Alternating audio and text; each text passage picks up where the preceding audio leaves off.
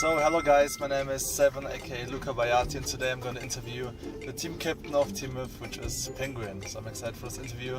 Let's find out how he's feeling today, and let's ask him some questions about CFS 2022. Yo, hello. What's up, bro? Hello. How are you doing? Good. Today I'm gonna ask you some questions about CFS and also about your team. Okay. Let's start with some basic questions first. Like, what's the meaning of your nickname Penguin? It's just penguin, the penguins. Yeah, I like this animal, so I just named myself Penguin. So since you're one of the best players in Crossfire West, do you think you can also compete on the global stage too? I guess all the West players can compete on the top level. It's just a matter of the new metas, strategies, and how the team play together. It's always sometimes our region is a bit behind, but I guess all the West players or all the professional West players can compete at the top levels. So who do you think is the hardest player to play against at CFS? Well, I haven't played against all the players at all teams, but I guess always the hardest is going to be from China. So if we're talking about our group, AG is going to be probably Beam.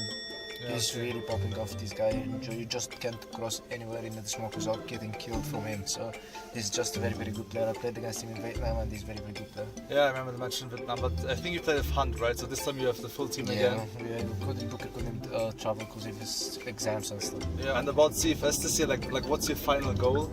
Our final goal is just to play our game, to represent Egypt, to represent West, and just win games. We're not coming here to participate. We want to get to playoffs and to reach also further than the playoffs. We're not coming here just to play some games and leave. So yeah, basically you're consistently involved now in the grand finals for like 2 years right now. Yeah. So how do you feel about that? Like, did you expect it like 3-4 years ago that you would reach this kind of level? Well, that was my goal. But I guess reaching this consistent level, maybe I just was hoping. I want to reach one time to CFS. I want to play on LAN one time, but then 3 times in a row. It feels really, really great just representing West for 3 times in a row, and then hope for more as well. Yeah, I can relate. It's a nice feeling. So we heard that you work as a banker as well. Isn't it difficult to play Crossfire professionally and also work as a banker at the same time? Isn't it like stressful sometimes? Yeah, it's very, very stressful, especially that when you have a tournament days that you just leave your bank and you have to start again about the work and you just don't have enough time to sleep. It's really, really stressful, but I tried to manage it this year, and I was giving myself maybe a time to see if I would try to adapt to it and and to just arrange my time. I guess I did it. Yeah, I did very good with my team, and I didn't do anything to pull my team back. So I guess all of them really know this. So and obviously, I mean, you're doing great. I mean, if you still work as a banker like full time and then still manage to win almost all competitions in CF West, I think except CFL Season 2, Anubis won this one. I think except this one you won all competitions, all right? So Season 1, then Invitational event, then Season 2, and we won regional finals. So great work from Team If this year for sure. So you're the leader of Team If. Like, if you would describe yourself as a leader, like what are your strengths? Like, what are your strengths and also your weaknesses maybe as a leader? Like, how would you describe yourself, like your character as a leader? I'm the one who's we have a coach. So I'm the one who's responsible of delivering the strategies that our coach make to our team, because he's not communicating with us in English. It's gonna be so hard. So he just explains the strategies for me. I get it in my brain, and then I try to explain the strategies more and more in details in game with my teammates. I look at the mistakes, watch the replays, analyze, prepare the papers for them, prepare everything, organize their flashes, smokes, pushes, dry runs. So I guess it's just one of my strengths, especially that no one in the Crossfire, just a few. I guess me, Yusuf, and Hamada Snake from Anubis only. Yusuf also from from Anubis. We were only doing this. We started it at Trones, me and Yusuf. So I guess only the 3 Egyptian players who does this thing is me, Yusuf, and Snake. So that's what makes me unique than any other team leaders. Okay, nice. Yeah, it's very important to put a lot of work into Crossfire if you want to reach something, especially if you're the leader. And how's the relationship with your teammates? Are you like friends? Is it more like family, or like are you just like colleagues at work? How would you describe it? Playing with my team. Yeah. I guess we are just like friends, family, more than family. But sometimes I don't think they like me because. Really? Yeah, because I'm too angry on them because this. I feel sometimes the team is like the airplane mode. I think they're so lost in the game. No one concentrates. No one is communicating. And they do the same mistake every time. So I just feel I get angry sometimes, and they don't like it. You should be. I mean, like your team captain. I'm also team captain, so I can tell that. I think it's normal to be part of like sometimes you have issues because you're the one who tells your teammates, "Hey, guys, be quiet now. You need to wake up at this. You need to practice at this. You need to come here for the game." So I guess I'm managing everything, and I'm just tightening their time to crossfire. Even here in Korea, I just wake them up at 7 a.m. to have breakfast, 9 a.m. to meet at the practice room. So I guess they don't like it a bit, and especially when I shout at them. So I don't think sometimes I'm pretty sure these guys don't like me at all. But when we are winning. It's part of being team captain. I think it's normal. I guess they know this as well. Yeah, of course I do. But eventually, we're able to like keep up this kind of level, and we were like by far the strongest team in Crossfire West the last 2 years. So what do you think is the main reason how you are able to how it's possible to become like the best team in Crossfire West, and how you were even able to maintain this level? As I said, me as a team leader, I keep my team at the best level. I grab my teams just to push them ahead. We watch plays, we talk about strategies, we try to improve ourselves. I try to give them room for improvement. I keep telling them that just reaching the top is easy, but staying at the top is gonna be so hard. So you gotta double your work. Yeah, you gotta double your work if you wanna stay at the top level. So I had to talk with them and explain how to become on top, how to adjust. We need to. Our biggest problems that all teams knew our style, so we have to change our style to become top. So I guess just maintaining our mentality that we are winners and doubling our work is the best points that we did to become on top. Yeah. Okay. Yeah. So we're almost ready for the venue now. Yeah. Thanks a lot for the interview, Penguin. Thank you. Job. I'm cheering for you, obviously, like representing like my region. Yes. So I hope you bring Crossfire West back to the top at least this year at CFS. Because next year I will bounce back as well. Okay. So thank you so much, bro. Thank you.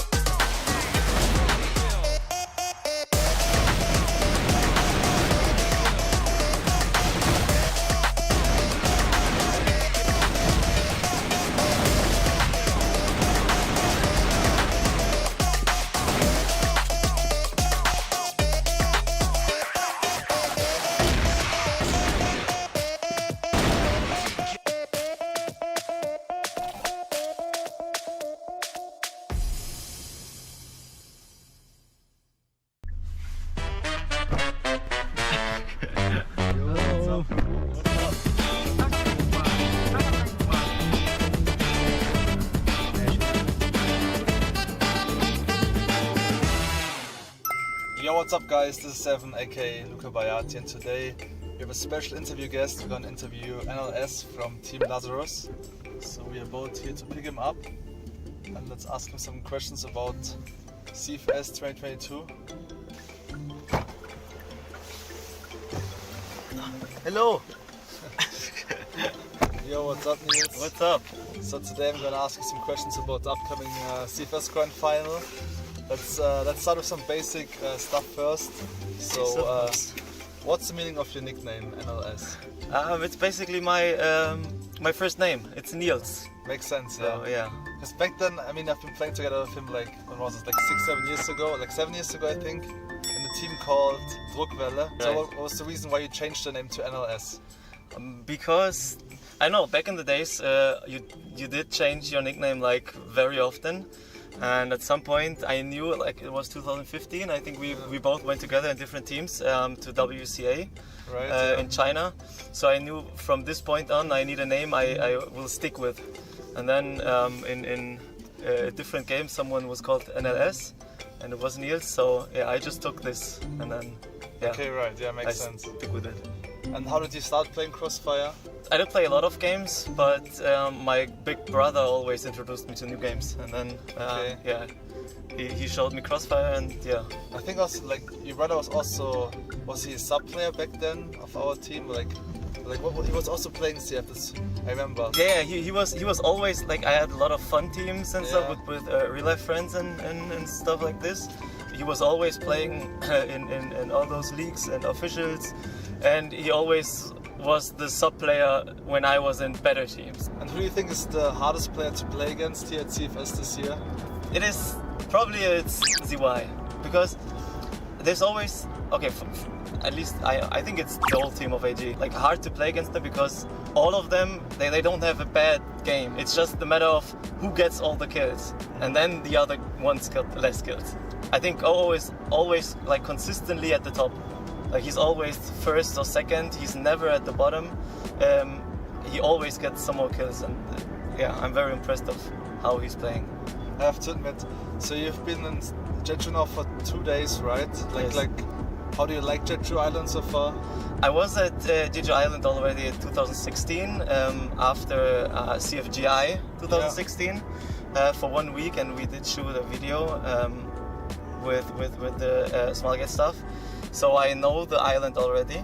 Are you But still yeah, in I house think- right with 70 kg and like other players, right? Yeah, with Revenge. Emzen, 70 kg, Revenge, remember, STK.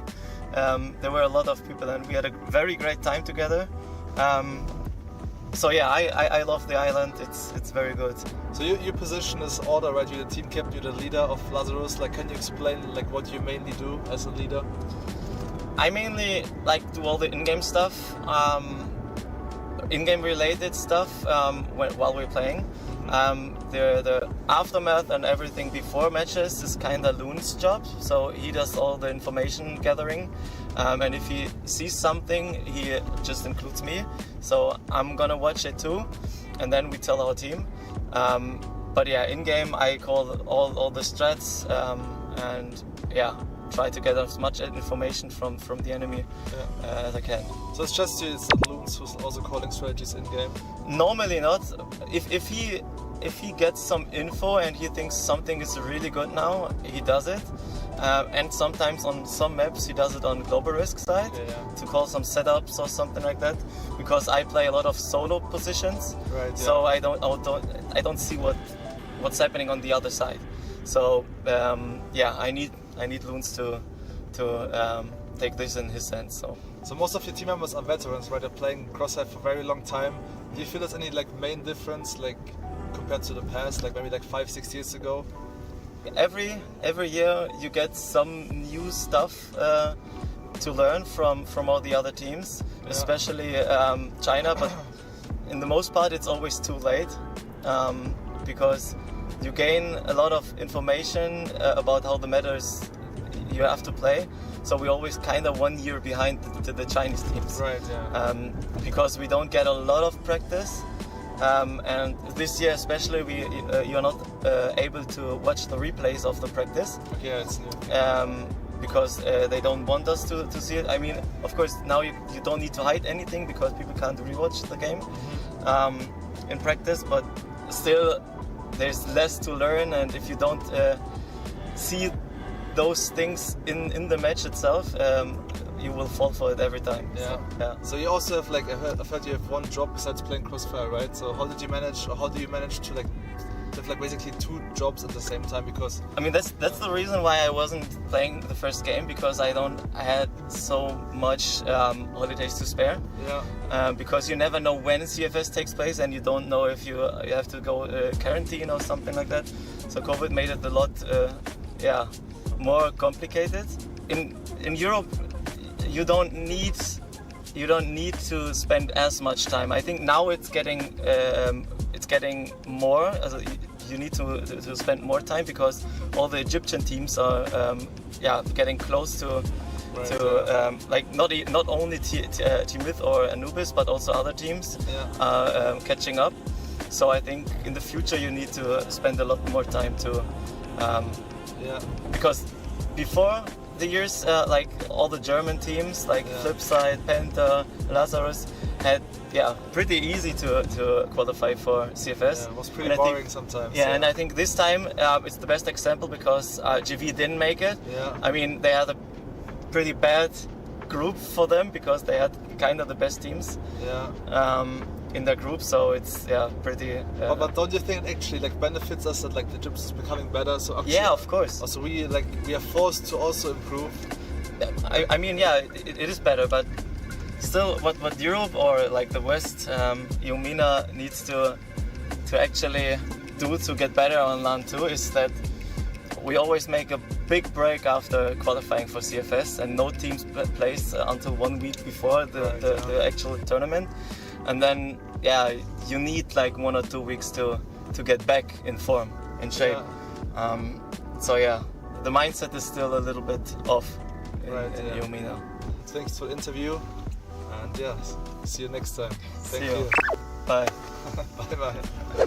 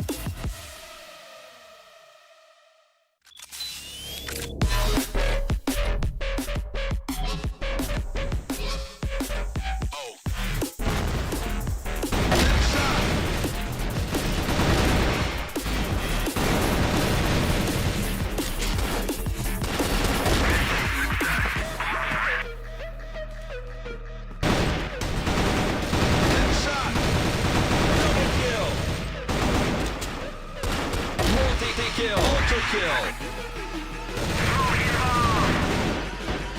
Headshot. Double kill.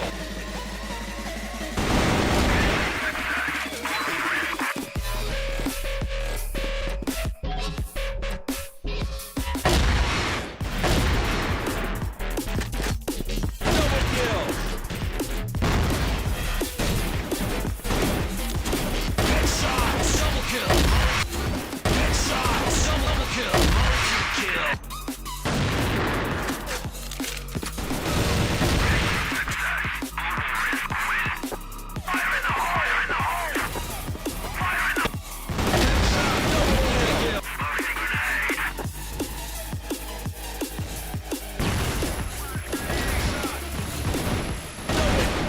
Multi-kill.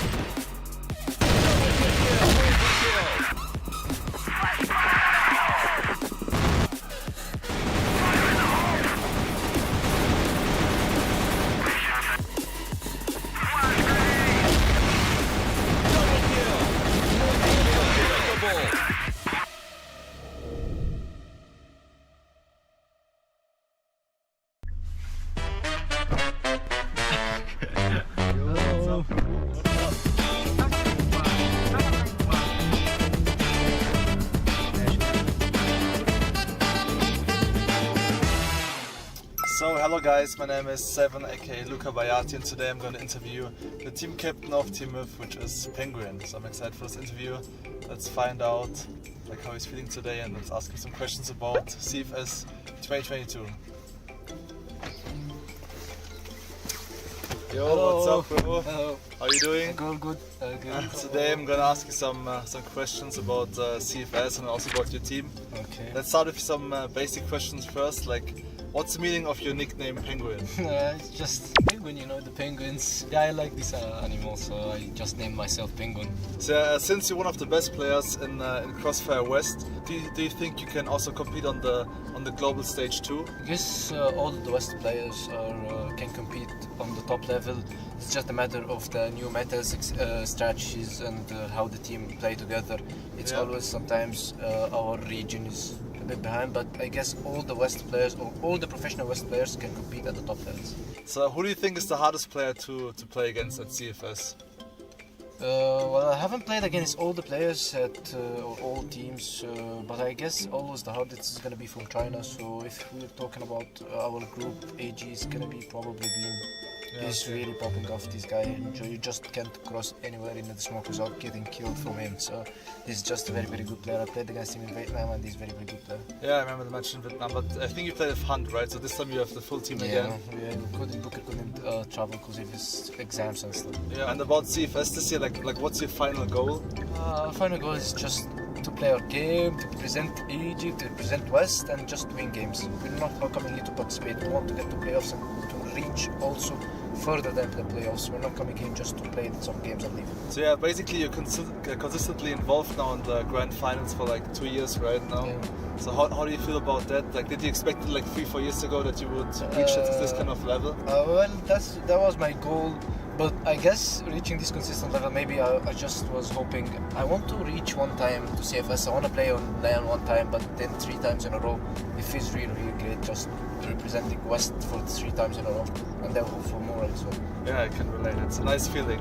So we heard that you work as a banker as well. Isn't it difficult to play Crossfire professionally and also work as a banker at the same time? Isn't it like stressful sometimes? Yeah, it's very, very stressful, especially that when you have a tournament days that you just leave your bank and you have to start again a lot of work and you just don't have enough time to sleep. It's really, really stressful, but I tried to manage it this year, and I was giving myself maybe a time to see if I would try to adapt to it and and to just arrange my time. I guess I did it. Yeah, I did very good with my team, and I didn't do anything to pull my team back. So I guess all of them really know this. So And obviously, I mean, you're doing great. I mean, if you still work as a banker like full time and then still manage to win almost all competitions in CF West, I think except CFL Season 2, Anubis won this one. I think except this one, you won all competitions, all right? So Season 1, then Invitational event, and then Season 2, and we won regional finals. So great work from Team If this year for sure. So you're the leader of Team If. Like, if you would describe yourself as a leader, like what are your like strengths? Like, what are your strengths and also your weaknesses maybe as a leader? Like, how would you describe yourself, like your character as a leader? I'm the one who's, we have a coach, so I'm the one who's responsible of delivering the strategies that our coach make to our team, because he's not communicating with us in English. It's gonna be so hard, so he just explains the strategies for me. I get it in my brain, and then I try to explain the strategies more and more in details in game with my teammates. I look at the mistakes, watch the replays, analyze, prepare the papers for them, prepare everything. I organize their flashes, smokes, pushes, dry runs. So I guess just one of my strengths, especially that no one in the Crossfire, just a few. I guess me, Yusuf, and Hamada Snake from Anubis only. Yusuf also from from Anubis. Yeah. We were only doing this. We started it at Rones, me and Yusuf. So I guess only the 3 Egyptian players who does this thing is me, Yusuf, and Snake. So that's what makes me unique than any other team leaders. Okay, nice. Yeah, it's very important to put a lot of work into Crossfire if you want to reach something, especially if you're the leader. And how's the relationship with your teammates? Are you like friends, or is it more like family, or like are you just like colleagues at work? How would you describe it? Playing with my team? Yeah. I guess we're just like friends, family, more than family, but sometimes I don't think they like me because... Really? Yeah, because I'm too angry on them, because this, I feel sometimes the team is like the airplane mode, because I think they're so lost in the game, no one concentrates, no one is communicating, and they do the same mistake every time, so I just feel, I get angry sometimes and they don't like it. Well, you should be, I mean, like your team captain. I'm also team captain, so I can tell that I think it's normal to be part of like sometimes you have issues because you're the one who tells your teammates, hey guys, be quiet now. You need to wake up at this, you need to practice at this, you need to come here for the game. So I guess I'm managing everything, and I'm just tightening their time to Crossfire. Even here in Korea, I just wake them up at 7 a.m. to have breakfast, 9 a.m. to meet at the practice room, so I still don't like it a bit, and especially when I shout on them. So I don't think, sometimes I'm pretty sure these guys don't like me at all, but when we are winning, it's part of being team captain. I think it's normal. I guess they know this as well. Yeah, of course I do. But eventually, we're able to like keep up this kind of level, and we were like by far the strongest team in Crossfire West the last 2 years. So what do you think is the main reason how you are able to become like how it's possible to become like the best team in Crossfire West, and how you were even able to maintain this level? As I said, me as a team leader, I keep my team at the best level. I grab my teams just to push them ahead. We watch replays, we talk about strategies, we try to improve ourselves. I try to give them room for improvement. I keep telling them that just reaching the top is easy, but staying at the top is gonna be so hard. So you gotta double your 100%, work. Yeah, you gotta double your work if you wanna stay at the top level. So I had to talk with them and explain how to become on top, how to adjust. We need to. Our biggest problem is that all teams knew our style, so we had to change our style to become on top. So I guess just maintaining our mentality that we are winners and doubling our work is the best points that we did to become on top. Yeah, okay. Yeah, so we're almost ready for the venue now.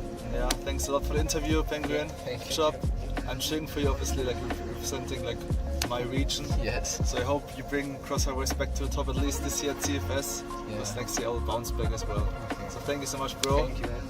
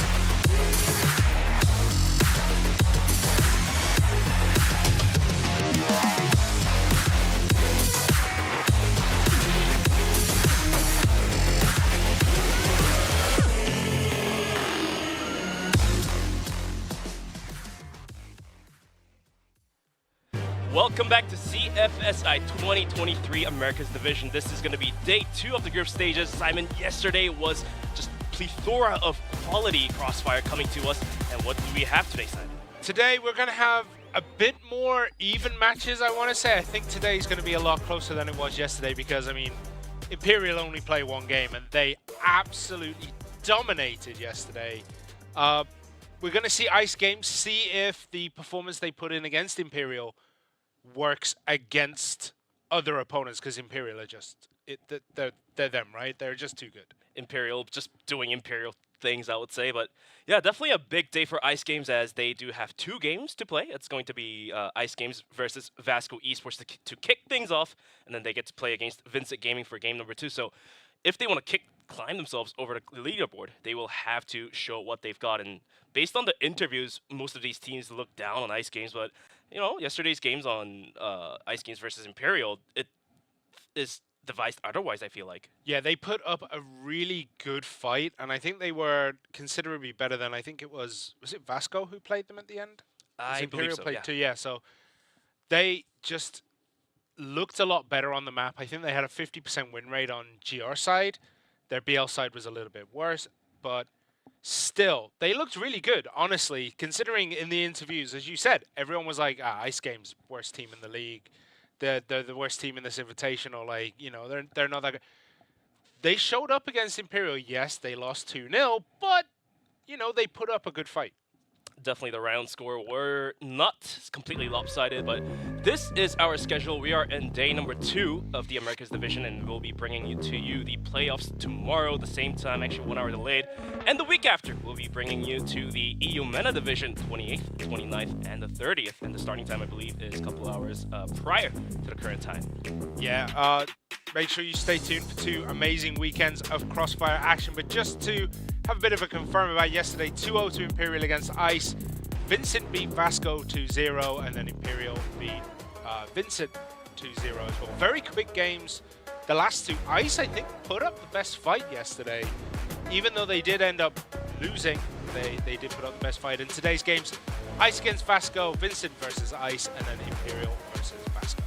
Speaking of VINCIT Gaming and Ice Gaming, Ice Games, they definitely put up a really good fight against Imperial. VINCIT as well, though, wasn't completely lopsided. I think both teams are playing by the books, and apparently Imperial just happens to read the books a little bit more carefully.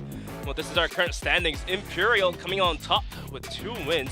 Look at the round differential, though, Simon. That is some number that you don't put out every day. Yeah, they're pretty much guaranteed first place. I think it's almost impossible for anyone to overtake them, even if Imperial lose today. So we're expecting to see them in that first seed, the grand final. But anything can happen. We could have some amazing games from VINCIT today, who have 2 to play, I think. No, yeah, 1 to play today, right, VINCIT? So we'll see how they do. They could finish 2-1. But today's matches, Ice against VASCO, VINCIT versus Ice, and then Imperial versus VASCO. So Ice Games playing 2 today, like I've mentioned. They're really put to the true test here. See what they have got. And so far, from what they've shown us versus Imperial, it might as well be very doable. Look at those beautiful faces, the roster. That's going to be JV, Akashi, Nova, RN, and Mujas. I would say definitely gotta give a lot of credit to JV and RN doing pulling off those team plays, and Akashi as a solo clutcher, I would say. Muja's having a pretty slow day, but we'll see if he has it tonight, because it does take players to get warmed up a couple days. Yeah, we do see occasionally, like, a first day, not terrible, but like a first day poor performance doesn't necessarily translate to a second day poor performance, and they can come back and absolutely slap down everyone the next day.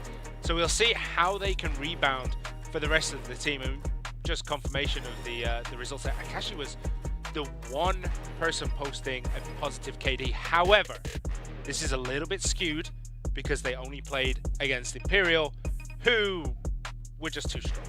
Exactly, and Akashi, even though they were fighting against the strong team of Imperial, was able to put out those positive numbers. A good thing to see. But it's not going to be Imperial they're playing against tonight. It's going to be VASCO Esports. The roster is going to be Tuzin, VNC, MG, Action, and Silva. Speaking of this team, I would say definitely Silva pulled a lot of weight yesterday, and MG starting off pretty slow, but we know this guy well too enough that he does take a couple hours, he does take a couple days, couple matches to get warmed up fully. So let's see if he has it tonight to show what he's really got. Definitely possible. I mean, Action and Silva were the standouts yesterday. The rest of the team kind of do have to pull it together, especially Tuzin and MG, who posted 0.5 KD spreads. but that was not that great. That was against Vincent Gaming yesterday, but they do have 2 matches today. They are also going to be playing against Imperial, so we'll see if they can improve that record and maybe cut the beast that is Imperial, who so far look undefeatable. Very looks like it, and so far the team stats, like you've mentioned, not so great on 2 of the players, but rest looks pretty even. VNC pulling off 0.83 action with a positive single 1, Silva with a 0.09, but gotta mention that they have been playing against the top 2 teams of Vincit and Imperial, so those numbers are also skewed. That's going to be the key players, Akashi versus Silva. Speaking of Akashi, he did have some couple clutch moments where he were tapping heads after heads. Silva as well, though, was pretty consistent if I recall correctly. Yeah, he even in the face of adversity, the rest of the team start dropping without, picking up a kill before they go down. He managed to, have these moments, like a good run of form every now and then, just to make sure he could get it done. But Black Widow is banned. Then it's Eagle Eye. We go to Ankara. We go to Port. Compound, I guess Mexico. Mexico is also banned. And then our last match is going to be on sub-base if we need that 3rd and final set. So we get to see a lot of the maps that have been played yesterday just come into play tonight as well. I guess both of these teams do not necessarily want to risk anything by playing on Mexico or Eagle Eye. So it's going to be those, I would say, more widely used maps since Ankara, Port, and Subbase, all 3 maps being played millions of times by these players. Yeah, I really want to see more Black Widow, though. Every time he gets banned, there's a little string in my heart that just snaps a little bit more, and eventually it's just going to give up on stream, I'm just going to be here talking and my heart will just blow up because Black Widow gets banned. Both teams playing to secure a crucial win to overcome from yesterday's loss, and SV's one-sided win or expect an upset from the underdog. I mean, yeah, this is going to be a quality game. I mean, we are here to deliver to you some quality Crossfire and Ice games. Definitely looks like they're able to provide what they can provide since they were able to provide it yesterday. Let's see if they can do it tonight as well. But looks like the game is ready to be kicked off. It's going to be Ice Games versus VASCO Esports. Maps being played are Ankara, Port, and Subbase. Let's kick it in the first map. It's going to be Ankara. It is indeed, and we have just chilling out down in, Quarters Passage, finding any information, see if they can get anything up Central Passage, but doesn't look like much going on. Both teams taking it a little bit slow. RN posting himself out pretty wide. Didn't want to risk much. Is going to back out after seeing that smoke just completely blocking his vision. Could have caught out Silva early on, but looks like that is not going to happen. Yeah, just a bit of exchanges, popping through the smoke, seeing if you can connect anything on anything else, but not getting done here, and maybe it looks as though A might be good to go. Yeah, I mean, most of these teams have been opting out to take A, I would say, not rushing necessarily. They would use those smokes and flashes to obscure the vision of the global risk set, holding it down. But for now, burning with the clock is going to be VASCO. They're going to be playing it down to 1 minute and 18 seconds. And they can always rotate out if they need to do so. But for now, it's going to be a Vents push coming out with VNC leading the charge. Yeah, Novesh does have the drop on here. If he can hear those footsteps, he will be able to get it. The flash comes out. He's going to try and hide just to survive a little bit longer. Let his team rotate round, and Akashi gets VNC from the back. Brilliant start by Ice here. More flashes coming through, and Nova taps Silva out from the lobby. Action is going to be trying his best to keep everything alive, but Eagle is down as well. All into the hands of Tuzens, but look at that jump coming in from JV. Wrapping up the round, and Ice Games looking so stronger than ever, and VASCO has to be worried about this. Yeah, that was a brilliant start by Ice Games. They just controlled the tempo, controlled the pace, allowed they allowed VASCO to kind of push into them, and it just didn't work. Everything collapsed at the wrong moment for VASCO. I mean, had they had an accurate execution, I would say it was on point. The flashes did blind out the players on top of the bomb site, but looks like the rotations did come in on the right time. And that defense completely halted the aggression coming out from the side of VASCO. For now, though, it's going to be a rather default split, leaving a single player down towards A, and the rest of them just kind of lurking down towards middle and outside of the B bomb site. Muges, though, thinking otherwise, is going to be pushing out pretty aggressive. Let's see if that pays off. Yeah, MG took a ton of damage, but Muges is the first to go down. And that's a pretty poor start for Muses again here. JV takes a face full of bullets. He's 3-0, but does get down VNC, so it's 4 against 4. Definitely Mujas trying his best to get the kill, but MG was waiting. I even feel like he was kind of just lurking around there to see if anyone peeks out, and apparently Mujas just peeked out at the right time, but in the meantime, it's going to be RN going down, or RN taking the kill there, on towards Action, so VASCO does lose yet another player. Who could be the possible entry fragger here? So let's see. They really have to try looking down towards middle, but gets caught out by RN. More bullets flying their way. Still taking down half HP. Tuzens gets caught out by Akashi. RN swings out yet once again, and it's all down to the hands of MG. Does have the arm. Does go for the pot shot. Not gonna hit. Takes out his pistol. He needs the headshot, but it's not going to connect. That's RN to wrap the round up. 3 kills for him, and it's going to be Ice Games pushing their lead 2-0. Yeah, this is not the start VASCO needed today. They needed to come out strong. Ice Games definitely restoring some of their reputation and maybe proving some of the doubters wrong today as they are making their way up the ranks here. They are 2-0 so far. And where are we going to be going this time? It looks like A might be the better push again. However, it does look like Silver is eyeing up a little bit of an exchange through Office with Muses. Muses definitely has to be more patient and be a little bit more careful this time around. Doesn't want to go down too early on. JV peeks out. MG does not miss. And he does find that opening frag onto JV. Global Risk side at risk. See what I did there? Hey. Well, it's going to be a 5-on-4. And the defense has to be a 2-2 split, rather opening up mid. Completely open, I would say, for VASCO to just walk in. Yeah, they've taken out one of the big hitters on Ice, who was 3-0 until that death, but they still have 2 more to go. Akashi and RN are basically carrying things at the moment with their teammate JV. How are they going to cope without him? Mujas being much more patient this time. He's not putting himself in those positions where he gets picked off super early, especially as a sniper. You never want to lose someone that early in a match. And especially Ankara being one of the longer ranged maps compared to Mexico. I mean, if you compare any map to Mexico, it's long range, but Armor going down early is going to be a problem. Action is waiting, and he does find the frag. Nova with a misstep is going to make his bomb site vulnerable. Akashi and RN in a coalition will try to hold it down. Action will be deleted. That's going to be 4-on-3, but the rotation is too accurate. They're going to be running towards the B-bomb site. Yeah, Action had all the time in the world to turn around and just never did. Ended up going down, and we do see the push now coming on to B. 1 down. Akashi is in no man's land. He's trying to make this quick rotation work as Silver gets Muses. RN gets Silver though. Big pickups on both sides so far. But oh my goodness, VNC just popping RN with that headshot. It is all going the way of VASCO now, and they do finally get a round under their belts. 2-1 as VASCO is closing in inches by inches. Action with a lurk outside of A-Long. Definitely paid off. Nova with a misstep will go down.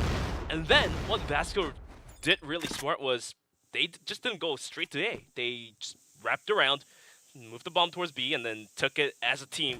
So whoever was left on B bomb site was a solo man holding it down, which is pretty impossible against these teams. Yeah, the rotation from Ice just didn't seem quick enough in that one. They need to be a lot more reactive to the information they get given, especially when you see 3 of your opponents running into a bomb site. A bit of a exchange there, no one really getting hurt, so live to tell another tale does RN. VNC is making his way up. RN on the hold here. Just peeking angles, does spot out VNC. Here comes the bullets. Juggling with the corners, is going to pop a flashbang. Stop possible pushes coming through, but for how longer? He does have a teammate to back him up, and the smoke will end the aggression for now. And VASCO, they still have the bomb lingering in the spawn area, so they can always rotate back out. But until then, they're just going to be trading bullets through the smoke. Yeah, it doesn't look as though Silver and Action got the notice that you don't want to push through smoke. They're still posturing around this area, looking for a way to break through. RN and JV are going to be there, and they're going to pull back onto the bomb site and allow this push to come in because the time is ticking. The bomb needs to go down sooner or later. But we've seen moments from the players juggling with the boxes on the bomb site to hold it down, which could happen this time around yet again. So we'll have to wait and see what these players are opting out for. The C4 now being picked up by Tuzin is going to be ran down towards middle, possibly through B connector to join forces. With only half a minute left on the clock, they have to make up their mind, and looks like, Simon, it's going to be a B hit coming in. Yeah, finally a B hit, and it doesn't look as though ICE are prepared for this. They don't really have anyone on the spot. Everyone is kind of holding A at the moment, so they are going to be able to pick up the information. The rotation is coming through, so they have the time to defend this. Mew just gets tapped out inside his smoke. Unfortunate for him, but RN does find a refrag onto MG. So both armors going down. It's going to be a rifle galore. On a 4-on-4 with the bomb planted. Now going to post plant. 30 seconds and ticking. The rotation has arrived. Akashi, JV, and Nova is going to be pushing themselves up onto the bomb site with RN with Cat with the nade is going to not hurt. And Nova does find the kill, but Silva swings out, gets a kill, and make that double. Pops out the pistol, make that triple. And how in the world can Silva do this? He finds all 4 kills, and all of a sudden, VASCO is going to tie things back up 2-on-2. Silva absolutely popping off at the end. It was looking good, honestly, for ICE. Yes, they did kind of give away that plant, but they bided their time. They waited for the right moment as Mucius picks up Tuzin with a brilliant snipe there, finding that angle ever so tight. Tuzin gets tapped out. JV waiting inside of vents is gonna swing out, but that was a misstep. Action instantly punishes him out with a quick headshot. Although Mew just trying his best effort to hold on to the air life, does find a kill onto VNC. So it's gonna be a 3-on-4 with Ice Games having a man lead. Yeah, Mew just finally heating up a little bit, finally gets his first kills on the board, and that is making a massive difference in this one as they now have all the time in the world to defend. They have the man advantage. And as VASCO, they have so much work to do. They need to try and find a poke here as Novash and Action just exchange a couple of shots. And Novash, I can tell they stared at each other inside the eyes, you know, making that eye contact. Apparently nobody got damaged, so they can walk away from him. Akashi almost going now. What a cheeky angle MG had. Well, luckily for Akashi, he does get to live yet another day. yeah, and we see a very spread out VASCO right now. They're gonna make this rotation down through quarters. It looks as though they might be trying to move into B, but maybe a bit of a change of plan as they are pushing straight up that central passage, and they're gonna go over to that B bomb site. 48 seconds remaining onto the clock and ticking down. Looks like you're pretty correct with the B hit, but Mucius is waiting. I think he has spotted the tip of the head and he does now definitely see Silva. Pops out the flash to hold it down. Action will find the kill onto RN. Mucius, let's see what he's got. He's struggling with the boxes. Is going to be peeking left and right. Misses the pot shot. Does take out the pistol. As Akashi did arrive in time. Take down Action all down to the hands of Silva and MG. Players are so good with their movements. They're not revealing themselves, but Nova swings from the backside to wrap things up. And it's going to be Ice Games now finally leading the charge with 3 rounds on top and 2 for VASCO. Yeah, Nova and the rest of IG there. Ice Games, they're just too good sometimes when they retake a bomb site. They just absolutely dominated VASCO. And they do pick up that 3rd win, and now they're in the lead again. Some early nades that put the hurt into action, but MG apparently went down to the arm of Mucius. So Mucius definitely having a better day compared to yesterday, which definitely was needed for his team. He had to carry the weight, and looks like he is doing so now. Shows a lot when he finally starts to pick up the mantle. His team start winning again, but RN is going to find himself. Yeah, it does get taken out by Action. Tuzin got a Kashi, but JV picks up a big double kill on VNC in Action there. Still standing, still very much healthy. And it's 3v2, but does get taken down there by Silva. Now down to a 2v2. Tuzin sitting at only 20 hit points. Any bullet will do justice towards him. 20 left on the clock, and VASCO doesn't want to step out from B. The pistols from Mucius will find the kill on Silva. Tuzin does swing from the side to take the kill there, making into a 1v1. Here comes the aggression from Tuzin onto the bomb site, but the wraparound from Nova might just do the job here. Tuzin is going to be playing with the clock, not playing to the bomb just yet. He wants to use the clock so he can spot off Novus, but Novus is going to be putting himself behind the boxes, and he does step out now. And for now, the bomb plan is going to be proceeded. Where is he going? It's the dance of death around the boxes. Trying to get that angle. Tuzin just holding there nicely. Does poke out and does get punished for it as Nova cleans up, diffuses the bomb, and gives another win here to Ice. So, based on the interviews, VASCO definitely felt pretty confident in fighting against Ice Games, but when we actually open up the pages, it does tell a different story as Ice Games is leading the charge here. And let's see if they're capable of pushing out that lead to 5-2. JV pushing out pretty early, but has to back out as that flash is going to blind him fully. And for now, VNC and Tuzin and MG is going to be waiting for any possible early aggressions coming up from the side of Global Risk.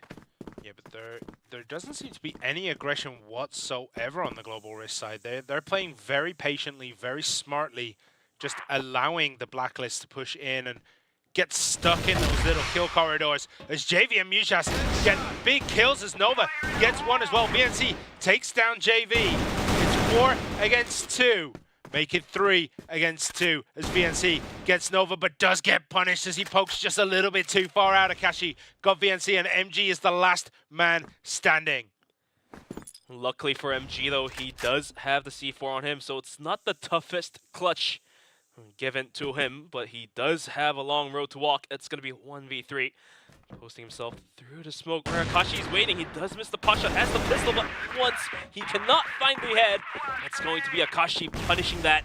And there we go. It's going to be Ice Games pushing the charge, pushing the lead to a 5-on-2. And Simon, what in the world? Ice Games now really proving what they've really got their caliber. Yeah, they showed yesterday that they are maybe a little bit of a cut above VASCO just based on the performance against Imperial, and they are showing it now. They've stamped that check, but we do see a big push coming straight up center on the side of VASCO. JV tried to get the wraparound over the top, but does get punished by MG, and just like that, VASCO decide, okay, we've had our fun, time to move back, we've got one important kill, and it's time to reset just a little bit. Down to a 5-on-4, so Ice Games has to devise a plan to hold the bomb sites down, and they have wagered their bets down towards the A, sending all 3 players, leaving only Muses onto B, as Muses is going to be peeking closer to the long side here. Thinks otherwise is going to turn back, but if he gets bum rushed by all of VASCO, what more can he do? We'll have to wait and see. Minute 22 left on the clock, and the rotation did end up outside of B here. Yeah, Mujas in this position as a sniper does get taken down by MG, just peeked a little bit too long, and that's left Office completely open here. And all of a sudden, B is completely compromised, but VASCO is going to be playing with patience, is going to clear angles by angles, corner by corners, and playing with the clock. And this should give enough sign to Ice Games to possibly send more players down towards B, but so far, they are not doing so, as Silva is going to be making more noise outside of A here. Yeah, how many utilities are they going to waste trying to take B? But Silva gets Nova, just peeks up, looks into that vent, gets a big kill, and the rest of VASCO find a completely empty bomb site. The bomb now goes down. The 2v4 situation is going to be Ice. Silva, after finding the kill onto Nova, is going to be lurking around, and he almost finds the Akashi. Has to cover himself once again, but Akashi doesn't realize there's 2 coming his way. Silva's good for 1, and that's good for 2. And Silva, clutching after clutching, is going to secure his team yet another round. It's going to be 5-on-3. VASCO still falling behind 2 rounds. Yeah, Silva is proving that he is the MVP on this team, posting a considerable KD spread compared to the rest of his team. The rest, everyone else kind of needs to pick up the pace a little bit and just get on his level, get on his playbook, just so that they can win this half. We'll have to see if the rest of his team can provide and pull the weight that is needed to be pulled.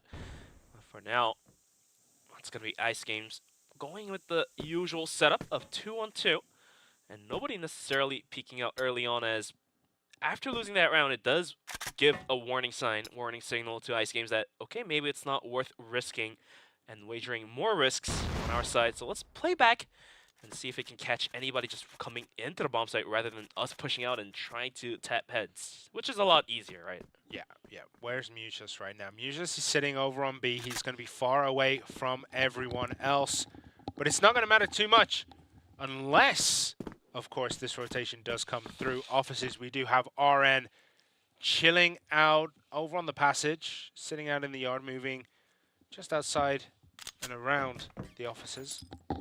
Is he going to be able to get any peeks out at all? Minute left on the clock, and VASCO still thinking about heading down towards middle. Does have action up in front, gathering that information through connectors. And now here comes the push. And so far, it's only going to be held down by JV, who did and who successfully held it down a couple of times outside of B. But this time around, it's going to be middle. And when the push comes to shove, he has to prove himself that he can hold it down. Yeah, but Akashi is right behind him. Akashi will be able to provide some support. So the rush right up middle does actually work. SB against JV, but Akashi picks that one back up. Akashi makes it 2. Muse just takes out action on the back, and that is a big swing. However, things could swing back because Silver is still standing as MG gets RN. It is a 2v2 situation. In a blink of an eye, VASCO ties things back up, and Silva just continues to decimate. He does find the kill onto a caution. MG with the pistol will tap out Nova. VASCO is going to clear out the first half. One more round with them. It's going to be 5-on-4. Now we get to switch sides. Let's see if Ice Games can hold on to it. Otherwise, it's going to be VASCO making a comeback happening. It definitely is. So what are Ice Games going to perform on the blacklist? How are they going to be able to break the global risk side of VASCO? And we do see a very deep defensive push into offices, making sure that they can control that space, supporting their teammate just in case there was a quick rush. And now they just leave MG down there to hold it all on his own. He's actually going to get a peek on RN, maybe. They're looking at each other, sense it, and RN is the one who lays the smackdown on MG. That wallbang, oh so accurate, is gonna be tapping out the head of MG. So MG trying to go for that early information scout recon mission, I would say, did not pay off at all, as he does go down, and that weakens up the defense that VASCO could put out. And it's gonna be sending Tuzin down towards B, and have only Silva holding it down. Silva spots on RN, and that is a great equalizer, I would say, on a 4-on-4 now. And Silva swings back right again to save himself from any possible refrakes coming his way. Yeah, and again, we see 3 men on A. Expecting that A push, we have Silva just chilling all on his own in the offices right now, holding B. However, the central push comes in from Ice, and they are going to make this wrap onto B. They're going to get the bomb down, checking every corner, making sure no one is chilling, no one is going to push them. When they have their pants down, the smoke comes out, and the bomb is planted. JV spots up VNC. The bits of rotation swings out again to get another onto Tuzin. Now we have the Silva. Silva going for the spray down isn't going to be able to quite connect that one. Normal taps him out and all down to the hands of action and 5 HP. What more can he do with the bomb timer against him? The clock is ticking. Yeah, all Ice need to do now is just deny action any kind of room to breathe. And look, he's so far away. This bomb definitely going off. I think Action just wants to make sure he doesn't lose another spot on his KD. But JV and Mew just on the hunt. Action swings out.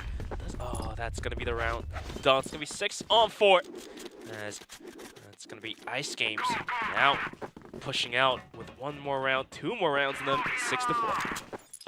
6-4. It's looking like a really close game, even though, you know, it kind of started off all Ice Games' way. VASCO definitely have shown that they're in this. They're not being outclassed completely anymore by IG. However, they do need to come together as a team and start getting these performances in, as we do see a very quick rush onto B. That underpass push is going to be biting right into the neck of VASCO. As nobody was watching this, we do have a couple players lingering around, but the bomb is going to be planted anytime soon as the bomb site itself is compromised. MG does miss that shot. That will allow for the bomb to be put down. Yeah, VASCO had no idea how heavy that push was coming through. You're just taking that pop, doesn't connect with anyone, and they are just defending very, very carefully. We have Akashi here watching the offices. You want no one to wrap around there. They have every angle covered. How do you break this? Well, it's going to take a lot of willpower and actual firing to do so. Here comes the push. Akashi is taken out. VNC's going to tap out JV. Nova is going to be on the front line to hold this one down, but he can't, as Action will find the kill onto our end. It's all down to the hands of Muges, but MG will swing out, get the kill, and the defuse comes through, and Global Risk will find another round. It's going to be 6 on 5. 0.4 seconds left on that defuse. That was cutting it fine.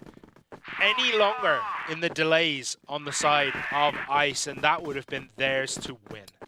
Ice is scratching their heads like, had we survived 1 second longer, not even 1 second, half a second longer, then the bomb would have been detonated. But it's going to be VASCO pulling that clutch out with the retake, successfully defusing the bomb. But we're now in round number 10, not so much for 10, it's going to be round number 12, I believe. And it's going to be ticked down to a minute 54 mark. We do have some lineups from Muges and the rest of the teammates to pop out those flashes and smokes. Here comes the push. So coming through Dubs, JV instantly popped.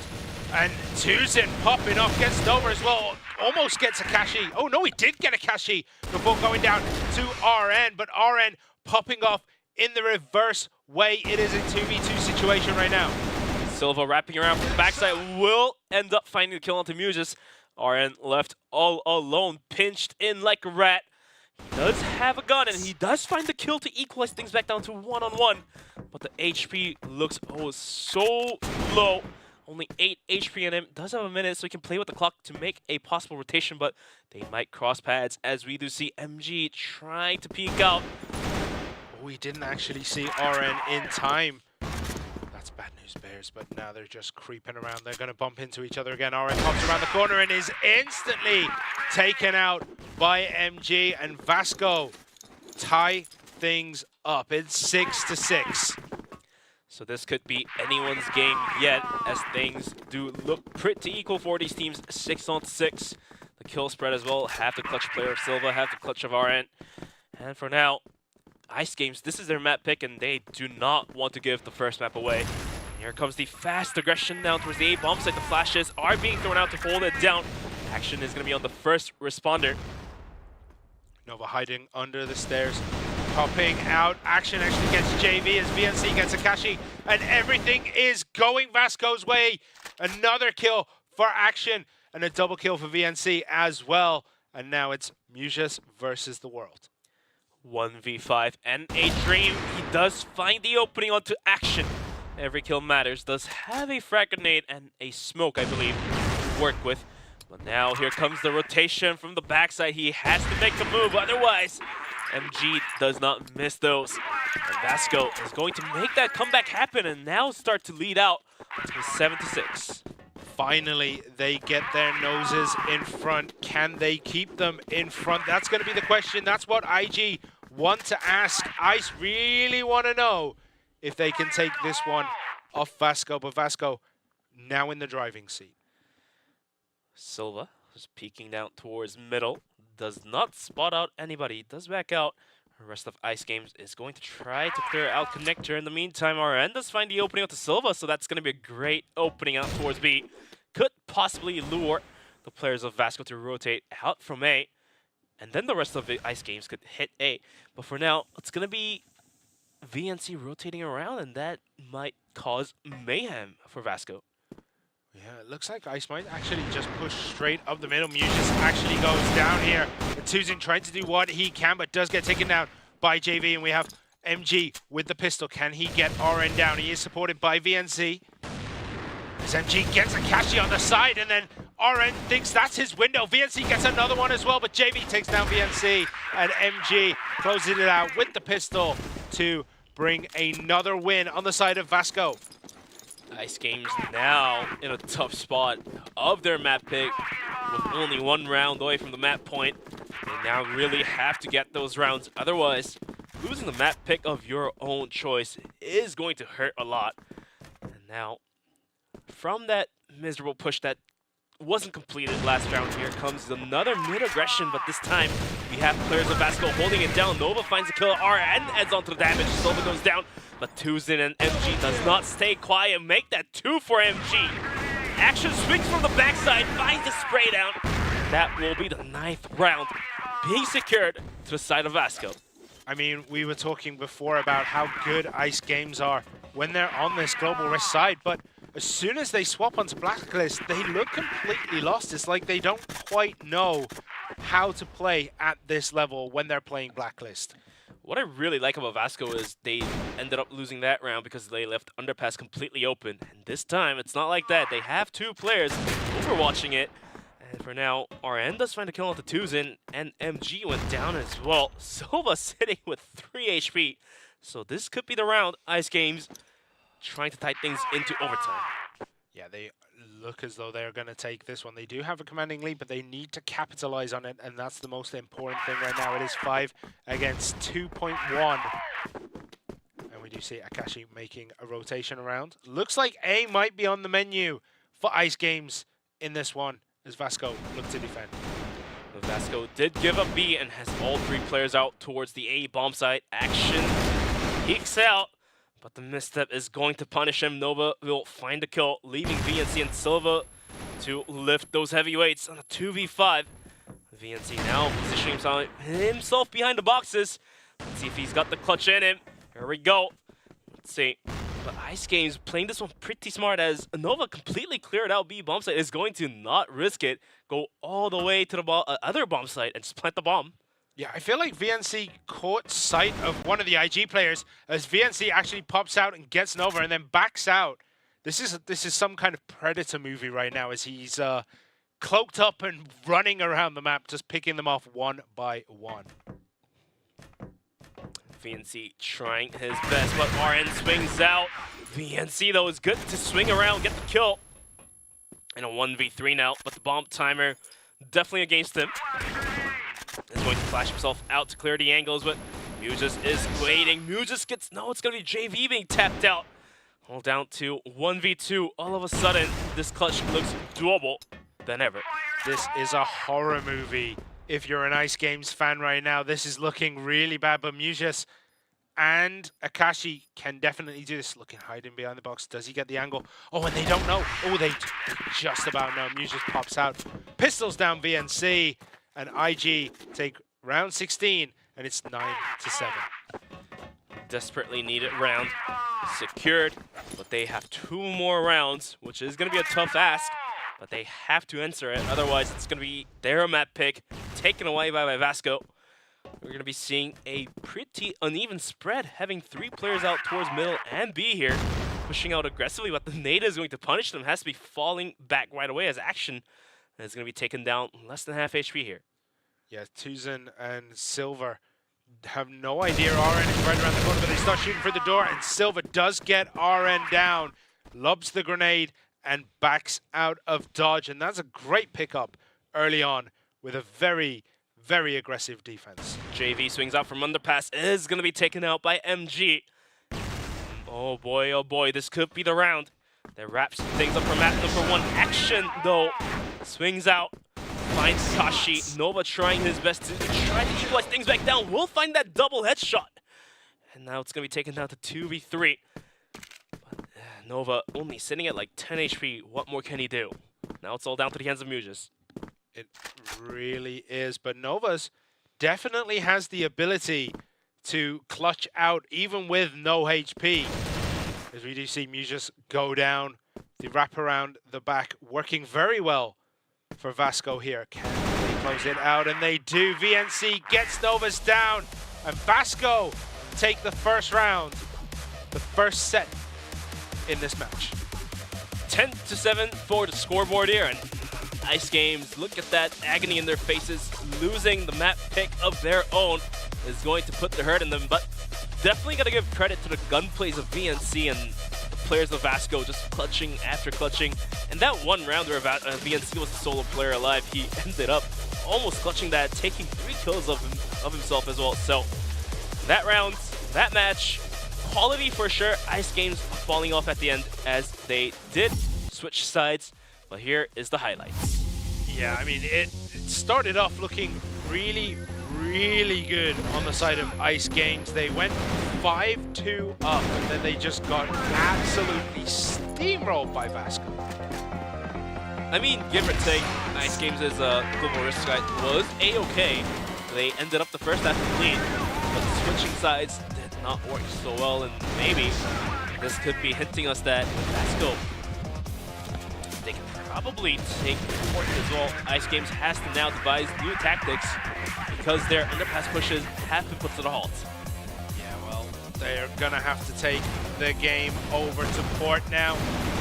See how they can do on the other map. It's not their pick, but they definitely know how to play this map, just like every Crossfire knows how to play port. It is one of the OG maps in CFS. I mean, this here, just everyone popped up. Everyone seemed to have their own moment in this match where they came out with a triple, with a double-double, you know? Like, it was so good. I mean, fairly enough, to be invited onto this kind of stage, you have to have a top-notch gunplay, which these players are providing. Looks like this is the moment from action swinging from the backside to wrap things up. So VASCO, they have been utilizing their positions and making it to their own advantage. They would always wrap around to the backside. Yeah, they looked so deadly on that map. Their rotations worked 9 times out of 10, and we saw in that one, they just got that wraparound so beautiful, and we can have confirmation of the scores here. MG 2.1 really carrying his team to victory in this one. I mean, he was off to a pretty slow start yesterday, but like I've mentioned, you have to roll 6-6 on this man, and once he does do so, he will lift the heavyweight even against teams like Ice Games or Imperial. Yeah, but everyone had a decent showing this time. Everyone's looking around the 1 mark, except for, you know, JV, who does poke his head out, is the first man through the door, and, you know, that does come at a cost, same as Tuzen. But great match between these two teams, very evenly matched. So Port is going to be very, very interesting, as that is VASCO's pick. Yeah, I mean, given Ankara being Ice Games' pick being taken away, now they have to steal the map pick of VASCO of Port away, and I do believe Port could be a little bit more favorable to the side of Ice Games, as they do have more tactics, I feel like, from what they've played against Imperial. Yeah. And VASCO is more of playing by the books kind of a style, I would say. And if, I would say, the more regular plays go against the non-regular plays, so to speak, then non-regular plays do have a bit more edge in actually winning the round. So this could be different as well. We have Ice Games on Global Risk as well, so they do have a chance to kind of rally back up, because that is definitely their strongest side. They look really good when it comes to that, but when they switch to the blacklist, things just seem to fall apart left, right, and center. They have to solidify that blacklist if they're going to come back in this match. They lost Ankara. How will they do on Port? But looks like we are ready to kick things off into map number 2. It's going to be Port. Global Risk side is going to be Ice Games, like I mentioned. VASCO will be on the offensive side. Some early nades being exchanged there, but not doing majority of damage. Nova is going to swing out early. Muses will find a pick, and Nova as well will find one more kill. Now Muses has to hold this one down by himself. Does toss out more flashes to hold it down. But VASCO, their aggression had not been finished just yet, and those nades almost finished him off. Yeah, Muses basically weathered a storm of grenades right there. Does come out on the other side, but he's very, very hurt. But he is a sniper, so he's just going to carry on sitting on that A-long and let VASCO find a way through. They're going to poke through sideways. Are they going to come out of this alive? Muses probably has sights on it. Oh, no one does. They decide to pull out of sideways. And a 4v3. Or more like 3.0, 3.1 versus 3. As JV Muses is going to be taken down super low. JV, though, putting himself at risk, is going to be Muses going down, as VNC with a superior gunplay will tap him out. And now into a 3-on-3. The bomb still lingering towards the A connector here. Does RN have a good idea? There's a player coming his way. Yeah, RN, I think, knows that this is the most likely option. Akashi and JV just holding the warehouse because it is a very difficult take. As you do see RN get one, he almost got two. Silver takes down RN. And now it is 2v2. It's Akashi and JV against Silver and MG. MG sitting very pretty down through Central Street. He's going to see the rotations come over. JV does manage to dodge that bullet and get some decent damage onto MG here. So MG wasn't able to connect that shot, which could have been critical. And now Silva, with less than 40 HP, has to get the bomb planted. Otherwise, the retake is going to come through. Akashi is going to be damaged heavily through the walls here. Had that been an open space, it would have been ended up in a kill. But MG does swing out, finds a kill onto JV and Silva to wrap things up, and all of a sudden, VASCO will open things up with a round of their own. Started off so well for ICE. They held the aggression, they weathered the storm, and then when it came to the more standard gameplay of just holding positions and making sure they get the better of the exchanges, it just didn't work out for them. Absolutely, but VNC just rushing out a little too early. He's going to be punished by RN. And RN gets to back away without losing his life. For now, bomb still kind of left all alone. Is not going to be picked up, which signals to us that VASCO is not necessarily trying to push any bomb site just yet until they fully control down towards the middle here. Yeah, I don't know if you can ever truly control the middle on this map because it's so swingy, but they are controlling it right now. They do have the angles poking through those doors at the top. So we have JV creeping around. And everyone just kind of holding their angles, finding positions. Silver could actually poke out. MG, though, does get JV. And these missteps are problems for ICE Games. They have lost players after players, swinging out a little too wide, trying to get the information. Okay, it's justifiable that, okay, Crossfire is an information game and you have to get those information, but if it's putting yourself at risk that heavily, maybe it's, you just gotta think otherwise. We just did find the kill onto another, but Silva does find the frag onto Akashi to open things up down towards the A bomb site. Silva did rotate in to provide some defense, but the nades are flying, and he has to hold this one down by himself. Yeah, Mew's just trying to get the wraparound on the back, but is he going to be able to get there in time? As Nova trying to hold off action, does manage to do so, but Silva around the corner. RN gets twos in, and it's 2 against 1. Silva gonna maybe see RN there. He does get a couple of hits, but Mew just wraps around the back, closes that out, and ICE take round 2. Back and forth exchanges in the opening of port. Silva almost got that kill there to make things back down to 1-on-1, but apparently the damage wasn't put out enough, and that allowed for this player of ICE Games to wrap around and find the final kill. And the rounds being 1-1. ICE Games definitely has to find one more round. For now, some early shots being exchanged by the Armors, not necessarily going to hit, as more bullets are going to be exchanged down towards mid. We're going to have to see how the 2 sniper setup on the side of ICE works out here for them, as they do have Akashi on the arm as well. And right now it looks like VASCO are just content holding the middle as Nova peeks up from sideways, seeing if anyone will pop out. Sees the grenade go overhead, I assume, and knows maybe VNC is coming. Nova does start to rotate out, and he's going to abandon position. Walks into action as Nova gets a very important kill as VNC does poke out, and Nova is on top of this location right now. VNC now swings back out, trying to save on his dear life. RN almost got spotted out while crossing middle. He does return some favor, but that's not going to connect. Akashi on a double arm setup. Tries to pick up with Nova. VNC at risk here. JV so close to the tip of the head. Is going to end up finding that kill. And now VASCO is going to be put down to 3 players, but Silva, this man is so accurate. JV goes down. It's going to be a 3-on-4. It is indeed. MG, Silver, and Tuzin have it all to do. It's 3 against 4. They have to find a way through in 45 seconds. Otherwise, they will lose on time. There's Silver creeping around, trying to get any kind of advantage, any height advantage. Ooh, Silver and Nova almost bumped into each other through that smoke.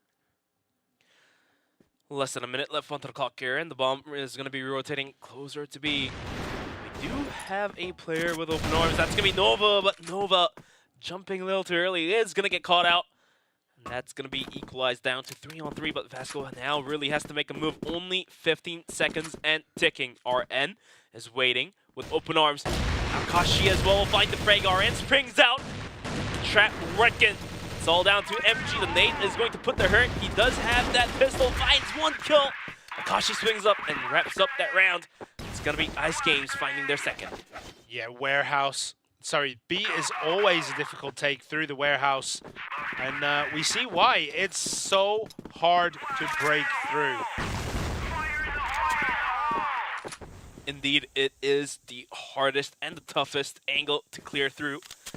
As we've seen, JV and RN's holding it down from rounds after rounds.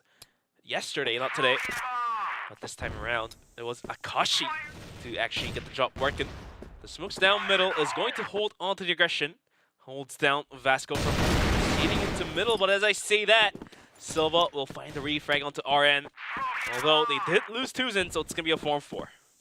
Yeah, nice little opening exchange. Very balanced between the two teams. It's literally just the one-for-one trade. I mean, Tuzin having an okay day. RN, though, is very important for his team so far on this map. We're going to see if that's going to hurt a lot more on the side of Ice. Minute 30 left onto the clock here. In a 4-on-4 setup, you would usually split the two players of Glory Risk into two. Have a 2 people holding site A, 2 people holding site B, and then just try to work from there on.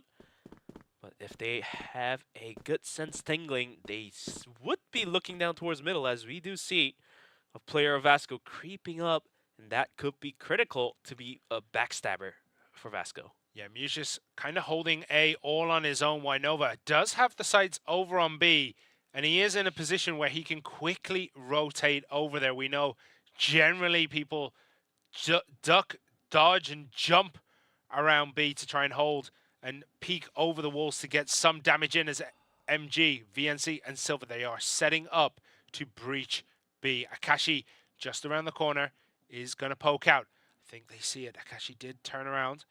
MG does poke. Grenades come out from IG, but it misses the target. Flashes out everywhere. Akashi trying to get VNC. He does indeed nail that one, and Akashi might actually get Silva. No, Silva clears that one out. MG sitting very deep back and trades all the way around as a triple kill from Silva is enough to bring it home for VASCO. Silva absolutely being the powerhouse for VASCO, single-handedly wiping the bomb site by himself.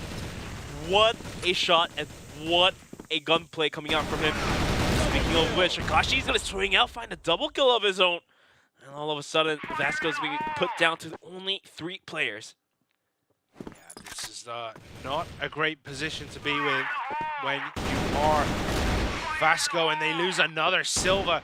You get a big pop-off and then Ice just close up shop on the next round. It's absolutely insane to see as RN is going to poke out and get action here as MG does get Nova, and MG has it all to do. It's a sniper on his own. Can this lone wolf do it? And a 1v4 did spot the bullets sprayed his way, so he does realize there are more players in front of him. He does recover the C4, which is a plus for sure. Only a minute 30 to work with, so he is going to be wrapping around towards the B bomb site, but he is going to have a hard angle to peek as an armor. Maybe switching to a rifle might have been the better choice here, but he just doesn't care. He continues to walk in. JV is going to be waiting there.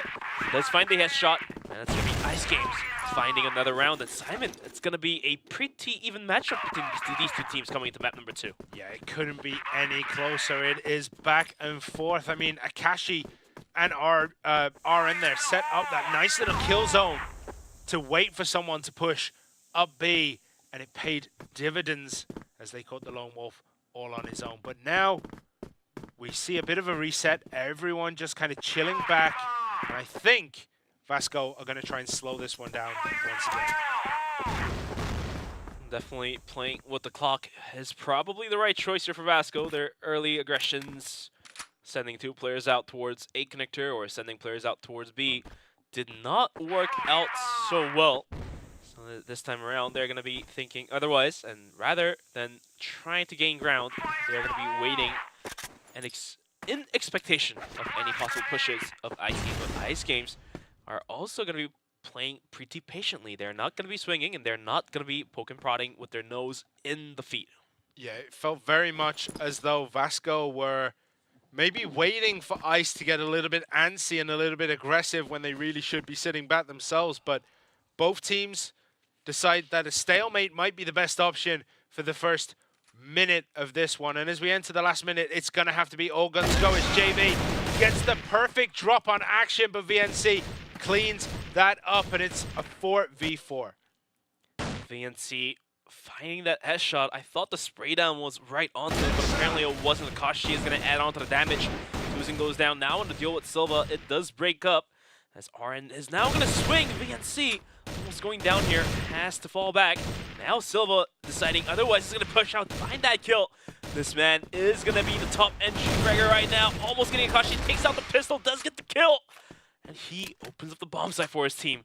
What a play. But now the retake is coming through. It's going to be a 2-on-2. Nate reveals the position of Silva, but Silva with the gunplay almost getting the double kill, but now sold out to Jens Van G. He's going to be wielding that pistol. The HP situation is pretty low. He does find one, but Nova ended up getting the kill onto MG. Ice Games leading the charge. It's going to be 4-on-2. Great game there by Ice. They held patiently, they waited, and that very last engagement was all about just control. They controlled the situation perfectly, as we're going to have a little bit of a Tech pause. Tech pause, yeah. So have the players talk about what they want to change up, especially for VASCO. They have to use this time in their favor. They have to switch things up because whatever they're doing right now is not working. Ice Games is reading them like a book. But there is that part of me which says, like, you don't need to get that many on Blacklist to be able to beat Ice Games, because Ice Games Blacklist has been incredibly weak. I mean, you're making a valid point, but Ankara is Ankara, and we're trying to write a new story in port, so their Blacklist site might be different to that of Ankara, so you never know, right? True, they didn't play port yesterday, so we don't have any information there. But as I said, like, after yesterday, their Blacklist side was 26% win rate. Today, it's looking very, very similar. 2 out of, what's that, 7? So that is going to be problematic for sure. But with only 2 rounds buffer, let's say if Ice Games wins the first half out straight up, let's say 7-2, then VASCO doesn't have enough buffer. They still need 1 or 2 more rounds in hopes to have that buffer. And I mean, as a team, you don't want to put yourself at that much of a risk of having only 2 rounds.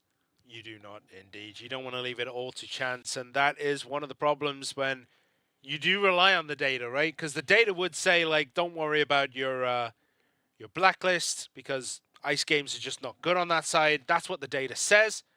But if you do play like that, you're going to get complacent, and you might actually end up throwing the game. As we get back into this one, it is Ice Games leading this 4-2 against VASCO as we enter the 7th round. 3 more rounds to go for the first half.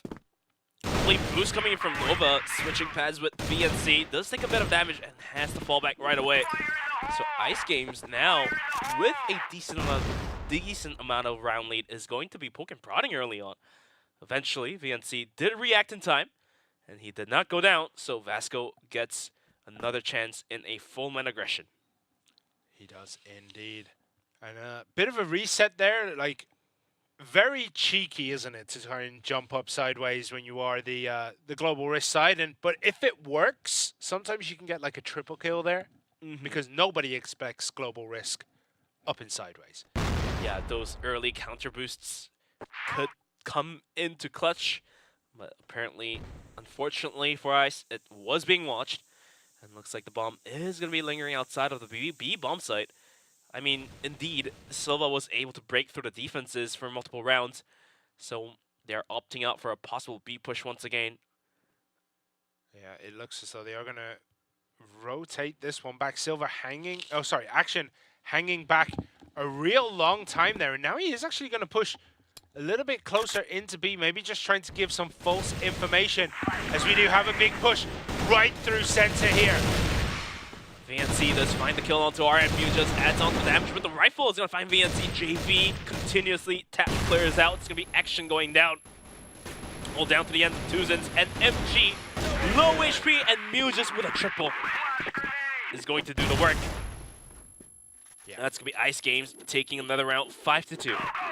Yeah, they're looking in a great position, but they were in this position last time round, and then they lost the last 2 rounds. Maybe just a bit of focus slipping out of their fingers at the end of the first half. They need to capitalize on this. They need to give themselves as big of an advantage as possible if they're going to take this match to sub-base, as Action gets Akashi. That is going to be the most needed opening, as Akashi have been the front line to hold the aggressions down. And him going down, it hints to us that VASCO can now finally break into the A bomb site. They do have players lingering in towards the connector. The bomb's still not necessarily moved out from center here. Well, for now, it's going to be yet another 2-1-1 split, which does put A in a bit more risky angle. Yeah, Mujis does have oversight on that A side. He can pretty much hold it on his own as the rest of the team go looking for action. They're trying to push it a little bit into VASCO, as they are very deep on B entrance. That is going to provide that information. JV on the scout mission is going to tell his teammates, okay, there's nobody out all the way in the front. So that kind of hints to them that, okay, we may have to send Nova over to A. But from that clearing, that may have been the problem here, as now rest of VASCO is going to be gathered outside of B. That's going to be RN and JV to respond. These duo was successful in the past times, but here comes the push. RN finds 1. He does get 2, but wasn't quite enough. Now Nova comes for the rotation, has to back out as nades are flying his way. Susan holding this one really well. Can he continue it? Unfortunate reload for him, but doesn't matter. Pops around the corner and gets Mujis as Silver takes down Nova. And that is a win for VASCO. And it's looking like an identical play from Ankara. I mean, if you are Ice Games, you do not want the same thing to repeat over and over. Losing 2 rounds in a row, going into the next half and just not being able to break through the defense. You do not want that to happen as an Ice Games fan, but so far it does look pretty identical, like you said. So we do have just a bit of footseeing going on over on B right now, with I think that's JV and Action just kind of holding each other out. Smoke is protecting, and the rest of Ice just decide to disengage and look towards that A-bomb site. Yeah, I mean, with only a single round left on the half and almost revamping what happened last map, they don't want to risk anything. Some early not nades, but bullets being exchanged through the smoke, almost taking the life of Action, but Action survives those spray downs. And this time around, instead of a early B push, VASCO is sniffing down towards middle, but they do have RN looking down towards central. Yeah, I got a feeling that Ice might be just switching things up, because Akashi has been going back and forth on the Orm himself. He looked a bit better on the Orm than he did with the AK for a couple of engages, so maybe that's just his comfort pick. That's what he does when he just needs to have a slight reset. A slight reset indeed. But this time around, after sniffing down towards the middle, VASCO is going to be going for the A push. Nova to be the first responder will find Action. Mujis on top of the bomb site will find that arm shot. But VNC, too good, will tap Mujis out in a 3-on-4. The take is still continuing. VNC finds that important frag onto Nova. It's all down to the hands of RN on top of the bomb site, but the nades are flying his way. What more can he do? Akashi swings out from the backside, will find Silva, so it does quiet things down for a bit. RN will find VNC, all down to the ends of MG, but it's going to be RN to wrap things up. As this time around, it's not going to be 5-on-4, it's going to be 6-on-3. Yeah, nicely held off there by Ice Gaming. But they have so much to do in the second half of this. They go to their slightly weaker side.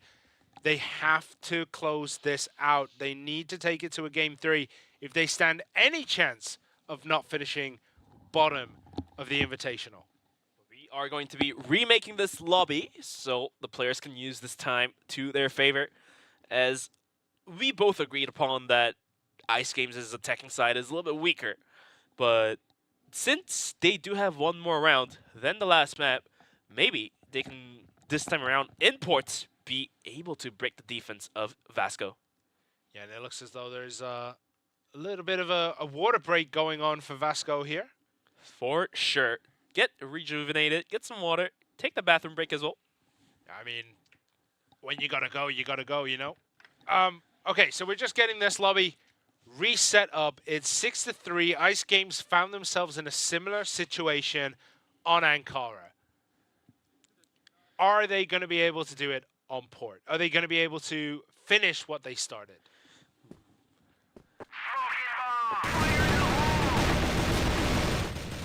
All right, so we are going to have a couple of highlights going on here from this map so far.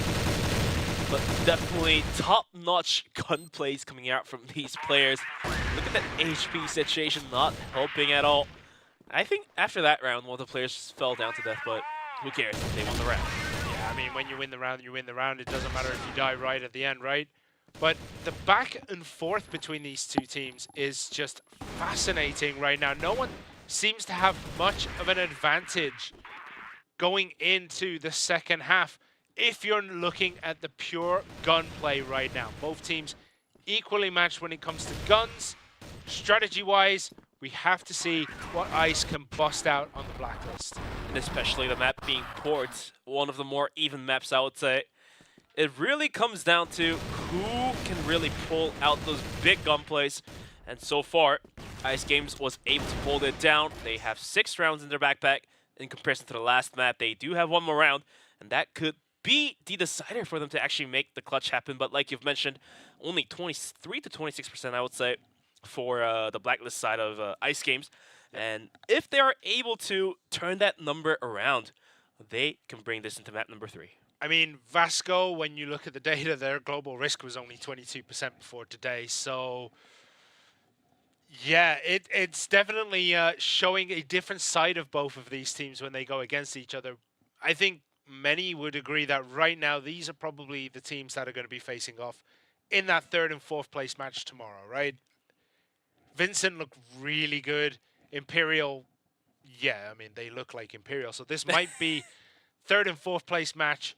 Tomorrow, we get to see a repeat. So maybe the teams are deciding, like, we don't want to throw too many strats in right now because we know we're not going to finish second. I mean, you're absolutely correct on that one. Imperial just doing Imperial things. And for the teams besides Imperial, they definitely have to climb the leaderboard. It's always not worth it to play more games in the playoffs. You have to reveal your strats, and you have to use your energy to play against those teams. So let's see if Ice Games can climb out from their bottom spot against VASCO. It's going to be these two teams fighting for that bottom spot here. So whoever loses this is most likely is going to be sitting down rock bottom. Yeah, I think they definitely will be. They'll be 0-2 if they lose this one, right? So yeah, they're pretty much guaranteed bottom. The best they can do is 1-2. They're going to finish in the 3rd and 4th match. So there's a lot to play for. They're giving themselves a chance to finish second, but they do have to then go on to the opponents of VINCIT for Ice and then Imperial for VASCO. So finishing 2-1 is going to be a very, very challenging task for both of these teams, which is why I think this is your 3rd and 4th place match tomorrow, and that's just the way it's going to be. I don't think many people out there would disagree with that. But I do believe it's definitely worth noting the players that have been pretty quiet yesterday is coming to life today. Especially, got to give a lot of credit to MG, having over 2.0 KD, I believe, on the first map. And now, in map number 2, he's been finding the shots that he needed to hit. And on the side of Ice Gaming, I think Muges is definitely coming to life as well. He does find the shots that he wasn't able to land yesterday. So these two players who haven't been performing yesterday, performing today, could be the difference, I would say. Yeah, Mujas definitely seems to be hitting the shots, but then when he doesn't, it's disastrous. Like, True. he either is super popping off, getting 2-3 kills, switching to the pistol and maybe finishing someone else off, or he dies to a random grenade or something else that happens. Like, it's a little bit inconsistent. However, Akashi and Nova, they are definitely pulling weight today. But looks like the technical pause is going to be delayed a little bit longer. Sorry for that. So we're going to take a quick 10-minute break. So please stay tuned. We'll be bringing to you the rest of port. So stay tuned, please.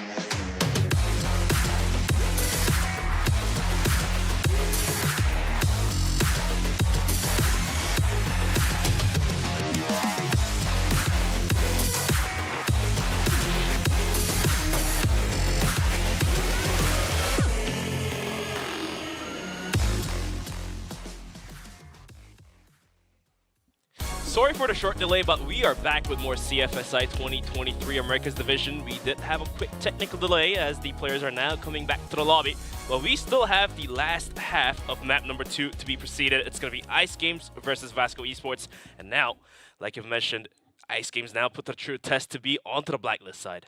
Yeah, just to give you a quick recap of everything that's happened so far, Ankara, first half went to Ice. They won that first half 5-4. They collapsed when they went on the blacklist side. They ended up losing. VASCO completely dominated that second half. We get into Port. Ice Games again on that Global Risk side. Did really well. They held everything out. We're now waiting to see what will happen when they hit that blacklist side. Both teams neck and neck in that first half. It felt very, very close. Ice did manage to get the win 6-3 this time instead of 5-4, so they do put themselves in a better position. Are they going to be able to close it out? I mean, even for the first map, Ice Games did end up losing it to the side of VASCO, but the scores told different story. It was 10-7. It could have been anyone's game. And now coming into Port, as they do have one more round on top in comparison to the history of your last game, or last map, I would say. Maybe Ice Games might just be able to do so in map number 2 and then take us to map number 3. But for now, because of the map being Port, and on top of that, it's Ice Games' weak blacklist side. Let's see if they have it to bring it to us, and if they do have the caliber to break the defense of VASCO Esports. So what have they got to do on the blacklist side to change the stem of the flow? Like, they are constantly getting taken out by the currents when they're on that blacklist side, but what can they do to change it? I would say it really comes down to whether if Ice Games could control down towards middle. I mean, in these kind of 2-2 boxed kind of maps, you have to take control middle, and then from there on, you can hit A, hit B. If you're able to find a pick down towards A, then you can easily rotate from mid to A. If you find a pick onto B, then you can hit B, or you can completely wrap around and try to hit people from the back. But this time around, we are back with the second half of Port, and like we've told you, it's going to be VASCO Esports on the defense and Ice Games on the offensive side of Blacklist. And like I've told, looks like Ice Games is thinking about sending a player down towards middle. JV in the process to take a bit of damage while jumping into the connector, probably from a grenade. VNC posted it out early, but MG is too accurate with those bomb shots. Will take down JV. Akashi almost going down. RN swings out, gets the kill. MG is going to add on to it, but Tuzin with a misstep is going to be unfortunate. And MG just continues to put lead into the faces of Ice Gaming. Nova, though, is going to swing out from the backside, find a double, putting things back down to 1-on-1. And Simon, can Ice Games do this finally? I think they definitely can. But they're very, very close to each other. I think Nova might just get a wraparound here on Action, as they're both just kind of feeling each other out. Nova is in a position to get the drop, but now Action's got the high ground. We all know how powerful high ground can be. So we carry on. They're sneaking around, walking into each other, not trying to give out any information. Nova, I think, just heard little peek. As he goes to pop out. Action almost gave the game away. Nova decides to take a pop shot there to see if he can get the attention, but he doesn't, and now the C4 is going to go down on that B site. Can Nova hold it long enough? Action tried to get that speedy quick, but they're going to pop into each other. Oh, Action got all the time in the world to line that up on Nova. Nova just turns around, takes the cap, and that is a strong opening for this blacklist side for Ice Games. But for Ice Games, that was very unstable. It had to come down to nail 1-on-1. I mean, it could have been carried out in a rather more team play manner, but it had to come down to the skill level of the players. So Ice Games still has a lot more work to do. They do have to find 2 more rounds to take it to map point. And this time around, from that early mid to A, looks like they are going to be posting up for the same type of strat. We do have Mew just looking down towards middle, almost spotting out the players there. Silva at risk, where he does save his life. And now more utilities are going to be exchanged to derive each other out. So Silva trying to get any information from central Central Street, but nothing done. No one is there. I don't think he can see anything, especially with the smokes and the fact that the angle on the door is very tight. You're just trying to get some information, but both teams now just completely starved. However, RN does, I think, see Silver there, so at least they have something to go on. Definitely. And speaking of action, he's having a pretty quiet day yesterday and today. He had great performances in the grand finals that happened in Jeju just 7 months back in the end of 2022. He was the star, but this time around he's going to be pretty quiet. Going to need him to start breathing again. For now, with only 49 seconds remaining onto the clock, we're going to be looking at Ice Games pop flashing themselves outside of A connector. The bomb is going to be following down towards middle. Looks like there is not going to be any majority of damages being exchanged until the clock ticks down towards the half-minute mark. Yeah, well, now they have 30 seconds to make this B push work, and they're going to try and do it through Central as well as through the warehouse. And we do have the engage. Nova goes down as JV picks up a very important kill on Silver, but VNC takes him down as Akashi and Mutus do break into the bomb site. All down to the hands of MG in a blink of an eye. MG gets spotted out, takes the bullet. He has to reposition himself. The bomb is now planted, going to the post plant. Has the arm in hand. If he's able to find one kill, then he can easily pop that pistol out and make the clutch happen, but the nades are flying his way. And he has to peek out for those informations, which is a tough ask, but he has to do it. Only 20 seconds remaining onto the bomb clock, and he is clearing angles. RN is waiting. He does shoot the bullet, so MG is well aware, but RN swings out. And that will be Ice Games picking up that second round to the second half. It's going to be 8-3. Looking much, much stronger opening onto this second half. It is 8-3. Ice Games with a commanding lead, 2 points away from taking this map. As we do see a little bit of a slow start on this one, as IG do decide to just sit in their half and monitor the angles, as JV taking a couple pot shots, not connecting anything at all really. Just seeing if he can get anything done. So Ice Games playing this one out straight from the textbook here. Complete textbook plays, I would say. Not really doing, or I would say going for some pot shots or anything, but rather they are trying to take the bomb site as a team, using flashes, using smoke. So I would say it's 100% from the book, and looks like so far it's been working, and they're going to stick to it. Silva, while jumping across, almost gets spotted out. The nades are going to be flying Tuzin's way though. The wall bangs are not going to hit just yet.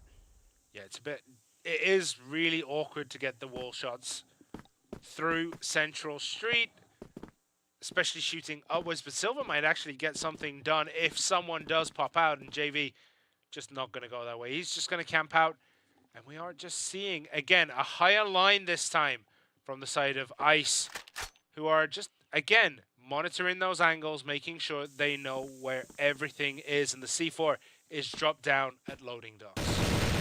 Silva almost spots out JV, does put a bullet into him, but wasn't quite enough to connect to it to a kill. The flash is going to push the position backwards, which does allow and create a bit more room for Ice Games to maneuver with. The C4, like you mentioned, is going to be out close towards the A-long here. But it is going to be held down by VNC and a support of his teammate. And let's see if the push is going to end up down towards A, because there's only 30 seconds remaining and MG finds a kill down towards B. Yeah, they all jump out of sideways at the same time and try to make this. There's JV, gets two, takes VNC and Tuzin. And now RN trying to do what he can. Silver goes down in front of him. Nova takes him out as Action picks up a big double kill there to bring his side back into this one. MG is in no man's land right now. In a 2v2, and the HP on the side of Ice not looking so great, but the peek out from RN does it. MG finds a double kill. It's going to be the most needed round ever for the VASCO. And they will get the bomb defused. And finally, VASCO chases up. It's going to be 8-4. Very, very tight on the side of VASCO against Ice Games there. Just the gunplay was just that much better for them in that every engagement seemed to go their way. Can they do it another 5 times without dropping a map? Action finally stood up, got that double spray down. I think that was the critical moment for VASCO to actually make the retake happen. JV swinging out early. Tucson does find the kill. JV swings out, gets the refrag. He's gonna go for more. He's greedy, does find Action. But goes down, and Silva is too good. Gets a double, make that triple for him. Can he get the 4th kill? Gets the pistol out, and yes, indeed, he finds the headshot, and Silva will shut off Ice Gaming, and that will be that 4th round. 5th round being picked up by side of VASCO. That was just a capitulation on the side of IG, and how is that going to affect their mental? Like, everything went wrong at the same time. Silver popping off, getting 4 kills in a row in a position where you're trying to break B. You have a little bit of information. You know where he is, at least after the 1st kill. They just could not get things together. They have to have a reset. They have to try and find out what they're doing wrong. Silva absolutely dominating Ice Gaming by himself. Him the man, shutting off the aggression by himself, and this time around, Action did wake up with a couple more kills into him, but he does not decide to push out, and he does fall back towards the bomb site. But the aggression could come his way anytime soon. Mew just having a cheeky angle, but he does swing away. So, Action's gonna be fine. Minute 30 left on the clock, and the bomb is gonna be lingering outside of B. Yeah, B probably is a good push, but we saw it before. Like, VASCO know how to defend. They know how to eat this B push. They know how to defend that warehouse expertly, as they are now pushing up through the warehouse, and they're going to sit just nice and tight on entrance, waiting for that timing. Oh, they do decide to actually rotate through the tunnels and head maybe over towards A. The bomb, although, is not rotating out. This could be a B hit coming in, but VASCO, look at their spread. VNC Action being supported by another player of Silva is going to be holding this one down. So it is more than valid for them to rotate out from B, as they are going to be creeping down towards middle. Here comes the push. Nobody is looking at middle just yet, as Tucson gets fragged, but Mew just peeks out with the pistol. Nova swings out, but Action wakes up with huge double, and Silva to wrap it up with a double of his own. And all of a sudden, VASCO showing us that what they've got, making that comeback almost possible, I would say. There was a moment of hesitation on the side of Ice. They didn't know where to go. They kind of got trapped in warehouse. They were thinking, they were looking at rotating back over to A. Like, you could see it. They were going backwards and forwards. They never really committed one way or the other.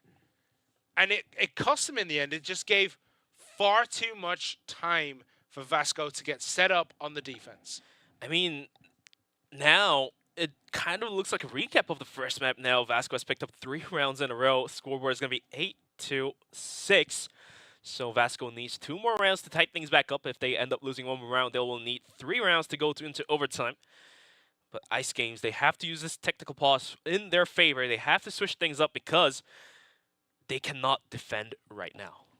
Yeah, they definitely need to bring themselves together. They need to tie it all up. Things are just not going their way. They have to make it go their way, and that is one of the hardest things to do. But we are going to be taking you guys into the final couple rounds of map number 2, as the players are now ready to get back into the lobby. And for now, in terms of tactical maneuvers, VASCO, they are inching their way in towards middle early on in the game, so they gain the ground control. And then from there on, they send a player down towards B, see if anyone's pushing out, as they have noticed from the previous map that Ice Gaming definitely likes some early aggressions coming through. But now, because VASCO knows all these things, they're going to be posting themselves in towards the bomb site. They're not going to be pushing out. They don't want to lose a player early on, and then have a stronger defense when the actual push comes to shove. So that might be the critical difference, which earns VASCO those rounds that they desperately need. Definitely, we do see Sideways maybe now going to push into A, but obviously MG is nestled up in the overlooking spot there on A top. We see Sideways. I think they're thinking maybe someone would be pushing, grenades coming out, maybe just trying to fake MG into it, but MG isn't looking at the flash. He's not flashed up at all, as JV is going to be the first man through this corridor, and everyone seems to be ready to go. Nova and JV, RN joining them, and they go. MG, does he know this is coming? VNC, he knows. MG knows now because he picks up a big kill. Silver gets one. As VNC goes down, Nova gets another. RN takes out Tuzin, and it's 3 against 2. VASCO are in a very strong position right now as MG gets an assist here as Action gets the grenade kill on RM. Mucius, last man standing. Now he's not. He's the last man to fall, and VASCO pick up a 4th in a row. 8-7. Ice Games with a narrow lead. What a spectacular defense coming out from the side of VASCO, rotating the players in at the right time and the players popping off a kill before getting traded out. We're always having that man advantage, and at the end of the day, gotta give a lot of credit to MG for holding down that bomb site by himself. He had to reposition himself to the side of the ladders because he was getting pushed, but at the end of the day, the support arriving from his team wrapped up the job, and now we are looking into round number 16. One more round needed for VASCO to tie things back up. And Ice Games, they have to be worried. Here comes the push. The go sign has been given. This time, nobody's on top of the side. Tuzin, that's fine. A good wrangle to Nova. JV does step him out, and Silva stop getting those kills. VNC gets a double. And all of a sudden, Mucius is the solo player alive. And in a 4v1 situation at half HP, what can he do? He needs to tap out MG, who's on top of the site. Otherwise, this could be a tie coming into the side of VASCO. Yeah, and MG takes out Mucius, and you gotta wonder here because they reran the same strategy that they did the round before where they got slaughtered, and they get slaughtered again. Ice just capitulating here. They seem to be out of ideas. It's 8-8, all tied up. 2 rounds left.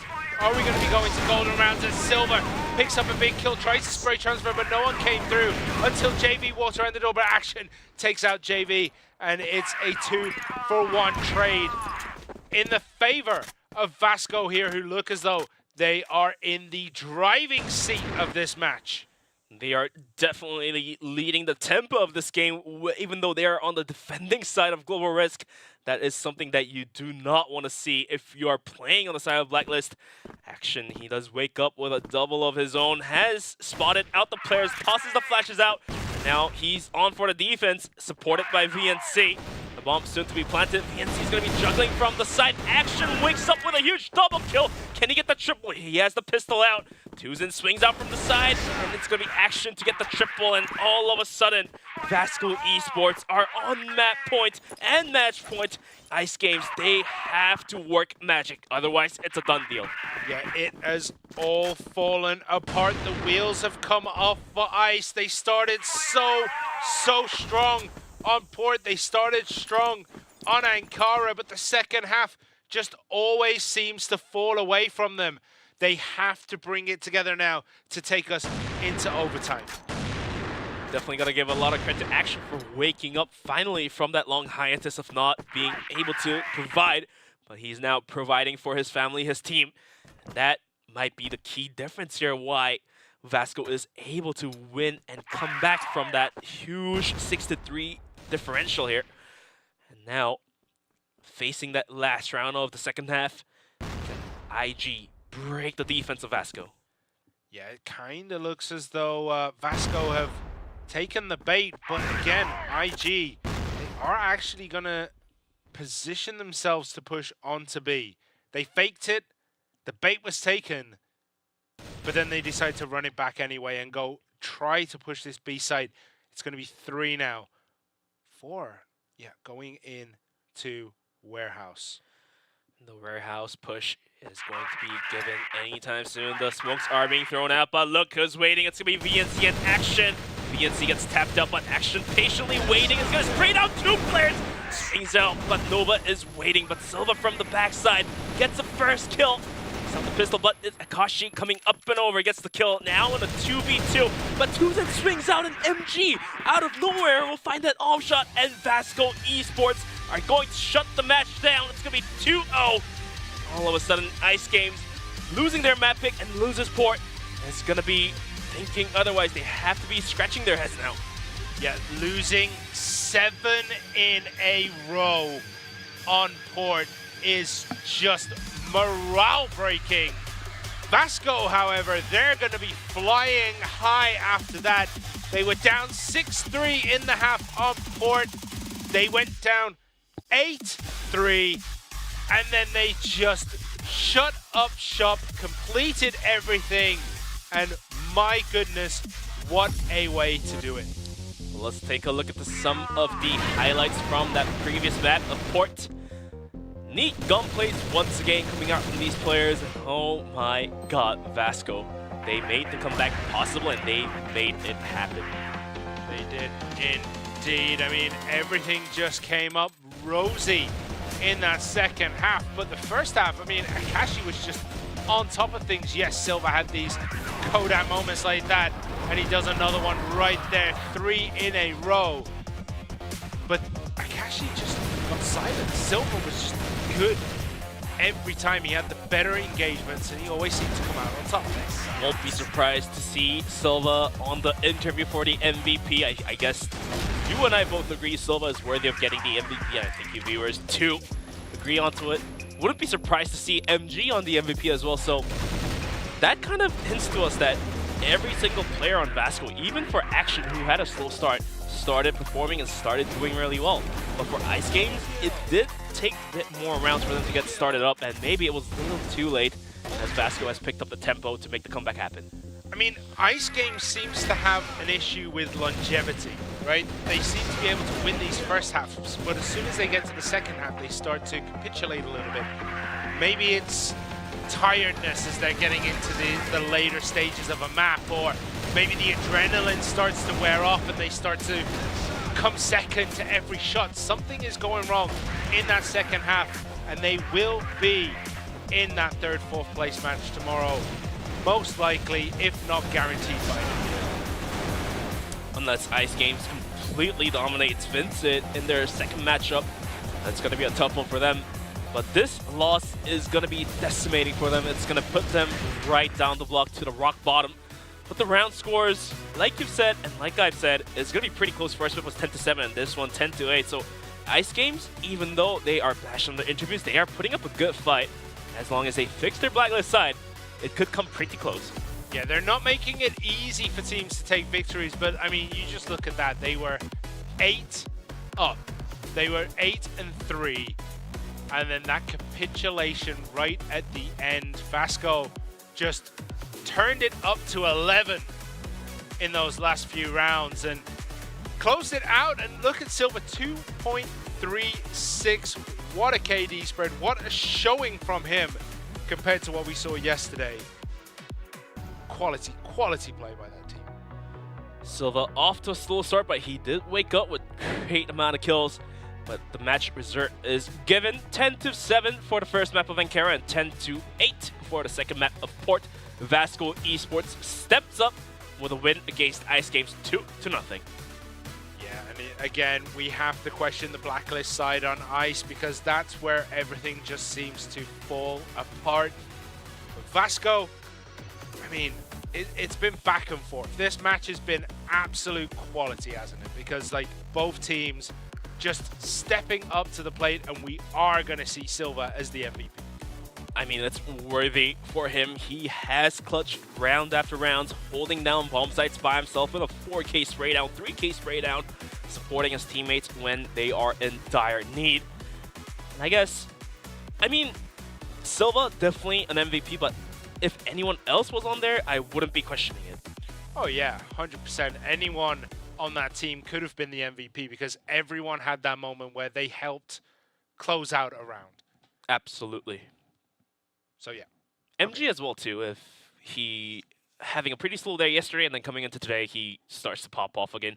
But those moments from Silva was too shocking, I would say. You don't expect players to completely and accurately transfer those sprays. So we'll have to see if they are able to provide it in the game against Imperial. Yeah. Are we going to go to an interview?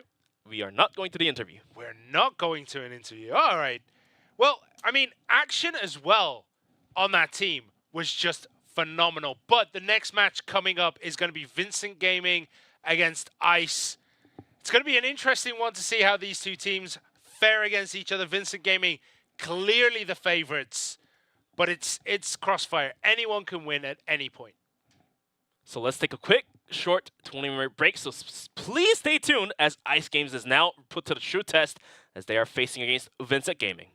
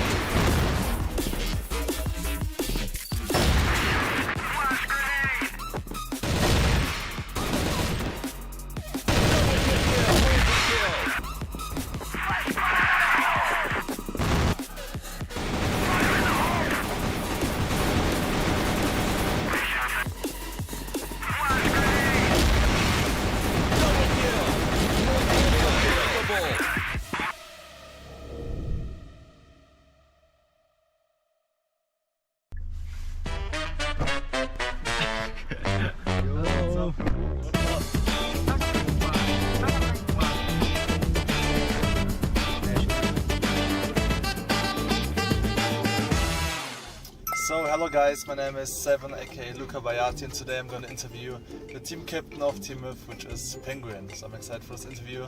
Let's find out how he's feeling today, and let's ask him some questions about CFS 2022. Yo, Hello. what's up, bro? Hello. How are you doing? Good. Today I'm gonna ask you some questions about CFS and also about your team. Okay. Let's start with some basic questions first. What's the meaning of your nickname Penguin? It's just penguin, the penguins. Yeah, I like this animal, so I just named myself Penguin. So since you're one of the best players in Crossfire West, do you think you can also compete on the global stage too? I guess all the West players can compete on the top level. It's just a matter of the new metas, strategies, and how the team play together. It's always sometimes our region is a bit behind, but I guess all the West players or all the professional West players can compete at the top levels. So who do you think is the hardest player to play against at CFS?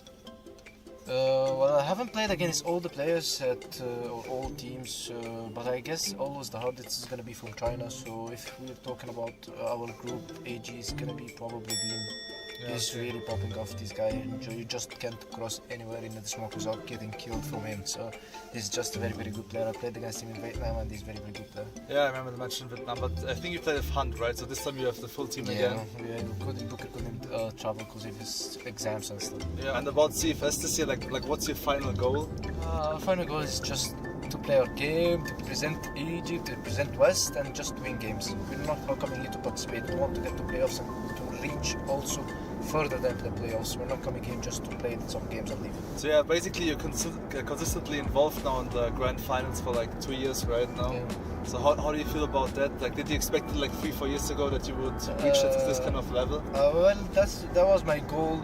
But I guess reaching this consistent level, maybe I just was hoping, I want to reach one time to CFS. I want to play on LAN one time, but then 3 times in a row. It feels really, really great just representing West for 3 times in a row, and then hope for more as well. Yeah, I can relate. It's a nice feeling. So we heard that you work as a banker as well. Isn't it difficult to play Crossfire professionally and also work as a banker at the same time? Isn't it stressful sometimes? Yeah, it's very, very stressful, especially that when you have a tournament days that you just leave your bank and you have to start again about the work and you just don't have enough time to sleep.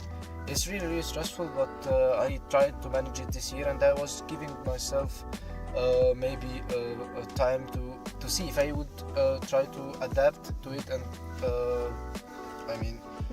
and to just arrange my time. I guess I did it. Yeah, I did very good with my team, and I didn't do anything to pull my team back. So I guess all of them really know this. And obviously, you're doing great. If you still work as a banker full time and then still manage to win almost all competitions in CF West, I think except CFL Season 2, Anubis won this one. I think except this one you won all competitions, all right? competitions. So Season 1, then invitational event, then Season 2, and we won regional finals. So great work from Team F this year for sure. So you're the leader of Team F. If you would describe yourself as a leader, what are your strengths? What are your strengths and also your weaknesses maybe as a leader? How would you describe yourself, your character as a leader? I'm the one who's, we have a coach, so I'm the one who's responsible of delivering the strategies that our coach make to our team, because he's not communicating with us in English. It's gonna be so hard, so he just explains the strategies for me. I get it in my brain, and then I try to explain the strategies more and more in details in game with my teammates. I look at the mistakes, watch the replays, analyze, prepare the papers for them, prepare everything. I organize their flashes, smokes, pushes, dry runs. So I guess it's just one of my strengths, especially that no one in the Crossfire, just a few. I guess me, Yusuf, and Hamada Snake from Anubis only. Yusuf also from from Anubis. Yeah. We were only doing this. We started it at Trones, me and Yusuf. So I guess only the 3 Egyptian players who does this thing is me, Yusuf, and Snake. So that's what makes me unique than any other team leaders. Okay, nice. Yeah, it's very important to put a lot of work into Crossfire if you want to reach something, especially if you're the leader. And how's your relationship with your teammates? Are you friends, or is it more family, or are you just colleagues at work? How would you describe it? Playing with my team, Yeah. I guess we're just friends, family, more than family, but Sometimes I don't think they like me because Really? yeah, because I'm too angry on them because this I feel sometimes the team is like the airplane mode. Because, I think this is- they're so lost in the game. No one Yeah. concentrates, no one is communicating, and they do the same mistake every time. So I just feel I get angry sometimes, and they don't like it. I mean, you should be. I mean, like your team captain. I'm also team captain, so I can tell that. I think it's normal to be Yeah. part of like sometimes you have issues because you're the one who tells your teammates, "Hey, Yeah. guys, be quiet now." You need to Like, wake up at wake up, this, you yeah. need to practice at this, you need to Yeah. come here for the game. So I guess I'm managing everything. I'm just tightening their time to crossfire. Even here in Korea, I just wake them up at 7 a.m. to have breakfast, 9 a.m. to meet at the practice room. So I guess they don't like it a bit, and especially when I shout at them. So I don't think sometimes I'm pretty sure these guys don't like me at all. But Yeah. when they are winning, It's part of being team captain. I think Yes. it's normal. I think yeah, it's I normal. guess they know this as well. Yeah, of course I do. But eventually, We won second. But eventually, we're able to like keep up this kind of level, and we were like by far the strongest team in Crossfire West the last 2 years. So, what do you think is the main reason how you are able to become like how it's possible to become like the best team in Crossfire West, and how you were even able to maintain this level? As I said, me as a team leader, I keep my team at the best level. I grab my teams just to push them ahead. We watch replays, we talk about strategies, we try to improve ourselves. I try to give them room for improvement. I keep telling them that just reaching the top is easy, but staying at the top is gonna be so hard. So you gotta double your 100%, work. Yeah, you gotta double your work if you wanna stay at the top level. So I had to talk with them and explain how to become on top, how to adjust. We need to. Our biggest problem is that all teams knew our style, so we have to change our style and become on top. So I guess just maintaining our mentality that we are winners and doubling our work is the best points that we did to become on top. Yeah. Okay. Yeah. So we're almost arrived at the venue now. Yeah. Thanks a lot for the interview, Penguin. Thank you. Job. I'm cheering for you, obviously, like representing like my region. Yes. So I hope you bring Crossfire West back to the top at least this year at CFS. Because Yeah. next year I'll bounce back as well. So thank you so much, bro. Thank you, man.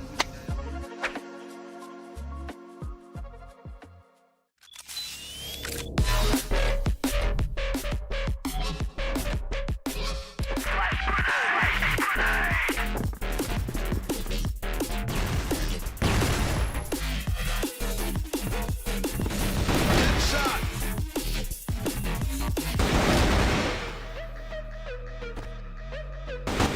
Shot.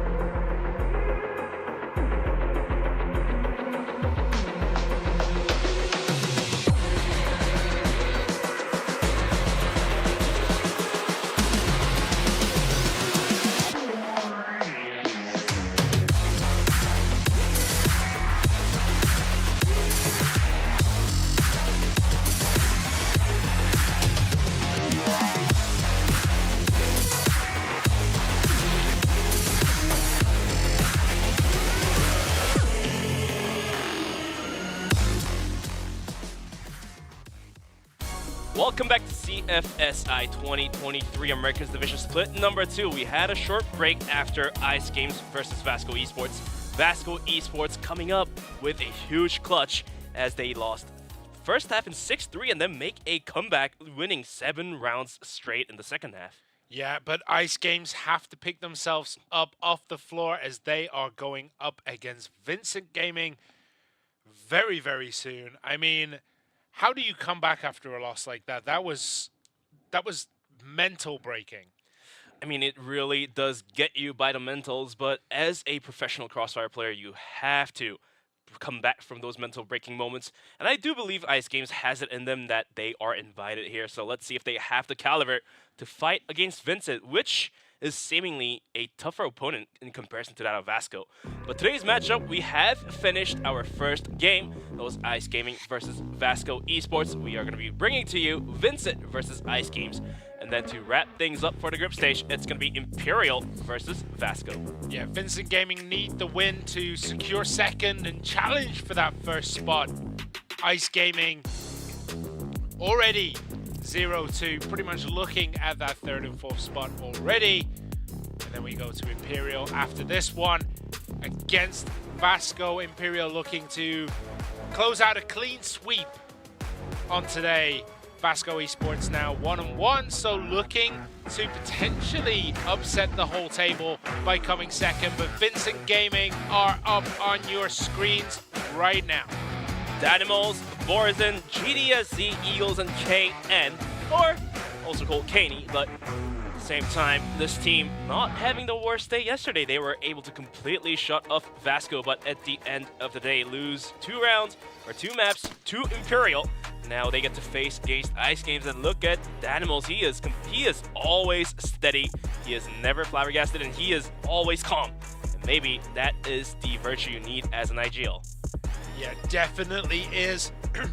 They didn't do very well against Imperial. Imperial were much stronger than them on those maps, but they still put up those numbers. Borzen 1.02, Eagles 1.27, and everyone else floating around that 1 mark, with GDSC sitting at 0.7. And as you can see, currently second in the list, 55% blacklist win rate, and a 45% on global risk.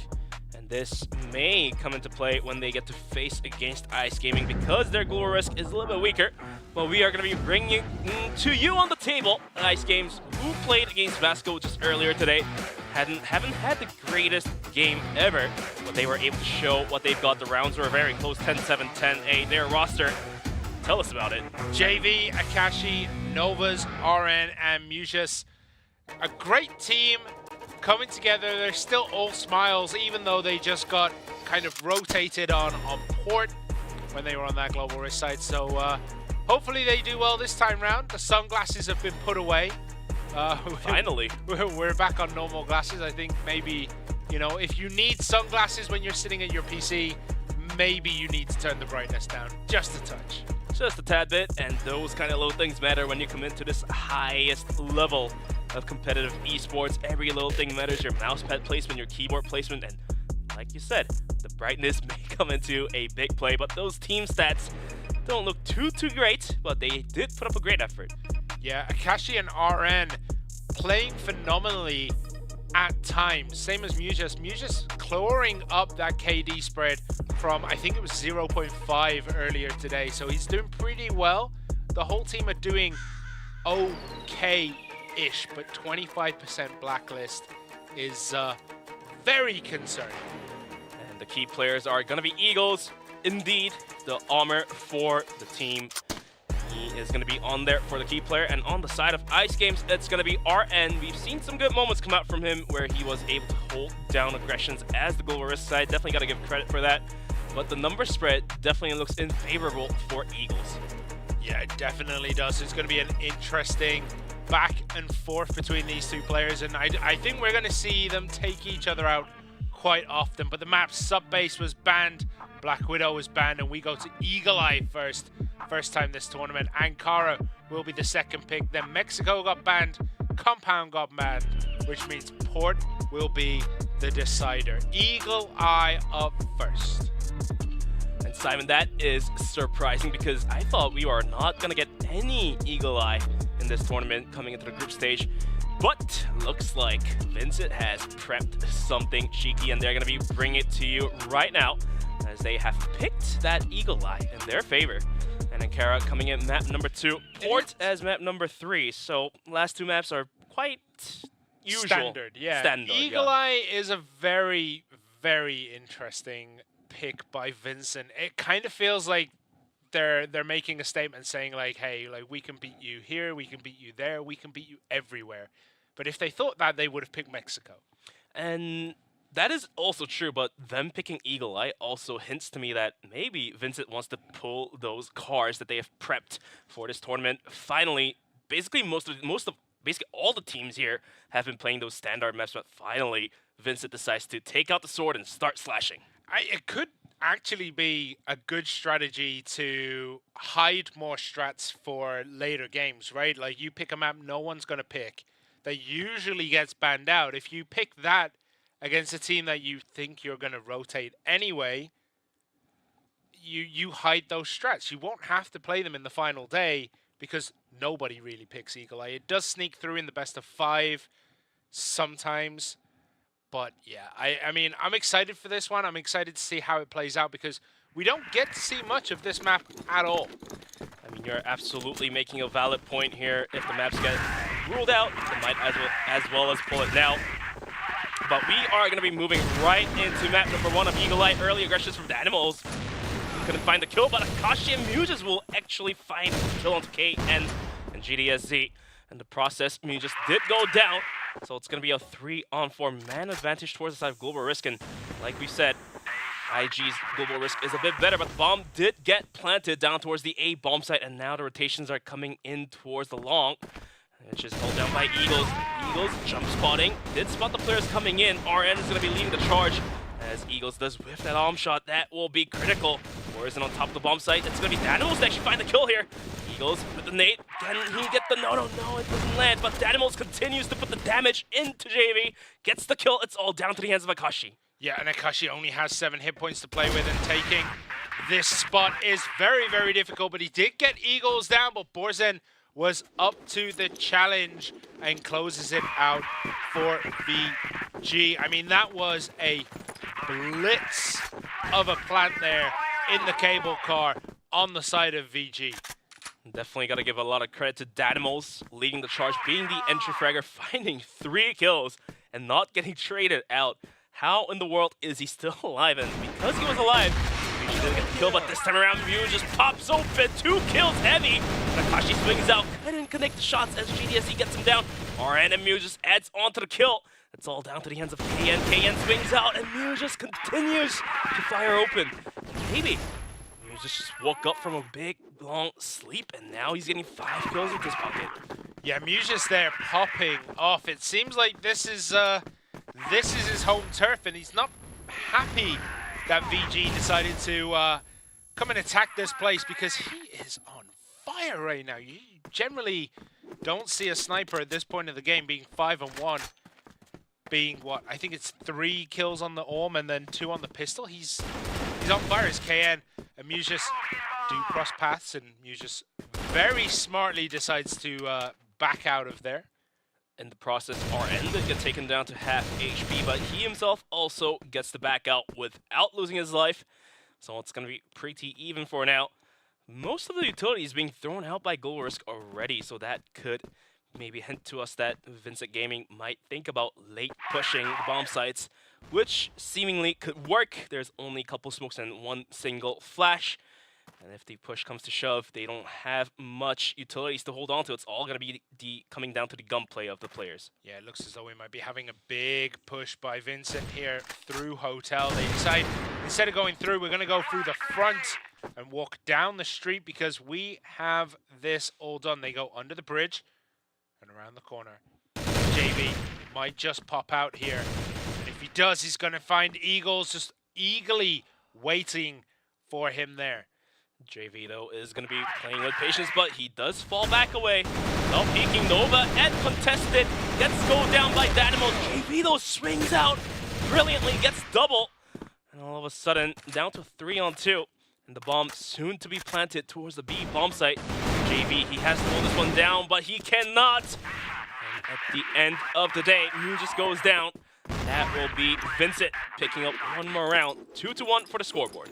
Yeah, we're gonna have I'm not sure. No. We're just gonna get back into this. I thought someone had an issue, but no, they didn't. So grenades go out. RN took a little bit of damage from that one, and we're gonna have to see what happens here. Like a bit of a push-up sensor sitting on this outpost. So VINCIT's playing this one out very smartly. They had some early aggressions in the first couple of rounds, and then they changed up the gear and then played pretty slow and tried to go for the map control this time around in round number 4. So they are going to be going for that mid control, pushing through double doors, which apparently is left open as RN is going to be posted closer to the B bomb site. If he swings out in the wrong time, that will mark the end for him. Here we go, the C4 soon to be picked up, but the rest of VINCIT did fall back from mid. So that will allow for disengage of any possible aggressions. Yeah, RN kind of lucky there that he didn't pop out any quicker, because he would have found himself face-to-face with about 6 different guns all pointed in his direction. Yes, they're on 5 pace. Bam! JV just quick scoped Danimals off the face of the planet there. Tries to do the same to GDSE, but has to pistol him down. Instead, KN does eventually stop JV's slaughter. And it's 2-for-1 trade, and IG looking pretty good right for this round. I mean, had JV found that third shot, that would have been disastrous for VINCIT. But luckily, VINCIT was able to save on 3 players, so it's going to be 3-on-4. Not really thinking about rotating out towards A. They're going to be still lingering just right outside of B.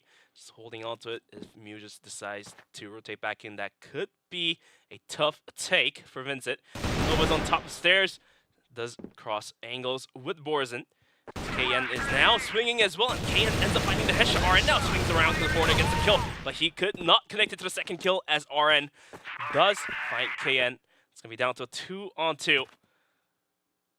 Yeah, both just kind of chilling out near B as Eagles gets Akeshi was just chilling a little bit too hard, gets taken out, and now the grenades start flying out. The C4 is down. Couple of pot shots from Mujas towards that cable car, and Borzen just pops him through the doors, and that is murder she wrote. VG take a very handsome lead, 3-1. VINCIT Gaming definitely breaking these defenses coming out by Ice Gaming in a clever manner. They are changing the tempo left and right, and this time they're going to be playing pretty fast. Animal dodges those bullets, gets in, but gets taken down by Mutas. Akash trying his best. Well, it's going to be KN to tap him out through the smoke. Now, A completely being contested as Eagles will put more damage. Still down to JV, but JV goes down. GDSC pops open with double kill. Well, down to the hands of Mujas, and Mujas goes down. GDSZ finds a triple of his own, finding that last tap over the wall. And that will be the 4th round in a quick, fast tempo. And all of a sudden, Ice Gaming, they're struggling mightily to hold onto the defenses here. Yeah, Akeshi in that smoke was kind of like Neo in the Matrix. Every bullet was just going all the way around him. But unfortunately for him, every bullet he was shooting was just going wide. So very, very lucky engagement, but he did eventually go down. And unfortunately, IG are on the back foot already. It's 4-1, and it feels like we only just started this map. I mean, you're absolutely correct. It was only like 5 minutes ago we started this, but the round's already 4-1. VINCIT absolutely playing with big brains here. They went for the fast push last round, and this time they're going to be burning the clock, which puts Ice Gaming in a very tough spot, but RN does find that cheeky angle onto Eagles, killing the armor. So that is a good advantage, but he himself did take a bit of damage. 42 hit points remaining. He does back up. Yeah, Hotel is such a great vantage point. You get so many little angles to take. The doors are hard to push up, and he made it pay for him there. Grenades being thrown out, but it's not going to connect. Minute left onto the clock as VINCIT still lingering outside of B. They do not want to give up their position just yet. The moment JV swings, KN is waiting, but KN couldn't find it. Nova finds a double. RN just adds onto it. It's going to be 3 players down, and all of a sudden, all down to the hands of Borzin. 1v5. I mean, it's doable, but if JV swings out like that, he can, as RN will find that shot. That double setup is going to be put to a good use. 4-2, as Ice Games is now going to start closing in the gaps. Yeah, definitely a much better round on the side of Ice, as VG did capitulate on that push. Where are we going now? All around Watchtower. Just making sure that they have every angle covered. See if they can get an early advantage. Bit of a back and forth at the wall there, I believe. Absolutely nothing in front of them, but they're firing anyway. Bit of pre-firing from Borzin. Just wasting a little bit of ammo. Seeing if he can get anyone to move around and maybe try to rotate on top of them, but nobody does. So we're looking up street here on the side of GDSZ. And I think that's RN. Yeah, RN is just keeping an eye down there as well. Through the smoke. Is he going to get anyone yet? Doesn't look so. And it's all quiet on the battlefield. Minute 30 left onto the clock, and that double setup put to good use. 11 kills split between the 2, and RN makes it 12. Finds that 6th kill of his own. He's greedy and he wants more. Will find that shot onto Danimals. And all of a sudden, Vincit lose their aggressive power, cannot aggress onto the bomb site anymore, has to fall back. Now, RN just continuously putting lead into the faces of Vincit. Wasn't quite going to be able to hit that shot there. But he will be happy with that double kill of his own. Yeah, the double arm setup really working well for Ice Games here. Will they be able to take this one? They have a massive advantage now, as it's 5 against 1. Borzin finds himself the last man standing for his team once more, and he's going to make moves through Hotel to try and get this down. But this C4 is in the middle of no man's land, so he's going to have to get a complete wipe as he faces off against RN. RN will put the end to Borzin, and that will be the 3rd round being picked up by Ice Games. Although they were off to a pretty shaky start, losing 4 rounds. The scoreboard being 4-1, but they were able to close it in 4-3. 2 more rounds to go for the first half, but some early aggressions are going to be put out by Vincit. The flashes are going to drive RN backwards, but RN does not give up his position. Misses that shot. But Mujas is going to be coming for the help here as GDSC goes down. But equalize back down to 4 for Borzin at risk. Akashi will be able to connect that headshot. Eagles as well. Testing mid here. Just wasn't able to find that shot here. Yeah, the double snipers is so oppressive. If you're VG, you just can't really go anywhere without being taken out near instantly. As, I mean, Mujas, if RN misses a shot, Mujas doesn't. They're going back and forth with these arm shots. As, just now repacing themselves. VG trying to get a foot in this round. They're already down 2. Oh, down 1, sorry. JV has gone down on the side of Ice. So it's a 4 against 3. And the kill spread between the Armors, 15 kills split equally, 7 on Muses, 8 on RN.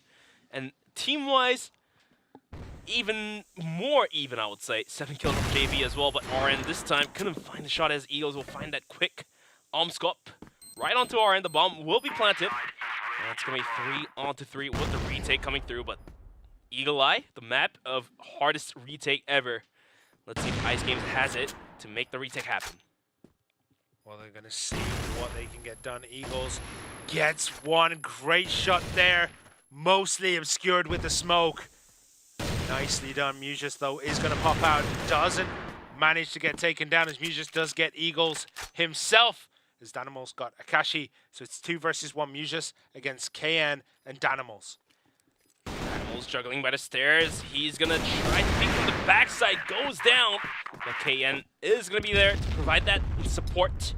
That will be the 5th round being picked up by Vincit. And we have a single round remaining on the first half. And if Ice Games cannot find this last round, this will be very tough. It will be, especially when you look at their global risk, their blacklist stats.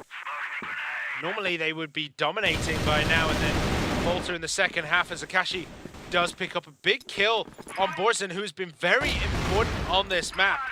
As Eagles does get Akashi down, it's a 1-for-1 right now. Eagles is very, very low though, so he might go down.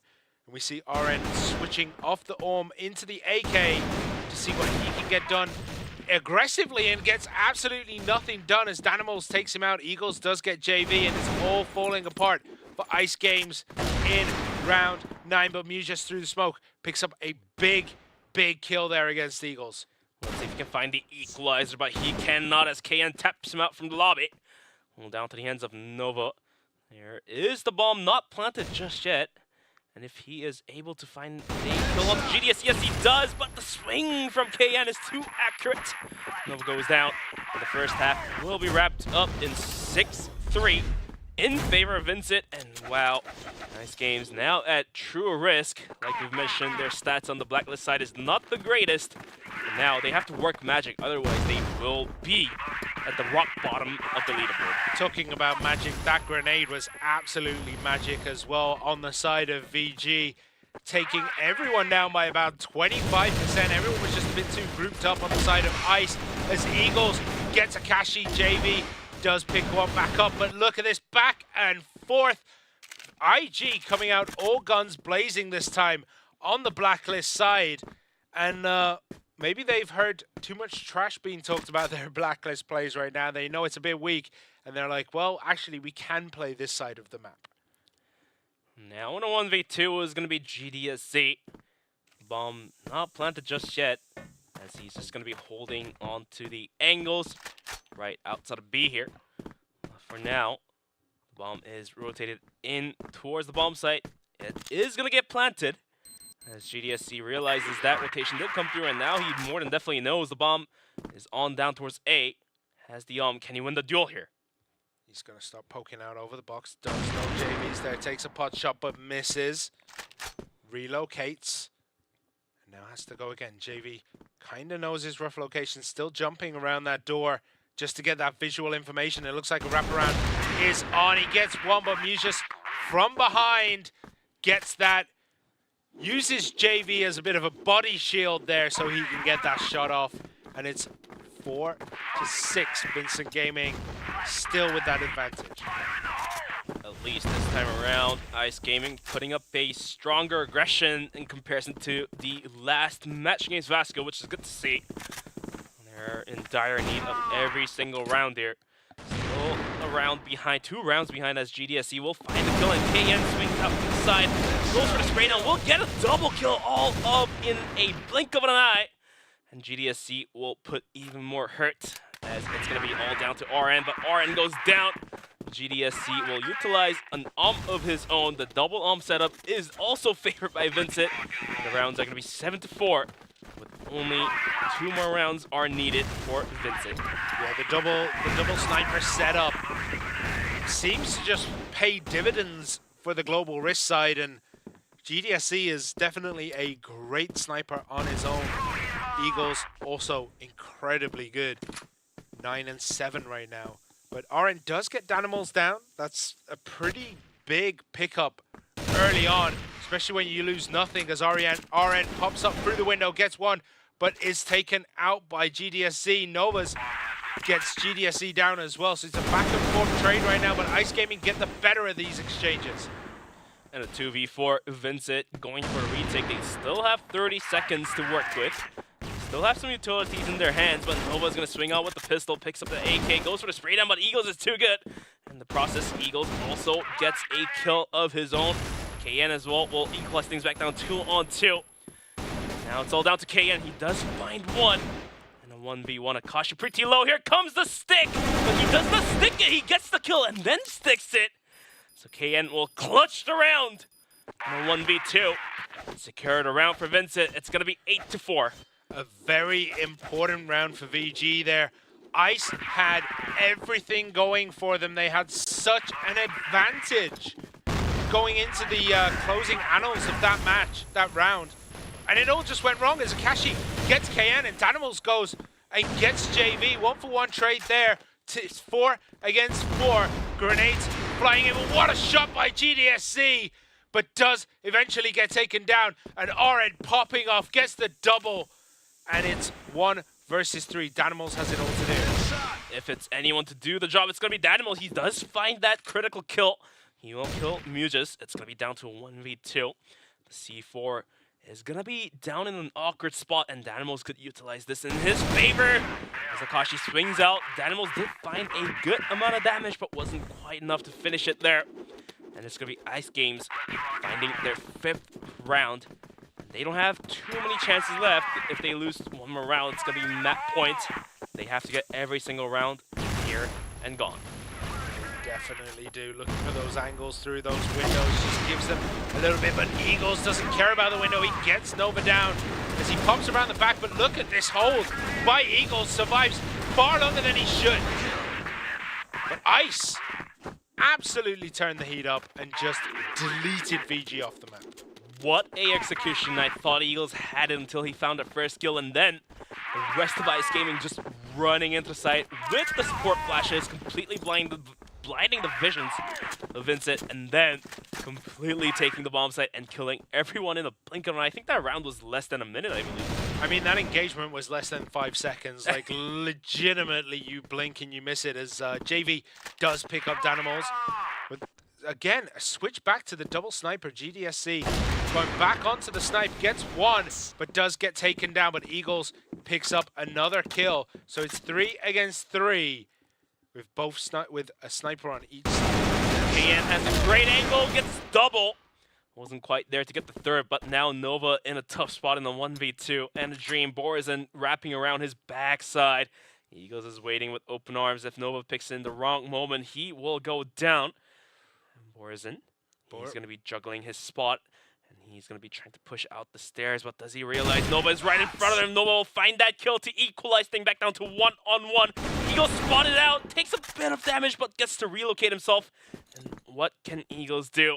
What can Nova do? He cannot get the bomb planted just yet until he is sure of the backside being completely clear. Yeah, and Eagles swapping out the sniper for a rifle. Very, very smart play, nicely found. But Nova is on a hunt here. He's looking for Eagles. He's not looking really to plant the bomb. Is making a move, though, towards A. There we go. Bomb is down. How are they going to be able to do this? Eagles does have a rifle, which puts more volatility into killing the last player of Ice Gaming. Nova does have the bomb planted, and he did put himself on the bottom stairs there. And now Eagles in the gap, gets spotted out now in a headshot duel. Who can find the tap here? Clock ticking down. Eagles clearing corners, and eventually he will find that headshot and get the bomb defused. It's going to be map point for VINCIT. And Eagles proving himself capable of not just good at bombing, but he is also great at rifling.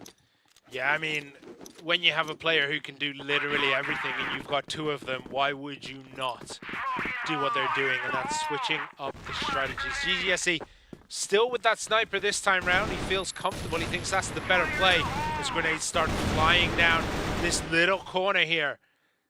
Elbow of this street has been such a hot location for both teams. And speaking of hot locations, Mew just ends up finding GDSC with a nade, realizing that there are a lot of global risk just chilling around in that corner, and just pre-nades it, gets him down, gets him that advantage. But Eagles, this man does not miss, holds the corner, gets Akashi, takes the pistol out, guns down RN, but he cannot find that headshot, as RN will take down Eagles, and Mew just takes down Borzin. Now in a 4v2, KN's gonna swing from the corners, but the bomb is going to get planted down on a bomb site. Yeah, so we're on A. Stations there, but KN gets one big kill, but Nova off the roof picks up a win, and there is still life in Ice at the moment. It is 9-7. Vincent Gaming with the lead, but Ice Games looking to bring us back as we do see grenades flying out between the teams. And it looks as though a very quick middle take here. They're going to take under that little watchtower. Takashi's going hunted. Danimals gets him down, but RN takes down Danimals. And RN still on the hunt. May have Borzin in his sights as Eagles picks up RM, but Muse just gets poison. Eagles picks up Muse, and JV takes out Eagles. It's 2 against 2. KN and GDSC against JV and Nova. But this is definitely in favor of Ice Gaming. They were able to get the bomb planted and make it into post-plant. The clock is against VINCIT. KN spotted out there, but did dodge the bullets coming his way. And GDSC is going to wrap around long here. Just doesn't want to cross pads just yet, as KN finds an opening kill onto Nova. It's all down to the hands of JV. I mean, he has 50 kills in his pocket. Make that 16. Can he get the 17th? No! As GDSC will find that headshot and get the bomb defused. Hopefully, to wrap things up in map number 1. Eagle Eye is going to be given to the side of VINCIT. We were talking yesterday about giving someone a firm slap around the head if you're in the same team house. I think he would have got a slap around the head there for BMing the corpse and then not defusing the bomb. That would have been absolutely embarrassing. I mean, there are moments where you cannot find the bomb, where you don't find the bomb planted exactly and you run out of timer and then lose a round like that. But luckily enough, VINCIT Gaming was able to secure that round in a clean manner. Not so clean, it was a little bit rusty, but hey, a win is a win, a map is a map, and they take the lead 1-0. So let's take a look at some of the highlights, some top-notch gunplay coming out from these players. Akashi trying his best. At the end of the day, it just wasn't enough to win against VINCIT. Station, such a difficult place to break, and I mean, that's one of the things on this map. Every location feels hard to break, whether it's hotel, cable car, or the station. Even the watchtower middle is very hard, but the angles you can get in the hotel, as we just saw, can be overwhelming. Last bits of the rounds, a lot of effort being pulled out by GDSC and RN, but at the end of the day, KN starts stepping up from his chair and says, oh, I can push too, and he does provide. So the rounds at the end of the day will end at 10-6 for Eagle Eye. I mean, I was expecting a bit more rounds in the sides of Ice Gaming, but it was going to be VINCIT, as that was their map pick. Yeah, and I mean, this map is such an awkward map. Like, it always feels like nobody really has an advantage because nobody plays all too many professional games on this map. So it can go any way. And maybe VINCIT were giving, maybe a lifeline to Ice and saying like, hey, we'll equalize for you on that before we start going into our comfort picks, which are things like Ankara, your stuff like Ford, Black Widow, Compound. Those kind of places are the home territories of teams who've progressed very far in CFS, whether they go to the world stage or if they've been here like 9 times in a row. Now Ice Games is definitely shivering in their chairs now. They have to move into the map of Ankara, which was, I believe, Ice Games' pick, but at the same time, it's going to be 10-7 for that last map. Pretty close numbers, but at the end of the day, it was going to be VINCIT to pick it up, but definitely good to see double setups come into play. I think it's the meta now. Yeah, I mean, you look at RN and Mujus, 1.45, the best KD spread out of everyone. However, Crossfire is a team game. It doesn't matter how much your KD is if the rest of your team is not getting their hits down. And I mean, VINCIT showing that they have a great team setup. Everyone was good, everyone was solid, but yeah, I mean, both MVPs in that map were on the losing side. You're making a valid point, and that's a little bit sad to see. I mean, Ice Games definitely put up a good effort, but it was just tad bit close from actually making it happen. But it looks like we are going to wrap up map number 1 and move into map number 2, which is going to be Ankara. It's their map pick, and let's see if Ice Games has it to win against VINCIT. Yeah, and Ankara is a map that we all know far too well. We've seen it so many times, whether you're pushing through the offices or if you're crawling through air ducts. I think everyone has been in every cubic centimeter of this map. And because all of these players know this map inside out, there is not a lot of angles, funny angles, so to speak, to utilize. But ultimately, Charger, JV backs out right away. He does not want to risk his life here. And Vent was pushed by Nova for a moment here, but he does decide to fall back. Yeah, I'm pretty sure JV flashed himself and not anyone else, but JV does pop around the corner and get Danimals, but KN is enough to finish off JV. A 1-for-1 trade. No one really getting the advantage in that one there. But still, a 1-to-1 trade is more favorable to the side of Blacklist, as it does soften up the defense of Global Risk.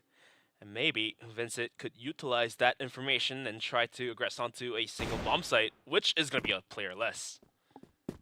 Yeah, but they're yeah, well, either way, it's a player less on both sides, so it's not much of an advantage. But here we go. They are going to push up through center. Are they going to make the swing right? But it doesn't matter. Mucius, KN, like everyone gets together in the middle. And again, another 1-for-1 trade. It's 3 against 3. 3 on 3, but only 40 seconds remaining on the clock, and VINCIT has to make a decision. And looks like they are opting out to rotate in towards B long here, or they could go underpass towards B. Either way, it's being overwatched by Muses, and let's see if they're able to tap him out and get control of the bomb site. Otherwise, it could get pretty nasty to take the bomb. Yeah, it's going to get very nasty soon as Novus comes up under the underpass, and he's going to walk into 3. He gets 1. Can he make it 2? No, he cannot, but he deals quite a bit of damage to Borzen. So Mucius and Akashi just need to clean up now. And can they do? GDSC almost made a miracle happen, but Akashi gets the double, and IG draw first blood on Ankara. That defense was absolutely needed, and they were able to bring it out to secure that first round. Almost a team effort, although RN did go down in a misstep. But that round is a round, and now we're going into round number 2. VINCIT, this time around, is going to be aggressing down towards middle once again. JV is going to be on the hold here. Flash is going to blind him, and he has to back out. No, he decides to pop out again. Borzen will tap out Akashi, but Muses will find that arm shot quickly onto Eagles. It's all down to the hands of JV, but he cannot, as Danimals will find a critical kill onto JV. Yeah, very big kill, but Novus might just pop out here and nail someone. He gets Danimals.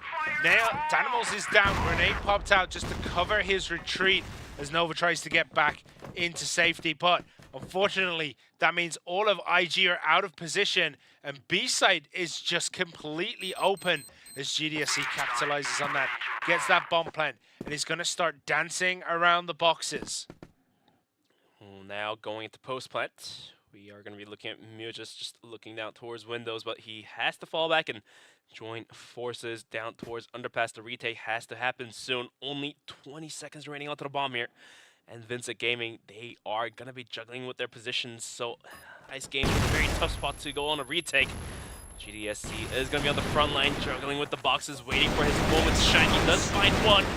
Almost gets the second, but not so able to do. It's all down to Muges. He does have the pistol, gets a double. Down to 1v1, but Borzen on top of the bomb site is going to find that spray down. And it will be VINCIT finding that equalizer. It's going to be 1-on-1 on the scoreboard. Yeah, Ice also didn't have anywhere near enough time to defuse that bomb. So, unlucky for them. But we are 1-1 on Ankara. RN looking, hunting here. He is very, very deep. RN is so deep and gets absolutely punished by Eagles there, who gets a great kill. Mucius almost going down there. Takes even more damage as the nade flied his way. But luckily enough, he gets to get away with a sliver of health in him. Down 5v4. And rest of VINCIT looks like they want to poke towards middle here, which has been working for sure indeed. But now it's going to be a B hit as they're going to be lurking towards underpass. But look at this neat push coming out from Ice Gaming, clearing out long. And that will give a critical information towards Ice Gaming for the retake. And if VINCIT doesn't realize there's 2 players who could possibly come from long, the retake may happen in time. Yeah, but unfortunately, everyone on Ice is just pushed up center. So it's just going to allow them to set up. We saw earlier, setting up here the same way. Oh, Eagles actually gets a big kill there, but setting up doesn't always mean you're going to hold. And we'll see what Ice can do. They're down low, they're down bad. And Mujis and Akashi go down. Novus goes down as well. KN gets one. Eagles picks up two. And it is a sweep of players there. Vincent Gaming go ahead 2-1. Vincent Gaming finding the open space for themselves, gets to get underpass for free, gets the bomb site for free, and then is able to hold it down from the retakes coming in. Secures the round. It's going to be 2-1 like you've mentioned. The thing is, can Ice Games bounce back from this loss here? Because right now, things are not looking great for them. Well, Mujis does pick up Poison, so things may be turning in their favor. I feel like every time you say something that Ice Game are like losing their step in this match. Oh, Danimals actually gets a big kill on JV. But as I was saying, every time you feel like Ice are getting stumped, Mujis just comes out and gets 3 or 4 kills. Warren now swinging wide. Misses those shots, but he himself is alive. Going for more, but at the end of the day, it was Eagles too accurate with the tap there. Yeah, got a little bit too greedy, a little bit too aggressive, and pays the price for it. And Ice are just losing people left, right, and center. It's 3 against 4. And we see VG just backing down center and just deciding maybe A this time is the push they want to commit to. Vincent definitely haven't tried A in a while. And this is going to be a full Vents push with a single player pushing towards the connector here. Danimals obviously leading the charge. Going to be held down by Nova. And I believe Mujis there. So any quick arm shots could put the halt to the aggression. Nova swings into the Vents, finds one, but Danimals was waiting. Gets traded out, and here comes the aggression. Mujis all alone, left in the site. Can he find the kills here? Akashi did find Danimals. So the support did arrive. Akashi with a double. Pulled down to the ends of KM, but Mujis finds the pistol. And that will be the second round being picked up by Ice Games to equalize and tie back to 2-2. Yeah, it was looking bad. And then once again, every time you say it's bad for Ice, they just pull it out. Mujis 6-3, Akashi 4-2, and together they completely bossed that defense. This time around with a failed aggression down towards A. This time around, Eagles will find a shot onto Akashi to open things up all of a sudden. Nice gaming. Was that completely through the smoke? Completely through the smoke, my man. Damn. Mujis on fire. Eagles even more on fire. Like, my God. It just shouldn't be possible, should it? I mean, these players, it's not possible to do these kind of things if it was us on the board, but these players can, and that's why they're here. Oh, I guarantee if it was them against me, they'd be doing that to me all day long. Like, there is no way I would survive more than 5 seconds against these players. 5 seconds, I'll probably die in a blink of an eye. But for now, Ice Games lose a member. It's going to be a 4-on-5. And Vincit is going to be playing with patience. They are not going to be aggressing onto the bomb site just yet. And they're going to be using the nades to clear out the vents here. Clearing that out, but I don't think anyone's really up there. Novus is around the corner, so he's not going to get hit by a grenade. So a bit of wasted utility, but every used utility will give you some information or protect your information. True, and if anyone was inside the vents, they will have to either back out or lose a bit of HP, which does allow Danimals a bit more room to entry, I would say. So that nade, not necessarily put to the waste, didn't hit anybody, but it does allow Vincit a bit more room to play with. Only half a minute remaining onto the clock, and looks like they are just gathering outside of A here. And it looks the like hit is going to happen. Yeah, I was going to say, it looks like IG think that it was going to be a B push, but now it's a very quick A take. Are they going to be able to get it down? We do have JV in the vicinity. He's going to try to just delay this so that the rest of his team can get back. JV is smoked out of existence. He's flashed out of existence, and the bomb plant gets down. And JV gets a face full of lead from GDSC. RM manages to get KM, but Danimals picks up 2, closes it out with the double kill, and VG pick up another win there. If you're an Ice Games fan, this is a scary moment. Losing rounds on the global risk side of Ankara even. Definitely something that you do not want to see. Well, let's see if Ice Games can tie it back up 3-on-3. Last round, justifiable because Eagles found a lucky shot through the smoke to have a man advantage. But this time, Eagles doesn't do that. Not so mean. So Ice Games has all 5 players up, and let's see if that makes a difference. Yeah, so now both teams back equal and just throwing out grenades, trying to get information, trying to push people around the map. Eagles trying to get that angle, but I don't think he's going to be able to see anyone just yet.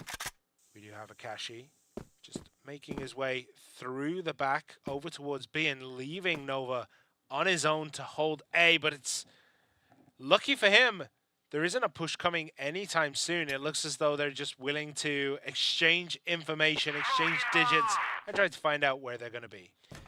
Mujas is going to try to clear out B long here, but almost gets... Actually, it was Nova almost getting spotted out through the smoke. But luckily, he does get to live more minutes. Nova now at risk as the bomb is now going to be moved out from A towards middle. So VINCIT is going to be opting out for a rotation. And this time, nobody's watching middle besides, I believe it's Akashi. So let's see if the push comes to shove down towards middle. Yeah, I mean, one of the joys of pushing middle is it gives you so many options, whether you want to go A or B. And they're all together. Danimals, Borza, and KN, the whole of VG. Now pushing through JV through the window, gets one, makes it two. Akashi picks up a double. JV gets one, RA gets one, and it's all falling apart for VG as Ice clean up. Massacre, she wrote right down towards middle. That mid hit thought was going to be viable, but at the end of the day, it was Akashi to get a huge triple kill. And then that's going to be a round picked up by Ice Games. Well, the reason why middle is so good is because it gives you options. The negative of having all those options is your opponent has all those options to trap you. Exactly. Okay. So where are they going this time round? Are they going to be able to do this properly? Are they going to be able to close this out? Or will Ice be able to solidify a position on this global risk side as we see Eagles taking those pop shots through the smoke? Mujas as well was thinking about throwing some pot shots through the smoke, but it's not going to connect. Nova as well, just pre-firing angles, not going to connect as well. Both teams conserving on utilities to burn through time. 1:30 left onto the clock, and GDSC is probably going to go through vents. Eagles is waiting to see if anyone pushes out through the vents, so that's a clever play. But luckily for them, luckily for Ice Gaming, nobody peeks out. Nobody peeks. Nova's up high. It's pretty hard to get an angle to cover as much visual space as you would want in that location, because the wall next to you does close off that vent entrance. Here comes the push to shove. The flash is going to be thrown. Nova at risk. In a 1v4 hold, he has the teammates arriving, but the smoke did cover the vision of the rotators. Grenades are going to put even more slowdown onto the team of IG. Kashi's going to throw the pot shots, and now Nova does find a huge double kill to start the hold. Going for the second kill is ZBR, and he does find one, but Borza and Danimals did get into the bomb site. And now it's all down to Eagles as the aggression has been put to the halt. In a 1v3, couldn't do much as Akashi will find a clean headshot. And it's going to be Ice Games picking up that 4th round. Yeah, finally get their noses in the lead for the first time on Ankara. Can they continue to capitalize and give themselves a big cushion going into the second half?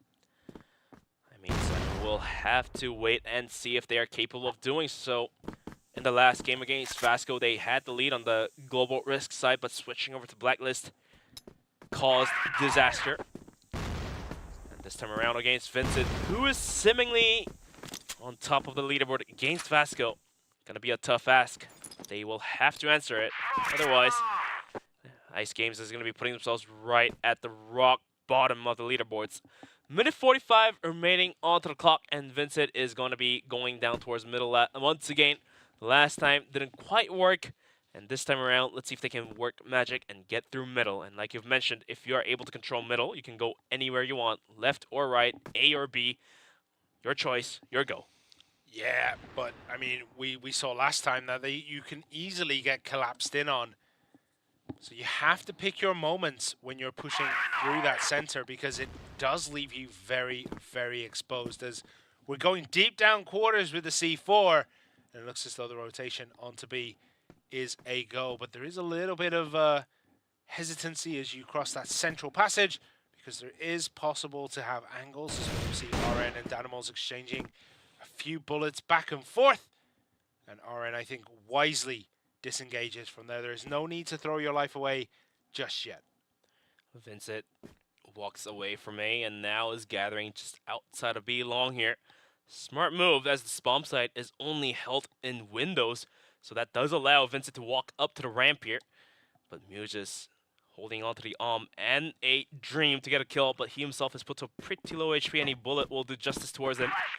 And now, with the flash being thrown, here comes the aggression, just pre-firing angles, pre-firing corners. That staircase is well bangable, but nobody was there. Luckily, only 60 seconds, and now here comes the push. Muges whiffs it on, the bomb is to be planted. Yeah, back and forth. It's 2 for 2 right now. JV and Muges pick up 2 big kills to try and put a dent in this VG aggression. But Muges, Novus, they have so much work to do. JV goes down, Nova goes down, Danimals gets Novus, and that is it. VG pick up a win, and that brings us 4 to 4. One more round on these sides until the first half is over. Danimals absolutely smart and clean gunplay. Guns down 3 players to wrap that round up. Muges peeks out early. That's gonna put the end of Mark into Danimals. And that will be a man advantage towards Ice Gaming. They desperately need this last round of the first half. Otherwise, VINCIT Gaming is going to be smiling pretty largely. Well, I mean, it depends. This Ice Gaming look very, very solid, but VG just haven't brought the same level of quality we saw when we were on the first map of Eagle Eye. You know, the quality of the team is very high. I don't know if they're going to extend these standards. GDSE gets JV, RN gets GDSE, but KN gets RN, but Muges picks up Borzen with the pistol, and now it's a 3 versus 2. VG on the back foot once more. But as you can see on the kill spread here, all members, every single player of VG seems to have been completely warmed up. And if anyone comes to clutch, any of these players can do so. 2v3, not the best situation, but also a very doable clutch. The bomb is going to be walking itself down towards middle, not being watched. Only Nova is holding it down. He does cross paths. He does spot out the players, is going to toss him a flash. Juggles around with his position. Akashi swings out from the top, gets 1. But Eagles will him out from the lobby. 1v2. Eagles put to the test here. True test, hard ask, but if anyone on this team can do it, it's all down to Eagles. Yeah, but he's got a sneaky beaver all the way through. He only has a rifle and a dream. As he starts pushing out, he moves through center. He sees Muges, but that's unfortunate because that gave all the information that Nova needed of his location. He just pops out the other window, and IG carry a lead going into the second half. VINCIT Gaming at least able to wipe off their sweats as Ankara was their map pick, and if you end up losing that first half, that will be a problem, but at least they were able to come up on top. 5-4, not the biggest lead ever, but a lead is a lead. But now, you switch sides, and RN is going to be putting some bullets into Borzen.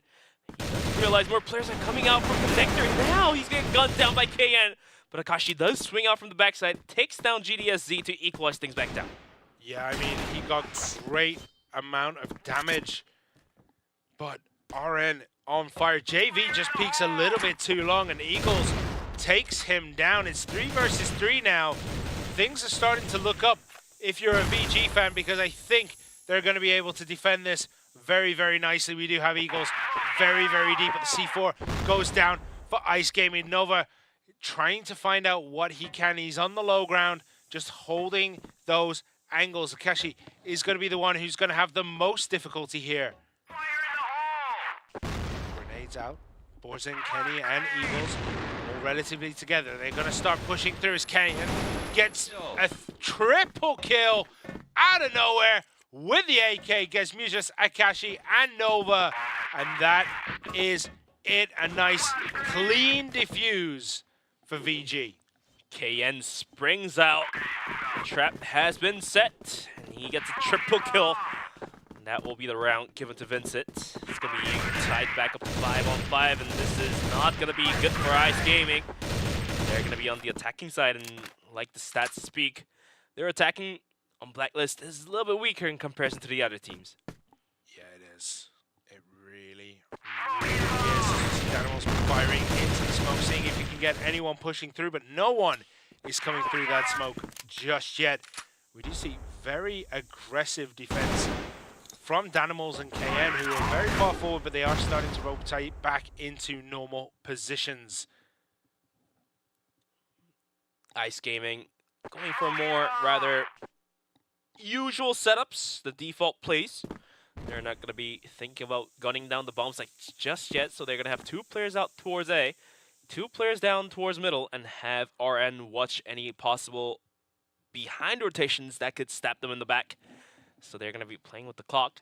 Minute 20 left onto it, and we are going to be looking at mid-rotation. So IG trying to do what Vincit did last couple rounds. And let's see if they're able to break through the defense. KN is going to be holding it down. He does gun down for a good amount of HP, but has to back up. Yeah, he does, but he is still getting pot shots as people come through those windows. Does go down to RN, but IG are very, very low as they make this breach. Danimals is hanging around this corner.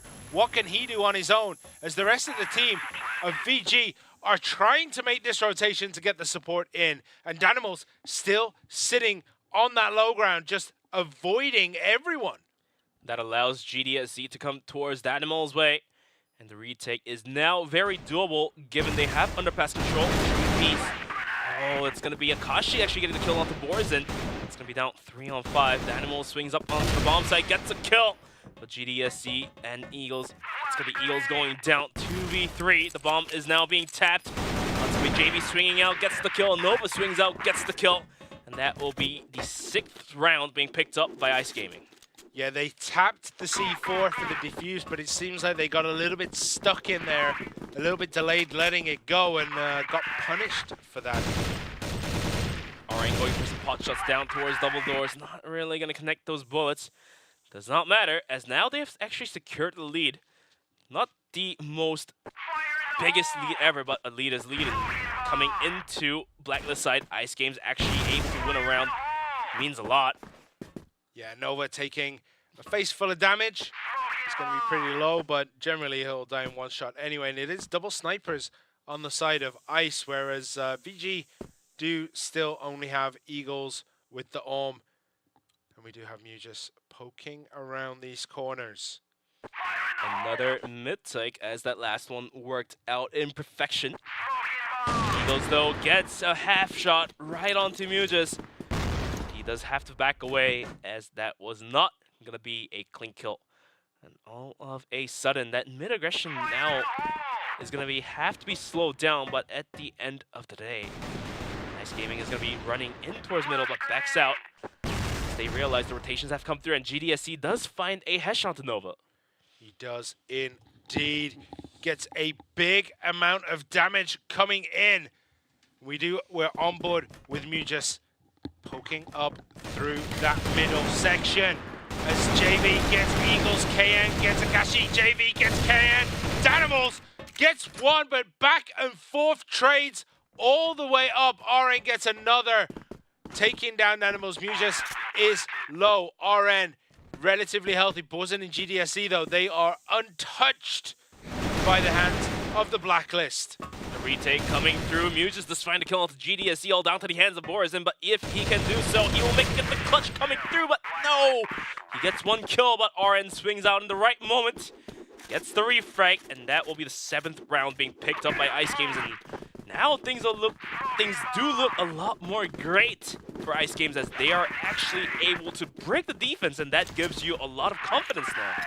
Yeah, a team that's been struggling so far this weekend, finally getting these W's on the blacklist side is just going to build them up into new levels.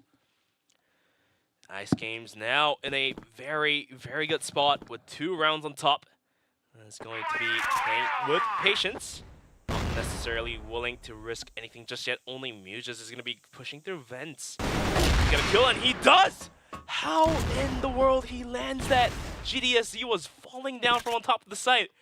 He does at the end of the day. Was able to place that crosshair, gets the shot, and get the kill. It will be a man advantage towards Ice Games, and all of a sudden, VINCIT is going to be struggling to pick up a round on their defense. Yeah, sometimes all you need to do to get a kill is press that mouse button, and that's exactly what happened there for Mujas. So IG have a 1-man advantage. They're kind of holding in the center and deciding where they're going to go. The C4 is still down in their spawn. No one's picked it up yet, but it is most likely going to be RN who's transporting the most precious of cargo. Indeed, the most precious cargo. If you don't have it, you cannot win the round unless you gun everyone down. Less than a minute left onto the clock here. And once again, Ice Games opting up for that mid push, but this time Danimals cleverly hiding behind the boxes.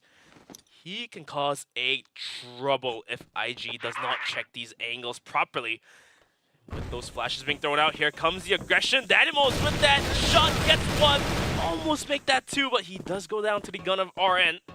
Now in a 4v2, Borzen does kill, get a double almost. And yes, indeed, it's going to be a 1v3. But look at the health levels of IG. 1 bullet each will do justice for Nova and RN. They will get the bomb planted on towards A, but Eagles can make things happen. He definitely can. Sometimes it almost feels like you can get a double shot with just the 1 click of the arm. He's going to start poking out around this corner. Akashi might be the first person that he meets.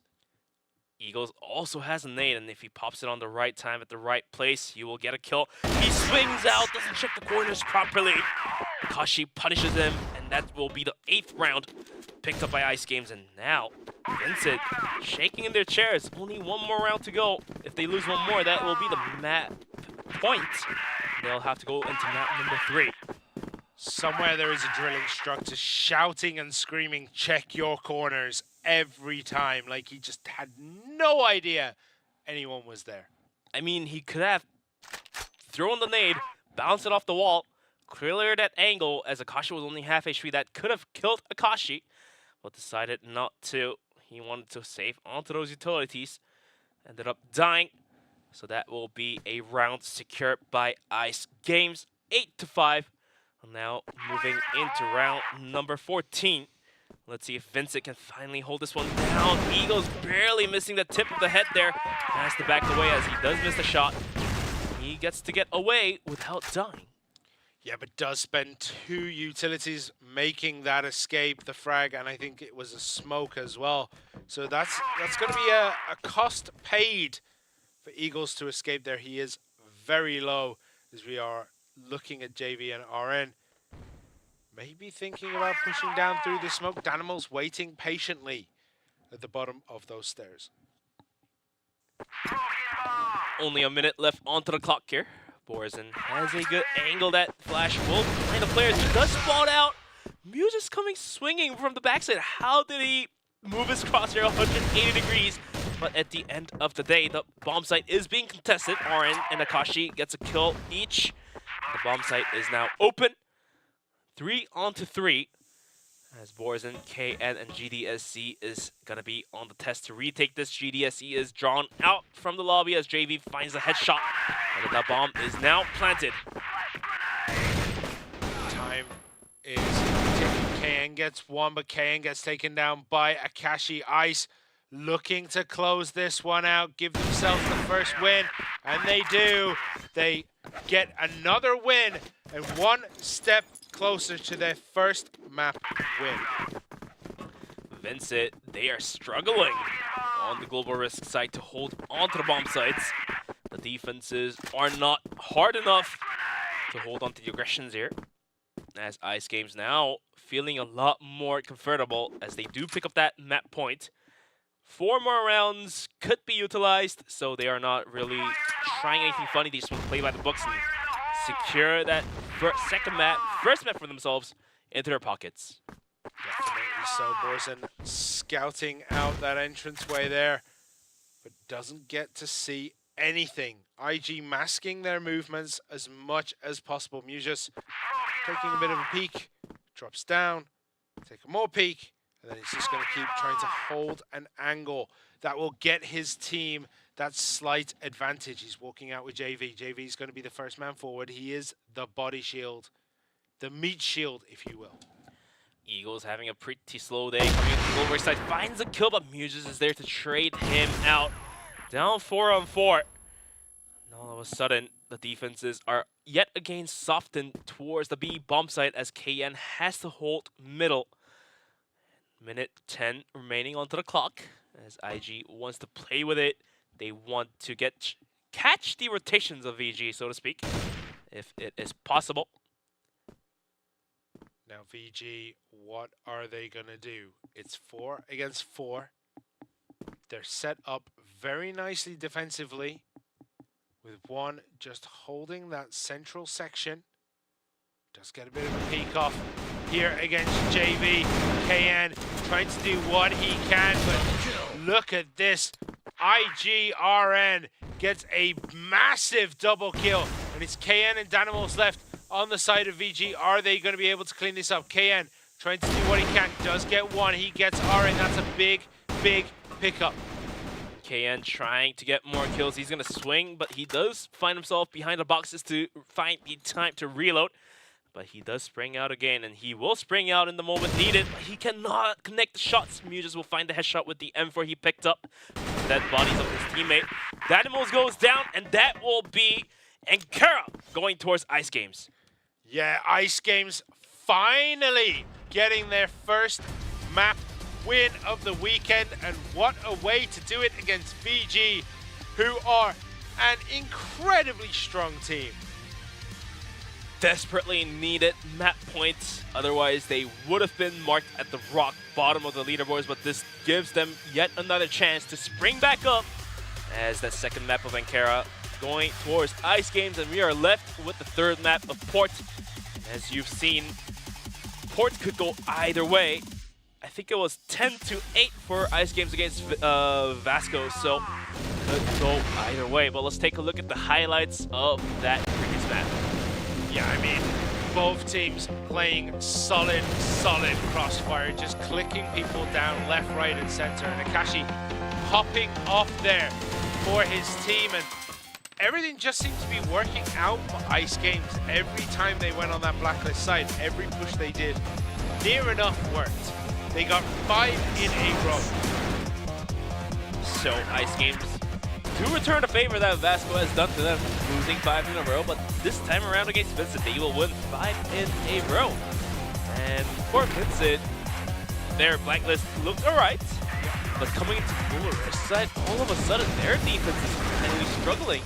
But definitely gotta give credit to the superior gun plays that Ice Games put out, because I don't think VINCIT has done anything wrong in terms of defenses. It was just getting outgunned, I would say. Yeah, I don't think there was ever a big mistake on either side. It was just someone has to be second to every shot, right? Some person has to die. And yeah, VG just found themselves losing these engagements that we've seen them win over and over again. We've seen IG lose them, but this time around, IG just got that extra push. That is going to be the last bits of the highlights here, as you are going to be looking at some superior gun plays. That will be Ice Gaming finally picking up the map point they desperately need. And not even a close game, it was 10-5. Ice Gaming dominating the map of Ankara. So this does give us a hope that Ice Games finally can actually win a match here. Yeah, and I mean, look at Akashi popping off 1.78. I think that's a record for Ice this weekend. That's very, very high. Mujis as well, finally turning up and turning on the heat.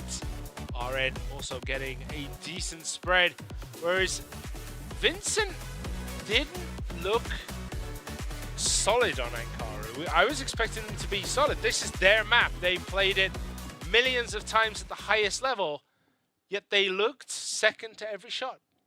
So, if you were to break down what happened on Ankara for Vincent for the aftermath, their positioning was okay. Yep. Their rotations was okay. Yep. Nothing tactics-wise was wrong, but it came down to the individual skill level, and Ice Games just felt it.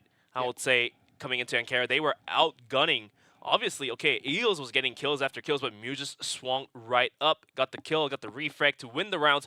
But that was it for Ankara, as we are gonna take a quick break. It's gonna be a 10-minute break, so please stay tuned as we are going to take you into map number 3 of Port. Or not. Or yes. Or yes. But Port is going to be our map number 3, so the scoreboard.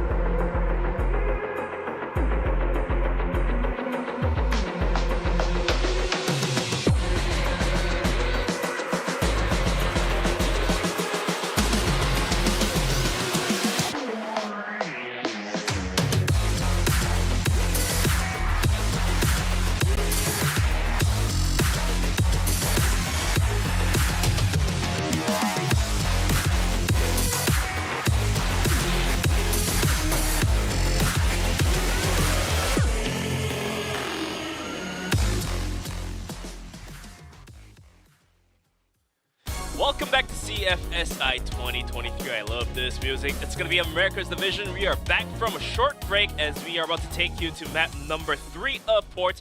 The players definitely needed some time for the water and going to the bathroom and whatnot. So that was a short delay. Sorry for that. But we are ready to take you into map number 3. But let's talk about some of the recaps of what happened in Ankara. Yeah, I mean, it was looking like it was going to be a repeat of what we've seen so many times with ICE, where they, go back and forth, but they win the first half, and then the second half is a capitulation because they're on the blacklist side. This time round, they got 5 on the bounce against VINCIT on Ankara, close it out, and they're taking us to Port, a map where I don't think we were expecting to see ICE games go against VINCIT Gaming, who looked very solid yesterday. I mean, if I only had the stats sheet and not casted this game, then if you told me that they won 5 rounds in a row on a blacklist side, and I wouldn't have believed it. But some way, somehow, ICE Games worked the magic, played against the numbers, and made magic happen. So they get to pick up the map of Ankara. So it all comes down to this last map of Port. And I do believe the round differentials still allows the chance of ICE Games to be in the 3rd spot, I believe. It's going to be a very slight difference, though, if they have to have a pretty big win on Port. I think even if they do, they're still finishing 3rd, which still puts them in the 3rd and 4th place match for tomorrow. That is true. They cannot finish 2nd, from right. what I understand. Anyway, here we go. We're on Port. It's ICE Games against VINCIT Gaming. 1 apiece. Map score. How is this saga going to end? Will ICE Gaming finally get a win in the CFSI, or will VG crush those dreams and close it out for themselves? Well, VINCIT Gaming is going to be starting off in the global risk side, and ICE Games on their weak point of blacklist, but whatever they did last map doesn't look so weak anymore. This could be anyone's game, as Muses is going to put the end to Danimals, finds that clean shot and gets to walk away with his life. It's going to be a man advantage towards ICE Games. Yeah, Danimals just showed half an inch too much of his body and gets absolutely punished for that one. Minute 30 left onto the clock, and with a man advantage, we might be able to see a possible mid to a split. We do see 2 players lingering just outside of a connector. That's going to be Muses and Novus. And we're going to be having JV down towards middle, supported by another teammate. So instead of that, with a minute left onto the clock, they are going to be focusing down towards the middle, realizing they have a man advantage. And Risk has to do a 2-2 split. Hot shots being traded, but not going to connect just yet. Yeah, JV knew Eagles would be eyeing up that central door, so he threw out a couple of pre-shots. Eagles, though, just walked away, but Akashi poking his head out there does take a bit of damage for it. GDSC got that on lock right now as Nova comes to support, and it looks as though this might be the push for IG as they're going towards that B bomb site through the warehouse. With only less than a half a minute, they have to make the push happen. Here's the go sign. JV is leading the charge, but Eagles will gun RN down. All down to the hands of 3 players as JV is knocked out. But Muses with the pistol will take down GDSC, but Poison has already arrived. Put the damage, gets a double kill. And Nova is the solo player alive. He gets the bomb planted, luckily, with only 3 seconds onto the clock, but 1v2 is a hard ask, as KN will step up and over, get the kill, and gets around. VG will start off with a lead, 1-0. Yeah, very, very clean by VG, that take. And I mean, the retake.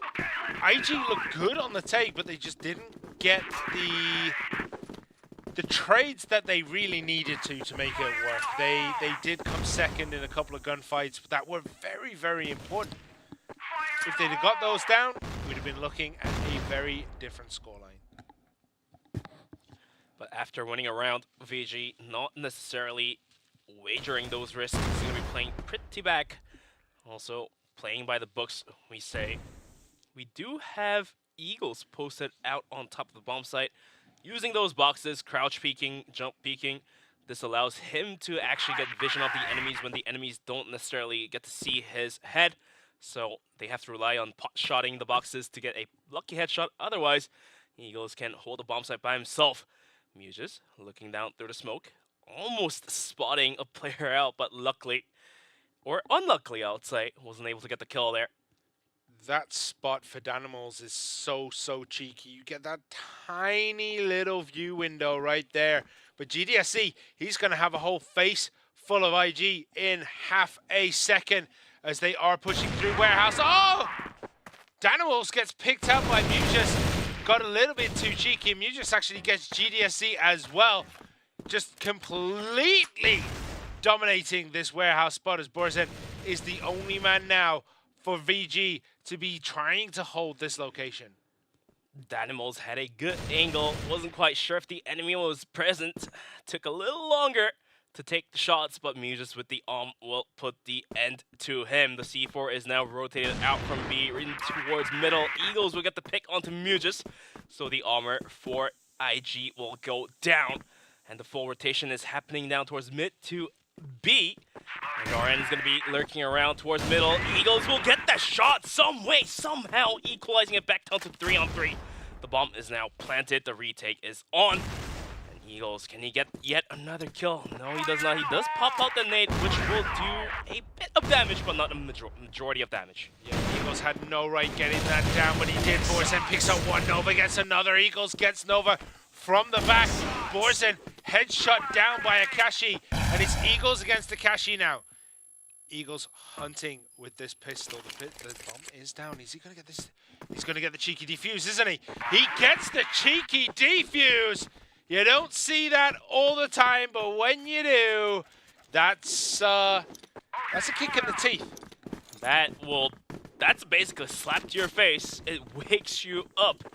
Eagles, not scared, not afraid, will stick the bomb and get the defuse going. And this time around, they're going to be posting out pretty aggressively. We're going to be looking at Borzen and KN clearing out long here.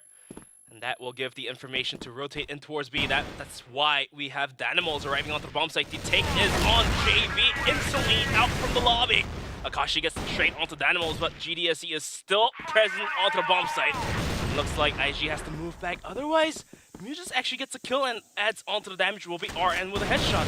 KN goes out to Nova, and all of a sudden it's all down to the end. GDSE gets a double. How does he do it? But Akashi comes up and over, finishes it. That will be Ice Games. Some way, somehow. Incredible work for Muges, getting that double, getting that triple to secure the round. It'll be 2-1. It almost looked disastrous when Danimals started popping off, but GDSC started popping off, but did get taken down 2-1 as we do see KN now sitting on that sideways passage, just making sure that he has eyes if there's going to be any rotation over towards A. Playing with the clock. Ice Games, after securing that round, is going to be going towards the A connector. KN is actually boosted up here, though. If IG swings in the wrong time, that'll be a problem, but the flash will move the position of KN away, but KN with open arms will put some damage, but RN from long will swing out, secure the kill. Yeah, that should have been KN's joy there, seeing them come through, and he almost got JV down. It was almost a 1-for-1 trade, but IG do manage to completely clean that little corridor there. And they have a man advantage now going into the last 1 minute and 20 seconds of this round. Ice Games, after having that man advantage, Danimals is going to swing out and equalize it down. Going to be a 4-on-4. JV down super low. Don't know what more he could do unless he can find some good headshots. Only a minute left onto the clock here, and the bomb is going to be rotating in closer towards B. But look who is holding it. GDSZ. This man has shown what he can do. He did get the double kill last round, only short of a single kill to actually win the round for them. But now he does toss the nade. Will do a substantial amount of damage to Novas. Now the pre-fire coming through will land onto Nova, almost getting Muges as well. So the aggression is halted in a blink of an eye. And now VG has to rotate out. Eagles on top of the site has spotted JV. He has the pistol. If JV swings in the wrong moment with only 10 health, there isn't much for him to do. Yeah, Eagles kind of abandoning. I think he's assuming he'd retreat here, but it doesn't matter. He turns around, JV pops up the ladder, gets popped out. Eagles pops up as he gets Akashi, and then bores it from the side, gets Mujis there, and that is another win on the side of Vincent Gaming. It is 3-1. GDSC completely putting a stop to the aggression coming towards his side. And then Eagles on top of the bomb site, getting a double kill with a pistol. Second one was a headshot even, onto a full HP player. That is going to put the stop on to the aggression. And that will be the round secured by Vincent. But we are moving into the 5th round. IG needs this. GDSC may have spotted JV running in. RN will find boards and to open things up nicely, but JV swings out as well, gets KN. GDSC finds one. Can he get the second? Yes, he does! Eagles did arrive as support. Danimals as well. GDSC contested, but he does go down. Now in a 2v2. 43 left on the clock. The bomb is going to be planted unless Danimals swings out from the smoke. Cheeky play. Almost gets it as Muse will arm him down. And he will get the double with the Muse absolutely feeling it tonight. Gets 7th kill of his own. We'll secure the round for them. It's going to be 3-2. Still in favor of Vincent. Yeah, Muse just doing really, really well today. Really showing up for his team and helping them when he needs to. 7-4 so far. And I think last map, he also had a great time. But Eagles there, RN just popped a little bit of a shoulder out and got very much punished as Eagles in the Eagles nest at the top of A just takes him out. I mean, if you're in your favorite position, you can work some magic, and Eagles does exactly that.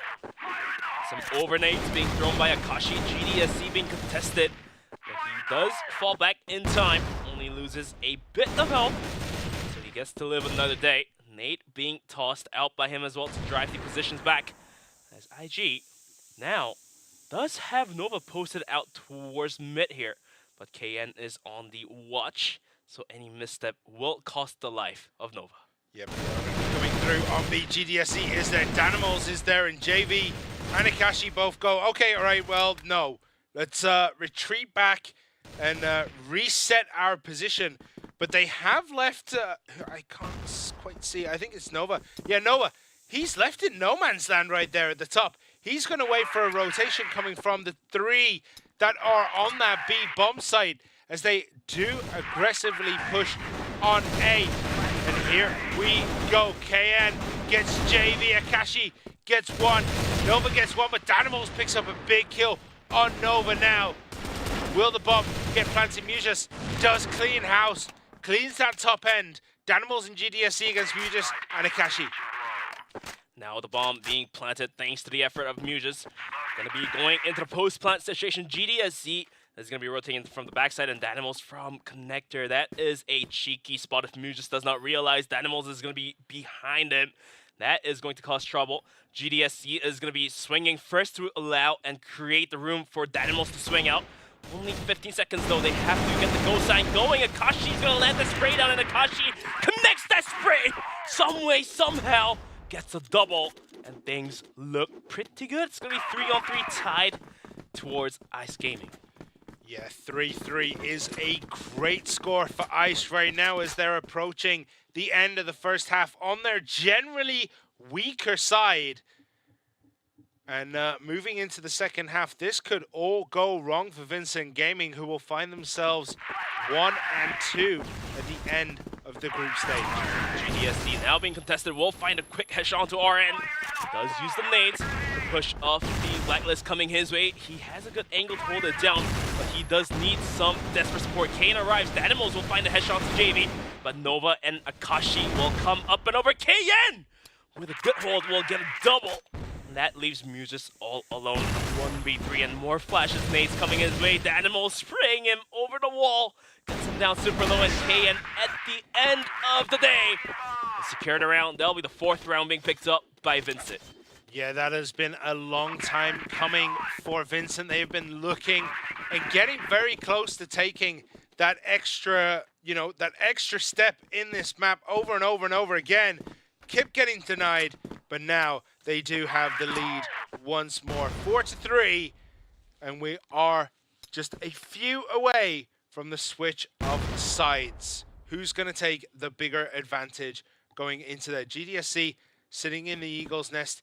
Eagles, though, sitting down on B with the sniper. It's very unusual to see a sniper in that location. Usually you want your riflers there because you need the spray. You need the spray to try and hold that B side. You are absolutely correct, but Eagles, if he can find the first shot that does put the halt to the aggression coming in, it's like the brick wall in front of a moving car. But if he cannot find the shot, it will continue in on towards B. But for now, the C4 is going to be posted outside of A connector, and that may signal to us that they don't want to aggress B just yet, so they're going to be testing mid. Boars and driven out from his position as Nate did fly his way. It does indeed, and we have a bit of a peek up through that center.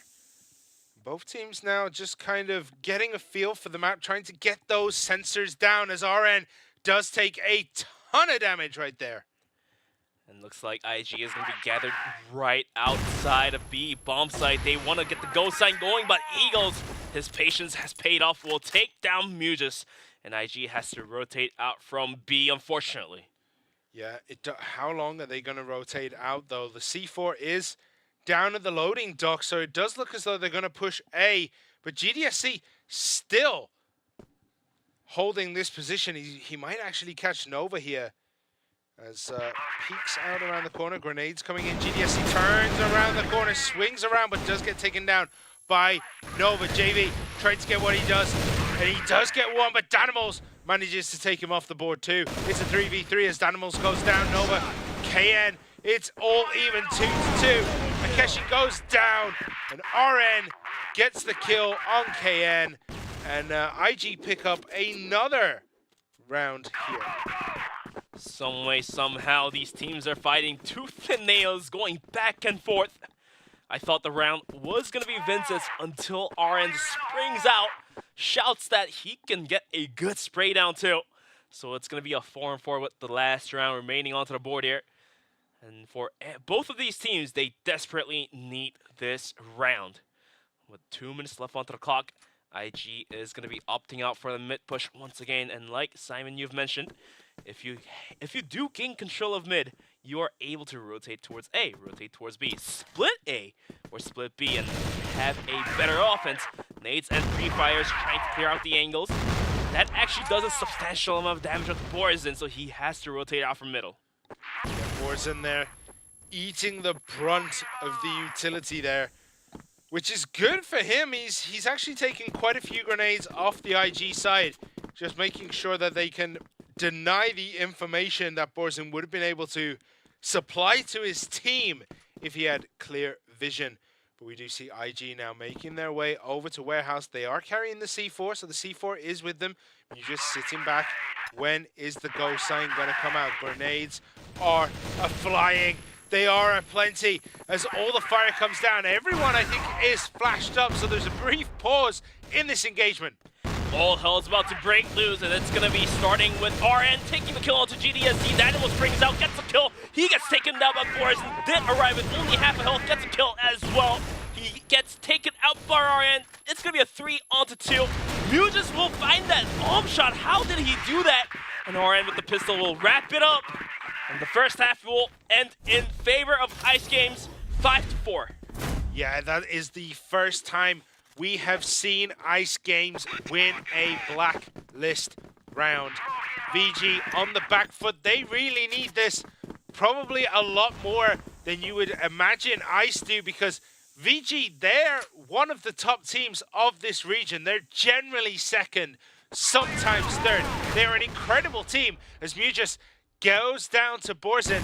But I was saying, VG need this to secure that second or third spot, mostly the second spot if Imperial play the way they've been playing all day.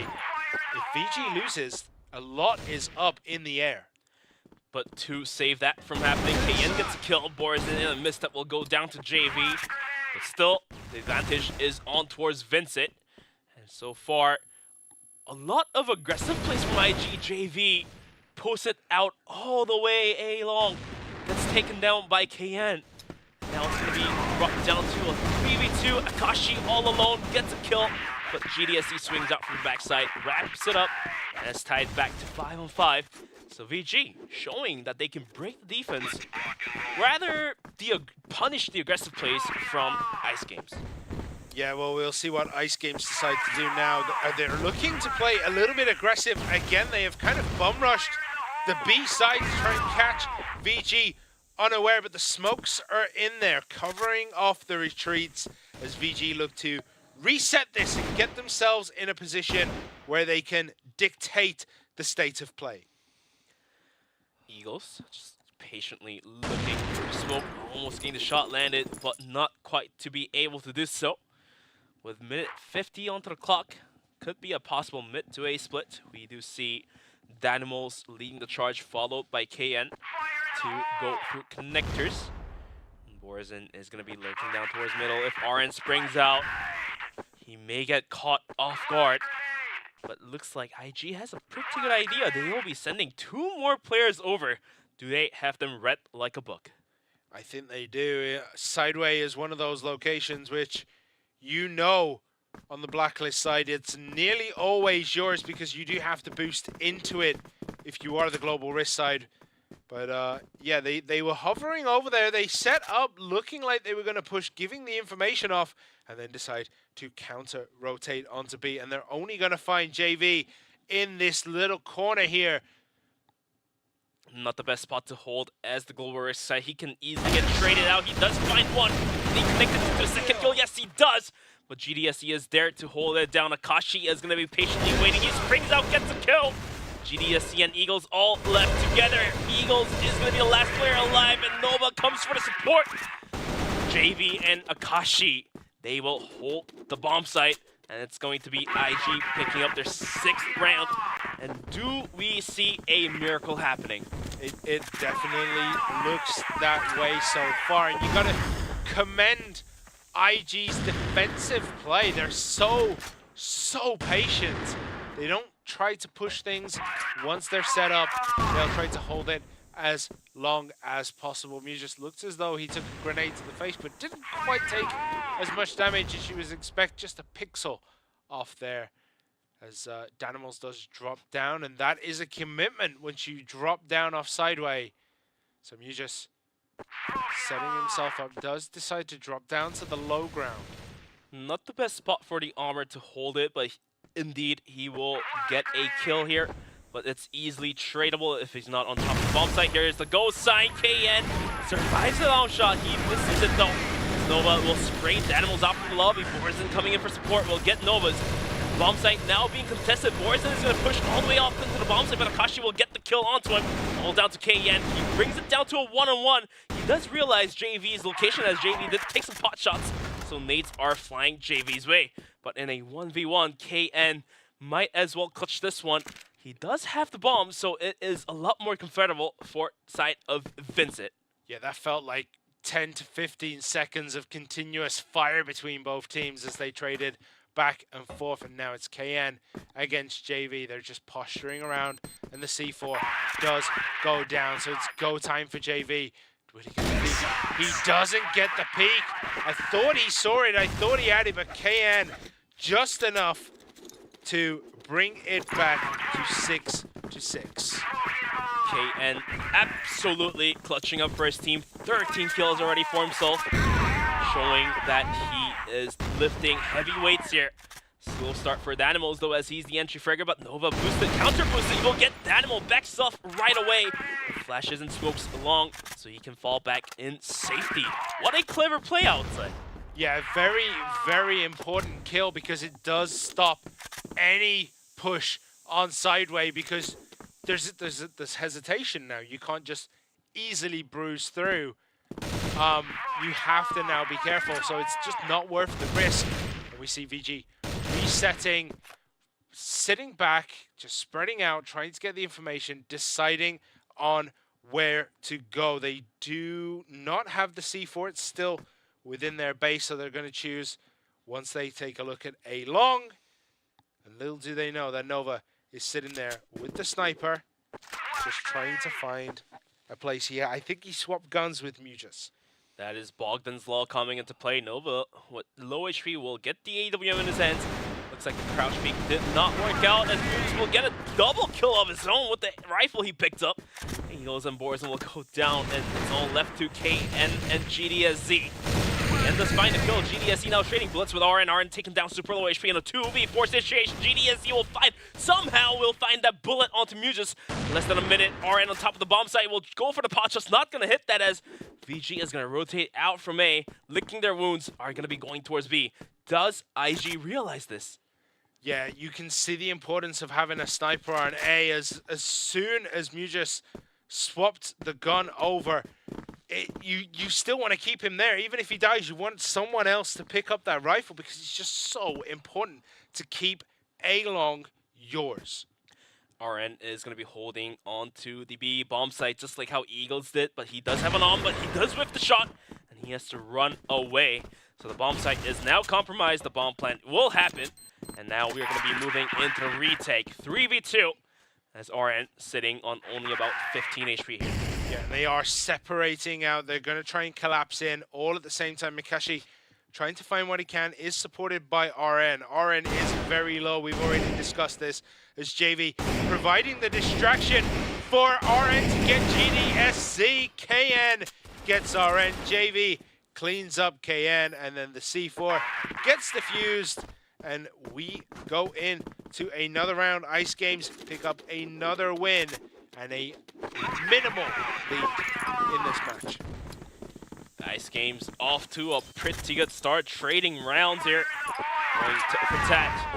These teams fighting tooth and nails. This is a bloodbath, not a lopsided match here. Everyone trying their hardest here. And for now, the lead, like you mentioned, is minimal lead given towards Ice Gaming. And can they maintain this lead, or can VINCIT bounce back and steal that lead? GDSC just jumping, getting up into sideway where the rest of his teammates are. So they are going to make this push over onto A. They have committed by dropping down. The commitment has been made, and looks like we are going to be looking at some A take here. The setups have been lined up and is thrown. Mujas is going to be on the front line, trying to hold this one down with the arm. Can he get the shots in?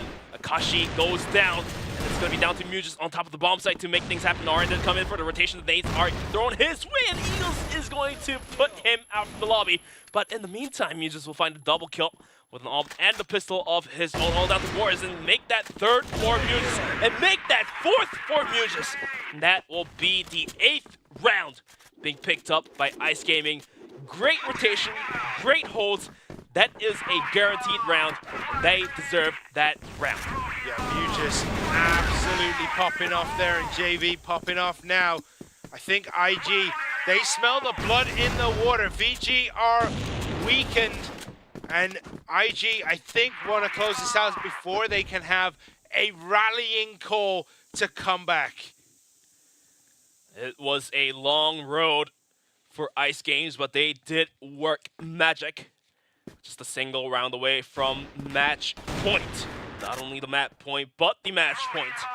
They are dedicated. They do have a man advantage. They want to keep that lead going. So we're going to be looking at JV posted out towards middle. And with the support of Nova, they're willing to hold any mid-aggressions coming this way. Yeah, and the C4 is just, you know, on the bridge underneath us. Trades come in, JV and KN, sorry, they get back and forth. KN goes down, but JV has taken quite a bit of damage, but it is still 3 against 5 now. 3 against 5, but the members are going to be containing GDSC Eagles. GDSC gets tapped out as RN was posted right in front of him while he was swinging. All down to the hands of Borzen and Eagles. Borzen going for the pot shots against JV. Not going to hit. Only a minute left. Mujas will take Eagles down. All down to Borzen. The push coming to shove. JV will get the kill. And that will be the match point secured by Ice Gaming. Yeah, and now they have 3 chances to close this out and pick up their first win in CFSI 2023 Split 2. They're looking good. You really can't say anything other than that. They are looking solid right now. Maybe it did take a little amount of time for them to get warmed up. Finally, they are possibly going to snatch the win away from VINCIT and make it their own. Minute 55 in VINCIT Gaming, looking to go down towards A once again. Didn't work last couple times, but can they make it work this time? We will have to wait and see. They are still posturing around. They haven't committed anywhere. But I tell you what is committed, Ice Games and A bomb site. They are super committed to holding that side right now, as I don't think they have anyone really overseeing that B site. And that wager is not going to pay off, as the bomb is going to be rotating in towards B. But they do have support arriving. It's going to be Akashi and RN to hold onto the bomb site. Add that to it is going to be Nova. 3 players holding it down. VG playing with fire. They have to make the right rotation. Otherwise, it's a done deal for them. So they're going to be pushing out from B towards middle, which is valid. But look who is waiting. It's going to be Muges with the AWM. I think JV is also sitting right underneath the sideway passage, trying to, you know, shoot up and through someone's body once they go over his head, because it does look as though, oh, no. Yep. Okay, KN, Took there a we while. go. I think he just gave up on the boost jump there. They are going to come over the top of sideways. How committed are they in this push? KN knows he's there. No, he doesn't. He doesn't at all. He gets one. He almost gets two, does JV. But Muges from the back lines gets Boars in.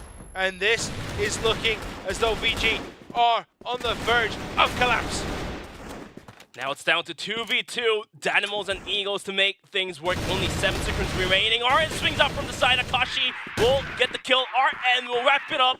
It's going to be Ice Gaming actually making the clutch happen, making the comeback happen. Takes map number 2 and map number 3. It's going to be 2-1 Ice Games. Yeah, Ice Games. I mean, they deserved it in this match. They had a weak showing on Eagle Eye. But then, you know, they dominated Ankara and they dominated the end of Port. Look at the relief in the faces of Ice Games and look at the frustrations in the faces of VINCIT. It was almost there, but it just wasn't quite enough. But let's take a look at the last bits of some highlights of map number 3 of Port. Smart gunplay from VINCIT. Almost made it happen, but looks like it was just inches longer on the side of Ice Games. Yeah, I mean, you talk about the frustrations. They're probably just there trying to figure out where they stand in this tournament now, because 1 and 2 is a very tricky predicament to be in, because you could be 3rd, 4th place. There is still a chance of finishing 2nd, but you're not going to be in that top spot. And I mean, VG looked great for so much of this. Every time they won, they looked very strong, but IG just, they actually won a blacklist side. I mean, that never happens. That never happens, but apparently they did make it happen. As you can see on the scoreboard here, good shots coming out from these players. In some way, somehow, the gunplay was a bit more superior to the side of Ice Gaming. Yes, it was indeed, and Eagles just couldn't get it done for VG either. I mean, they played really well yesterday. They did go down to Imperial, but I mean, Ice Gaming finally getting a win on the board. They've got to be ecstatic right now. I mean, you just popped off in this one. JV in this occasion was able to find one, but that did buy enough time for the teammates to rotate in, and he was just absolutely on top of the bomb site, holding it down. And that will wrap up the set and the match. 10-6 for map number 3 of Port. Simon, tell us about these numbers, because the numbers are amazing. I mean, Muges going up to a 1.8. This guy was sitting down at like 0.5 yesterday. He was so slow. 0.08 on the first day. I mean, yeah, oh yeah, he was like 0.0, right? Ridiculous. Muges popped off. Akashi as well. Look at that 1.75, but then you look at the side of VG and it just was not their map. They never really got going. Kenny and Eagles, they did some work. KN 1.251, but like they just could not get a foothold on Port Ice. They did eventually take it. They took the long way around. They did lose the first map, but set 2 and set 3 looked theirs. 10-7, 10-5, 10-6. At the end of the day, whoever writes the conclusion said Ice Games wins this one. It's going to be 2-1.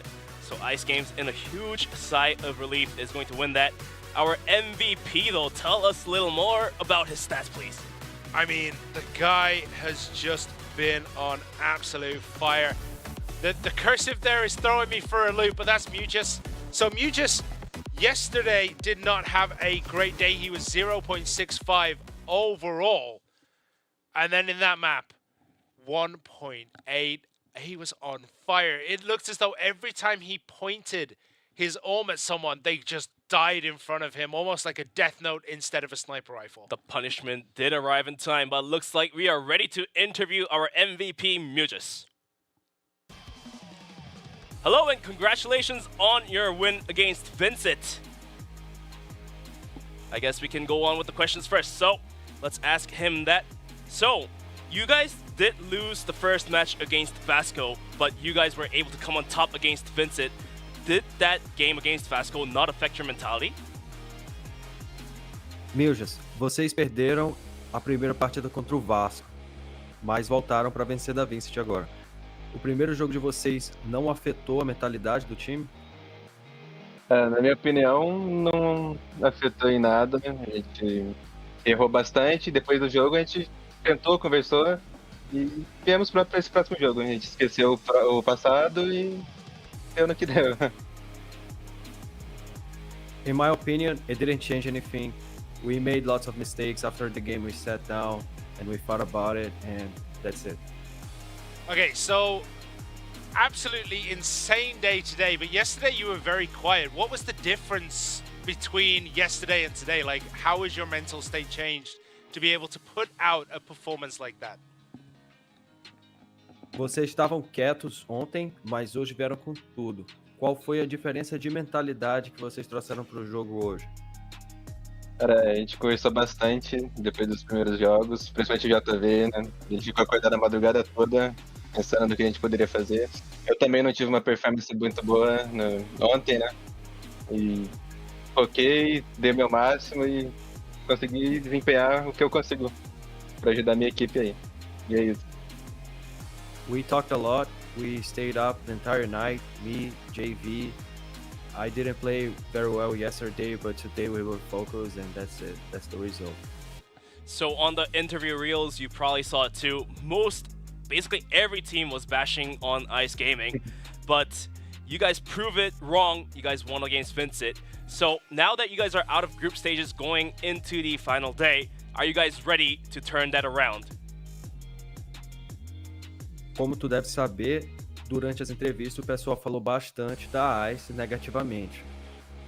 Vocês perderam o jogo, mas vocês venceram o outro. Como é que vocês se sentem? Cara, a gente se sente bem e falar mal todo mundo sempre vai falar, né? Principalmente a gente que chegou a dar acesso e tudo mais, acho que ninguém acreditava. Mas a gente vai dar o nosso melhor aí e a gente não liga muito pra opinião dos outros. O que importa é o nosso time mesmo e cada um que tá do nosso lado ali. Everybody's always going to talk, especially for us because we are coming from the Access League, the CFOL. But we don't care about anyone's opinions. We'll do what we have to do, and that's it. That is a bold statement, but you guys made it happen against VINCIT, one of the top teams in your region. But thanks for the interview, and once again, congratulations on defeating VINCIT, taking your first win here. Thank you. Thank you. What can you say? Like, the rock solid mental state of a team to show what they showed yesterday and be like, yo, we stayed up all night just like making sure it was basically group therapy. I mean, teams can get tilted, but looks like Ice Games is stone cold and they are able to maintain their mentality and just go play that A game every single time. Yeah, well, we have one more match coming up. It will be Imperial versus VASCO. Will VASCO be able to stop the train that Imperial have just been steamrolling through everyone. We're going to have to wait and see. But let's take a quick break for the players, and we'll be right back. So please stay tuned for some quality crossfire.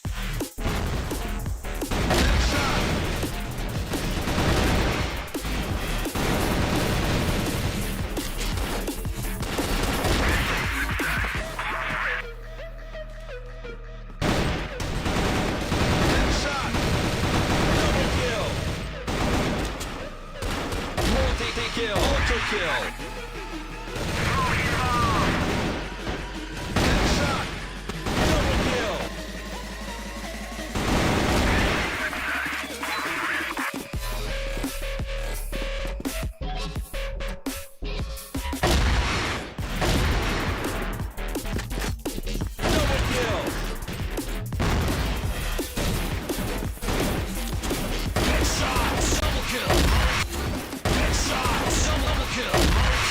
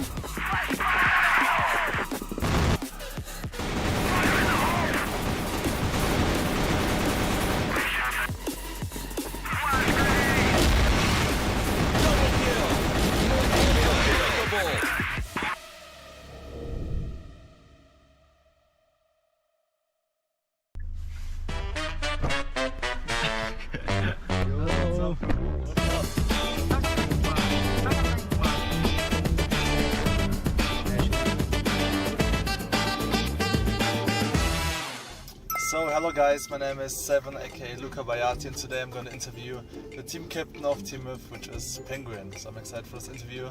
Let's find out how he's feeling today, and let's ask him some questions about CFS 2022. Yo, Hello. what's up, bro? Hello. How are you doing? Good. Today I'm gonna ask you some questions about CFS and also about your team. Okay. Let's start with some basic questions first. What's the meaning of your nickname Penguin? It's just penguin, you know, the penguins. Yeah, I like this animal, so I just named myself Penguin. So since you're one of the best players in Crossfire West, do you think you can also compete on the global stage too? I guess all the West players can compete on the top level. It's just a matter of the new metas, strategies, and how the team play together.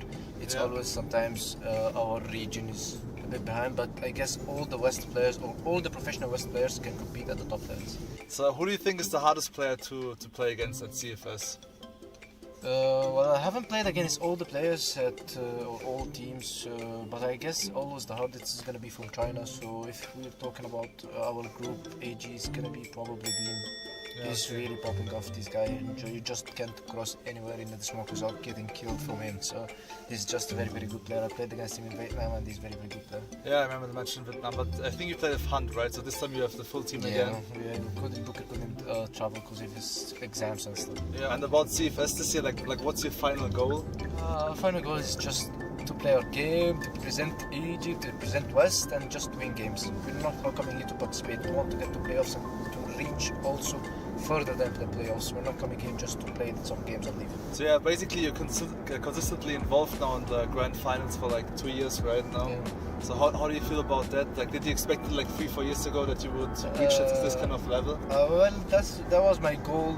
But I guess reaching this consistent level, maybe I just was hoping, I want to reach one time to CFS. I want to play on LAN one time, but then 3 times in a row. It feels really, really great just representing West for 3 times in a row, and then hope for more as well. Yeah, I can relate. It's a nice feeling.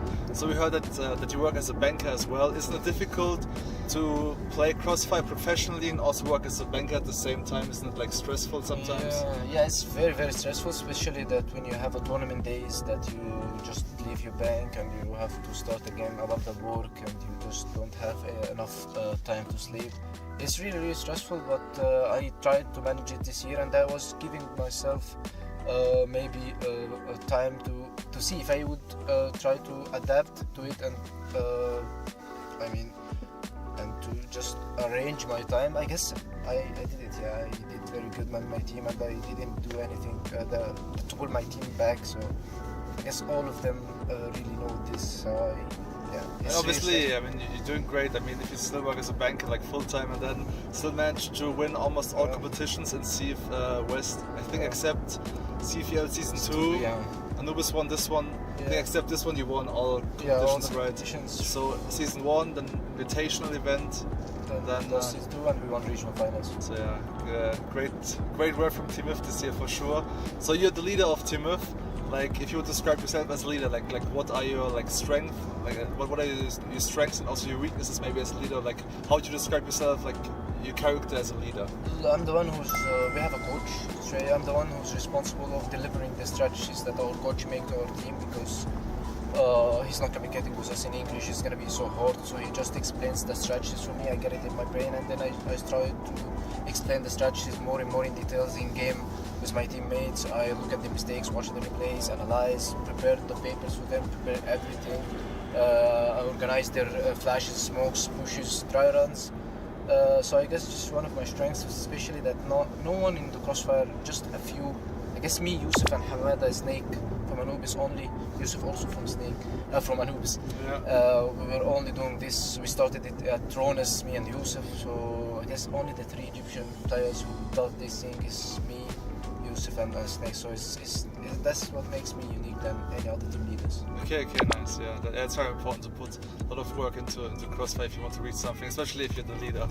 And how's the relationship with your teammates? Are you like friends? Is it more like family, or like are you just like colleagues at work? How would you describe it? Playing with my team, Yeah.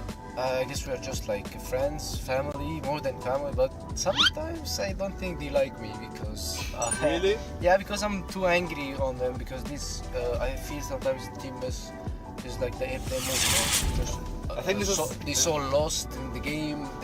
No one concentrates, no one is communicating, and they do the same mistake every time. So I just feel I get angry sometimes, and they don't like it. Well, you should be. I mean, like your team captain. I'm also team captain, so I can tell that. I think it's normal to be part of like sometimes you have issues because you're the one who tells your teammates, "Hey, guys, be quiet now. You need to Like, wake up at this. You need to practice at this. You need to come here for the game." So I guess I'm managing everything, and I'm just hiding their time to Crossfire. Even here in Korea, I just wake them up at 7 a.m. to have breakfast, 9 a.m. to meet at the practice room. So I guess they don't like it a bit, and especially when I shout at them. So I don't think sometimes I'm pretty sure these guys don't like me at all. But when we are winning, it's part of being team captain. I think it's normal. I think it's normal. I guess you know this as well. Yeah, of course I do.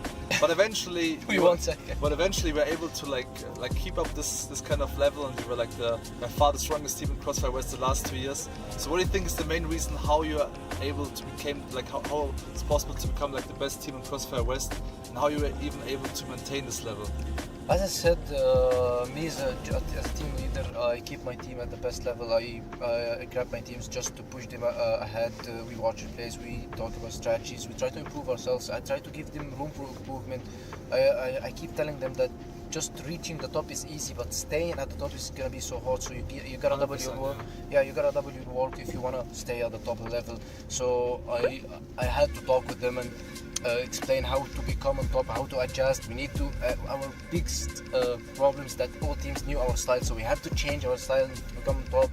So I guess just maintaining our mentality that we are winners and doubling our work is the best points that we did to become on top. Yeah. Okay. Yeah. So we're almost ready for the venue now. Yeah. Thanks a lot for the interview, Penguin. Thank you. Job. I'm cheering for you, obviously, like representing like my region. Yes. So I hope you bring Crossfire West back to the top at least this year at CFS. Because next year I'll bounce back as well. Okay. So thank you so much, bro. Thank you, man.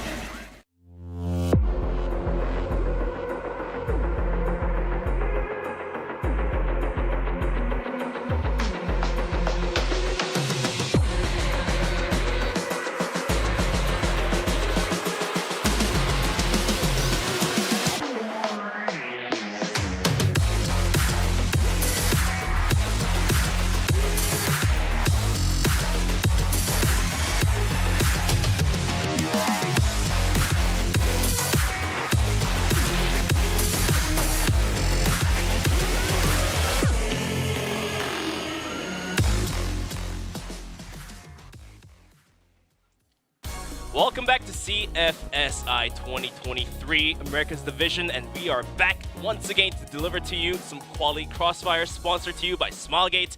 We are left with one match remaining for the group stages. It's going to be Imperial versus VASCO Esports.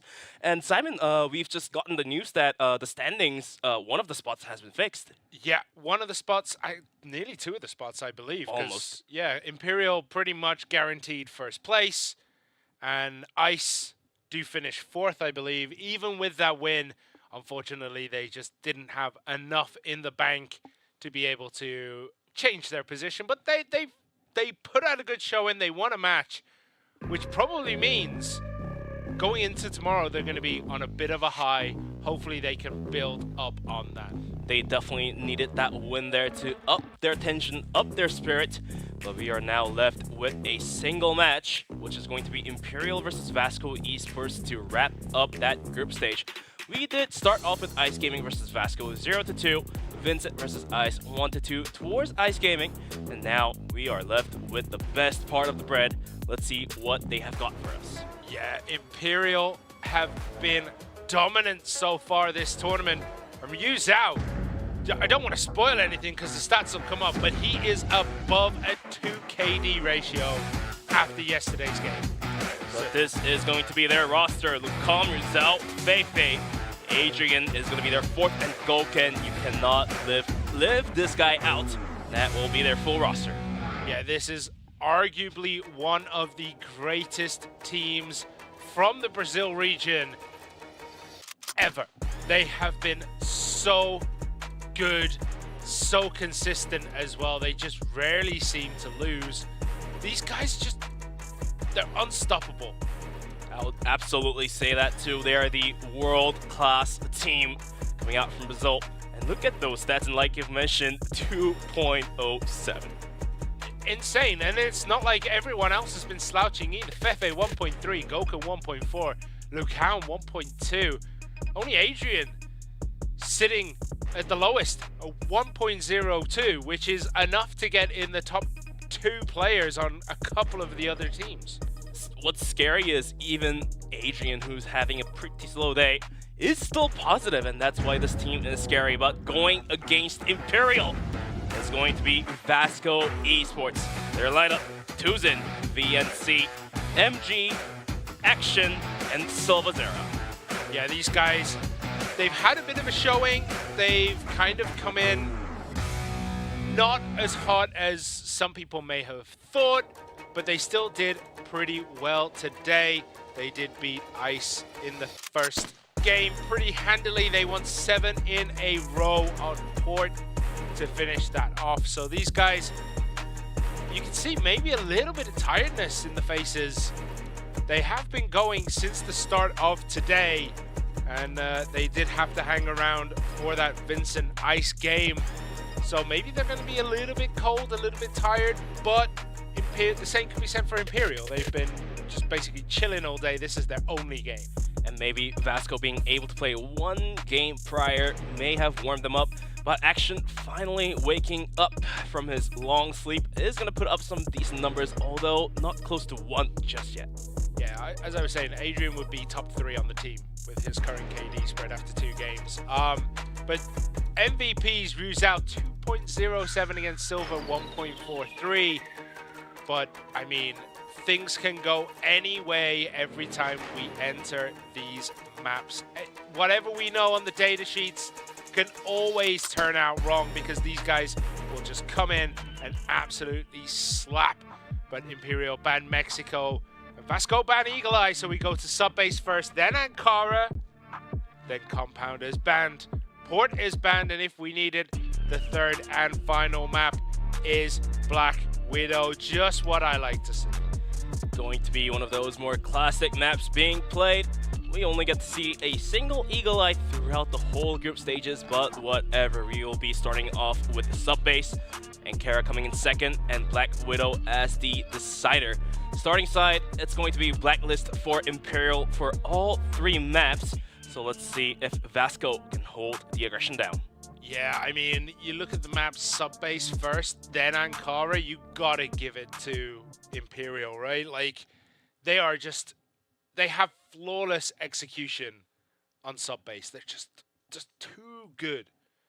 I think they're 64.5% win rate on sub base. That's just unstoppable. That is an insane number being put out. But tell us a little bit more about the match key points. So, Over to you. defending champion in an unstoppable form, 2 clean sweeps from yesterday, and VASCO's tactic management on the Blacklist side is key to them challenging Imperial here. But I mean, Imperial, just looking at the numbers, Blacklist side 56%, Global Risk side 71% win rate. So both sides, they're able to play down to the nails, just beat out the other team. 70% is a number that you do not see in competitive esports, but Imperial apparently did it so. So, VASCO Esports, it's going to take a lot of effort, a lot of bravery, and a lot of gunplay to beat Imperial, but let's see if they have it in us. Looks like we are ready to jump into the first map. It's going to be sub-base. But before we do so, if VASCO wants to secure their second place, they have to win pretty big here against Imperial. Yeah, I think they're going to have to win by a near insurmountable number of rounds. At least like a 10-5. It would be like the bare minimum. And it's Imperial. They're not going to drop that map. many sets, right? True. They could drop a map. I don't think they're going to drop the match. All right, looks like we are ready to kick things into the first game here. So let's take a look. We're getting into it very, very soon. Very, very soon. Just going to have to wait a tad bit more. Oh, technical issue. Okay, so we're going to have a remake of the lobby. Fair enough. So we're going to have to just buy a little more time.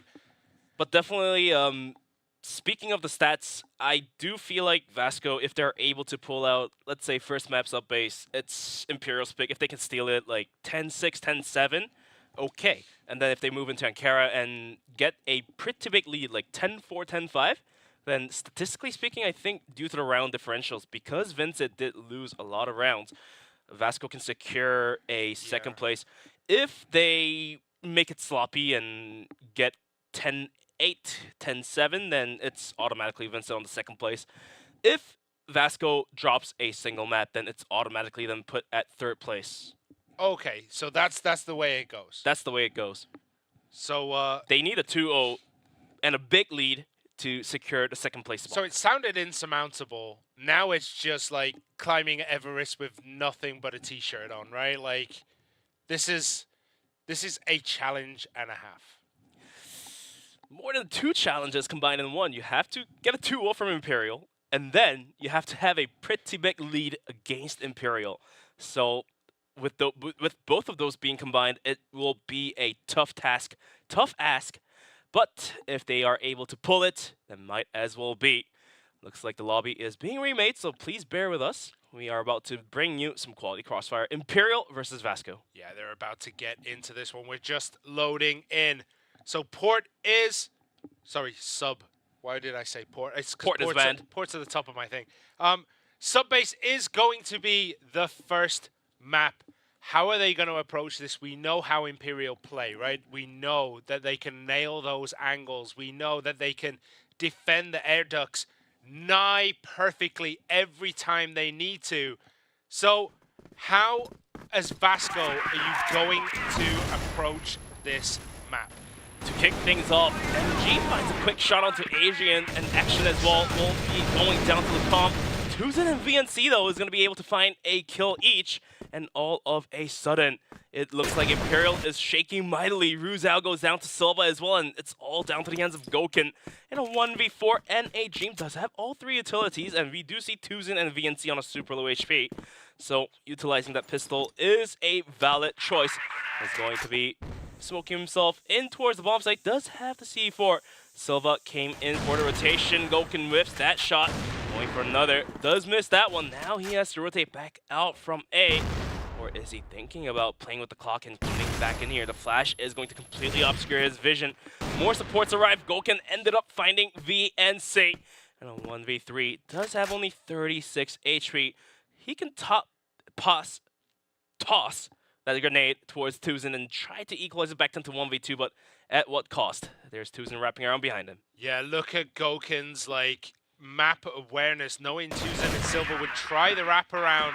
Unfortunately, when you only have the the Orm and a pistol, it is very hard to take down a rifling team. So first blood actually goes the way of VASCO. And VNC yet again finds another kill onto Lucam. Action taps out Adrian in a blink of an eye. It's going to be down to be a 4v2 as Silva will continuously put the damage into Goken. Now on a 2v4, Ruzao taking down half. Ruzao gets a kill, but can he get more? And the answer is no. Tuzen will tap him, and VASCO off to a solid start. Will secure 2 rounds in a row. What is going on at Imperial? They're just getting picked apart here.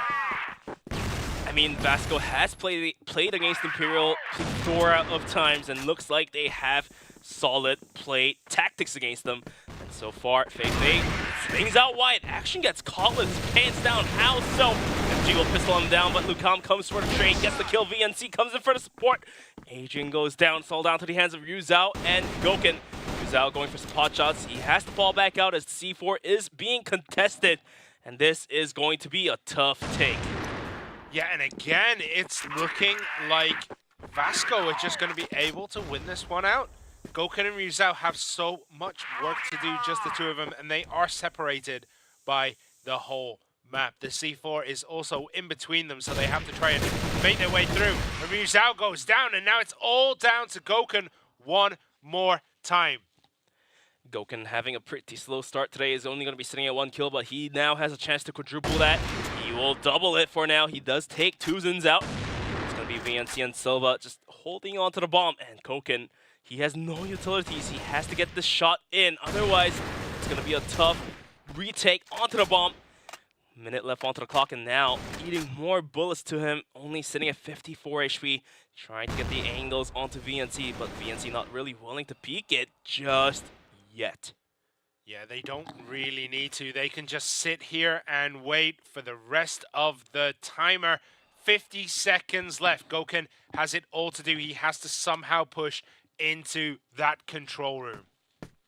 That's going to be a killing field. Goken, he has 40 seconds. He's not really wrapping around. I think he just wants to go for the aim duel in confidence. But the question is, can he make it on 2 people? Yeah, indeed, given he can get a shot onto 1 person, but if the second person swings out with an arm, there's not much he can do. The flash even blinding him to buy more time.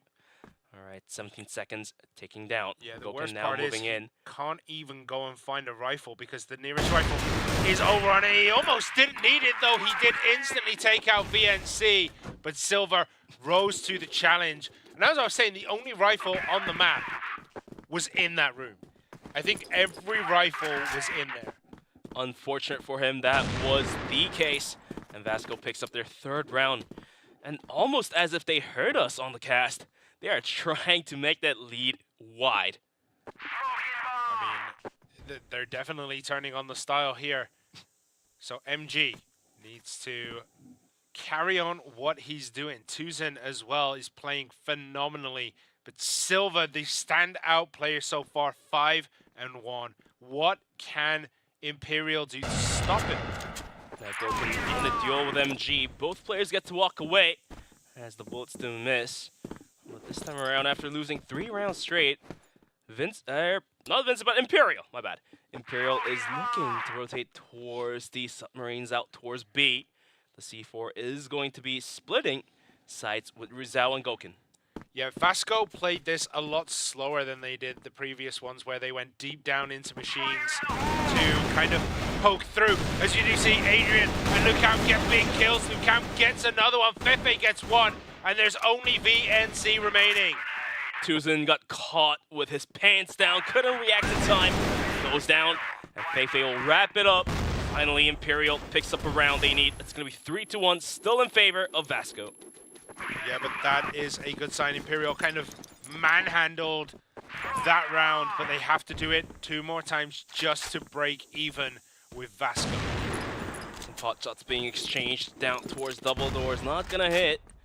And MG, off to a pretty good start, I would say. Has 3 kills that last round. He wasn't able to pick up much, but seeing MG perform, gives us the hope that VASCO may pull that magic. But the clock being ticked down to minute 56. Looks like that B hit working last round kind of hints to us that Imperial may favor that side over A.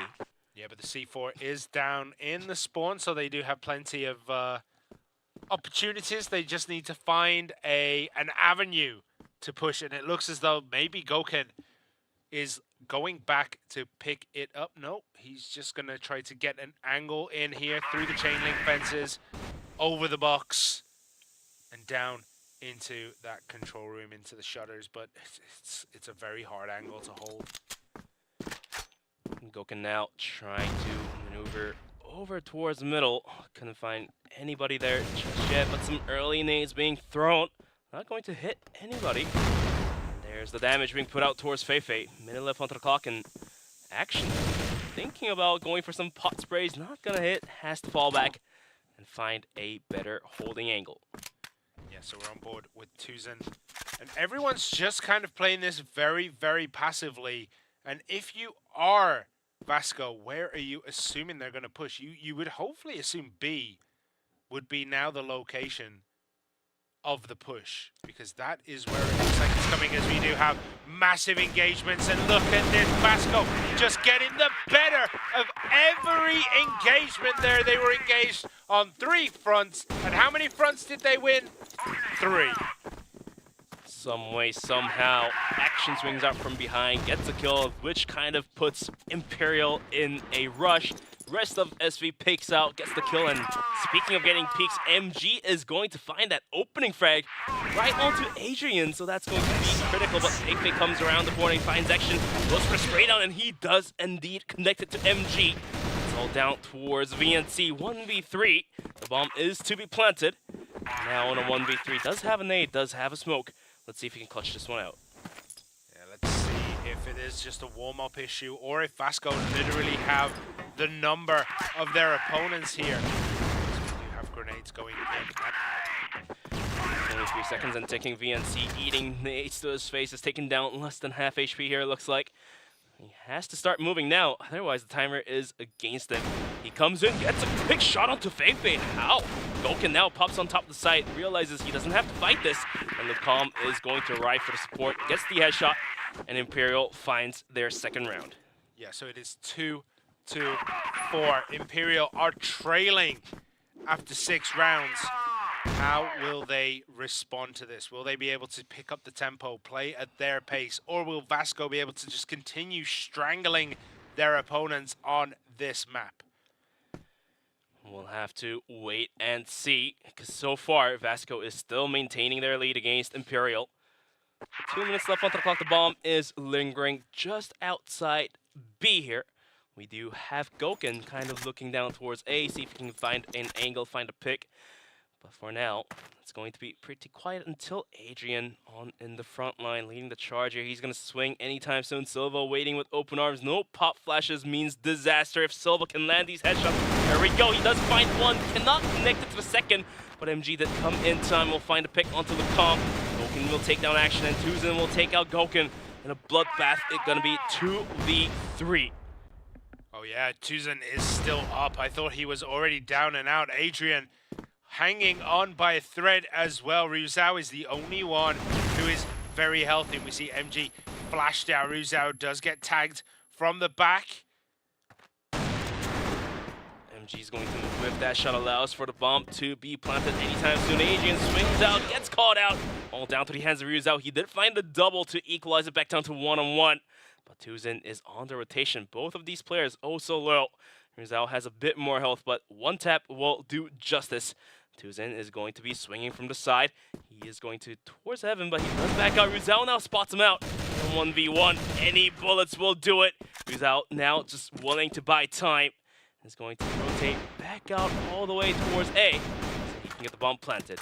Yeah, I think he was faking it that time round just to make sure that he could get his opponent Tuzen to start moving, maybe open himself up. Second time around, actually plants the bomb, needs that extra time. And now all he has to do is just chill. He has to just hold his position and secure this, and he doesn't even need to. Ruzao pops out Tuzen here, and that is Another win on the side of Imperial, and that one almost looked very, very bad for Imperial. And it looks like the rest of Imperial, besides the Calm, decides to wake up from their wait. That pick from Silva is going to cost him his life. Rizal will take out Silva. VNC swings out, though, in a nice manner, tapping out Gokun to equalize to 4-on-4. 2 minutes left onto the clock. Let's see what Imperial wants to do. They do have the bomb picked up. MG has a pretty good angle, but he does whiff that shot. Yeah, they are swinging round through access road and down into what we could call the danger zone, because there's so many different lines, and VNC actually has an angle as Rizal and MG start scrapping in that room. We'll have to wait and see what Imperial wants. They are poking and prodding towards A, but they can always rotate out from there, both towards middle and both towards B in any moment. VNC just checking, clearing corners. Was thinking about tossing that nade into vents, but he decided not to. Just going to conserve onto it. In the meantime, the bomb did shift over towards B, which is being held down by Tuzin, and Tuzin off to a pretty slow start, but he is capable of holding this down if it comes right way. Lucam is going to tap out MG. What a swing. Yeah, he didn't even need half a second to line that shot up as VNC goes on a rampage. In retaliation, Tuzin gets another, and it's 2 against 1. Fefe has it all to do, but Action and VNC are very low. We know what Fefe is capable of. That's what he's capable of, and now he is on the hunt. He lays down the C4 to buy him that extra time, and now Action, last man standing. 9 HP, and a Dream is going to be wielding that pistol, but does he realize Feifei is waiting patiently right around the corner with open arms? And if Action decides to play with the timer, that kind of gets Feifei worrying. That's why Feifei's checking left and right. But now Action started moving. He did see the tip of the gun of Feifei, and then Feifei sees Action too. And 9 HP just isn't quite enough to cut it. And Feifei will wrap it up. Imperial catching up 4-4. Yeah, it seems like they've shaken out the cobwebs of their wrists, and Imperial have woken up. They are now 3 in a row, 3 on the bounce, and that's just what they needed to get back into this match. Lucam sitting on 9 kills, Feifei sitting on 8, and even Rizal waking up and equalizing his KD to 6-on-6. That is something if you don't want to see if you're a VASCO fan. And like we told you, the stats, VASCO needs to win this one outright, 10-4, 10-5 if they want to go into the second place. And if they are losing 4 rounds already, this seems pretty hard. But for now, Imperial is going to be going for the mid control, is going to be swinging. Rizal took a bit, Gokun took a bit of damage as well, which drives the players of VASCO to move back out. So let's spot it out. Lucam is quick to gun him down. Feifei as well will take down Tuzin. Make a double for him. MG trying his best to hold it down. We'll find Rizal, but he cannot stop the bomb getting planted. They didn't actually plant it there. They faked the plant and they had to redo it. But now it's Imperial driving seat completely. They know where VNC and MG are. We see Fefe goes after MG.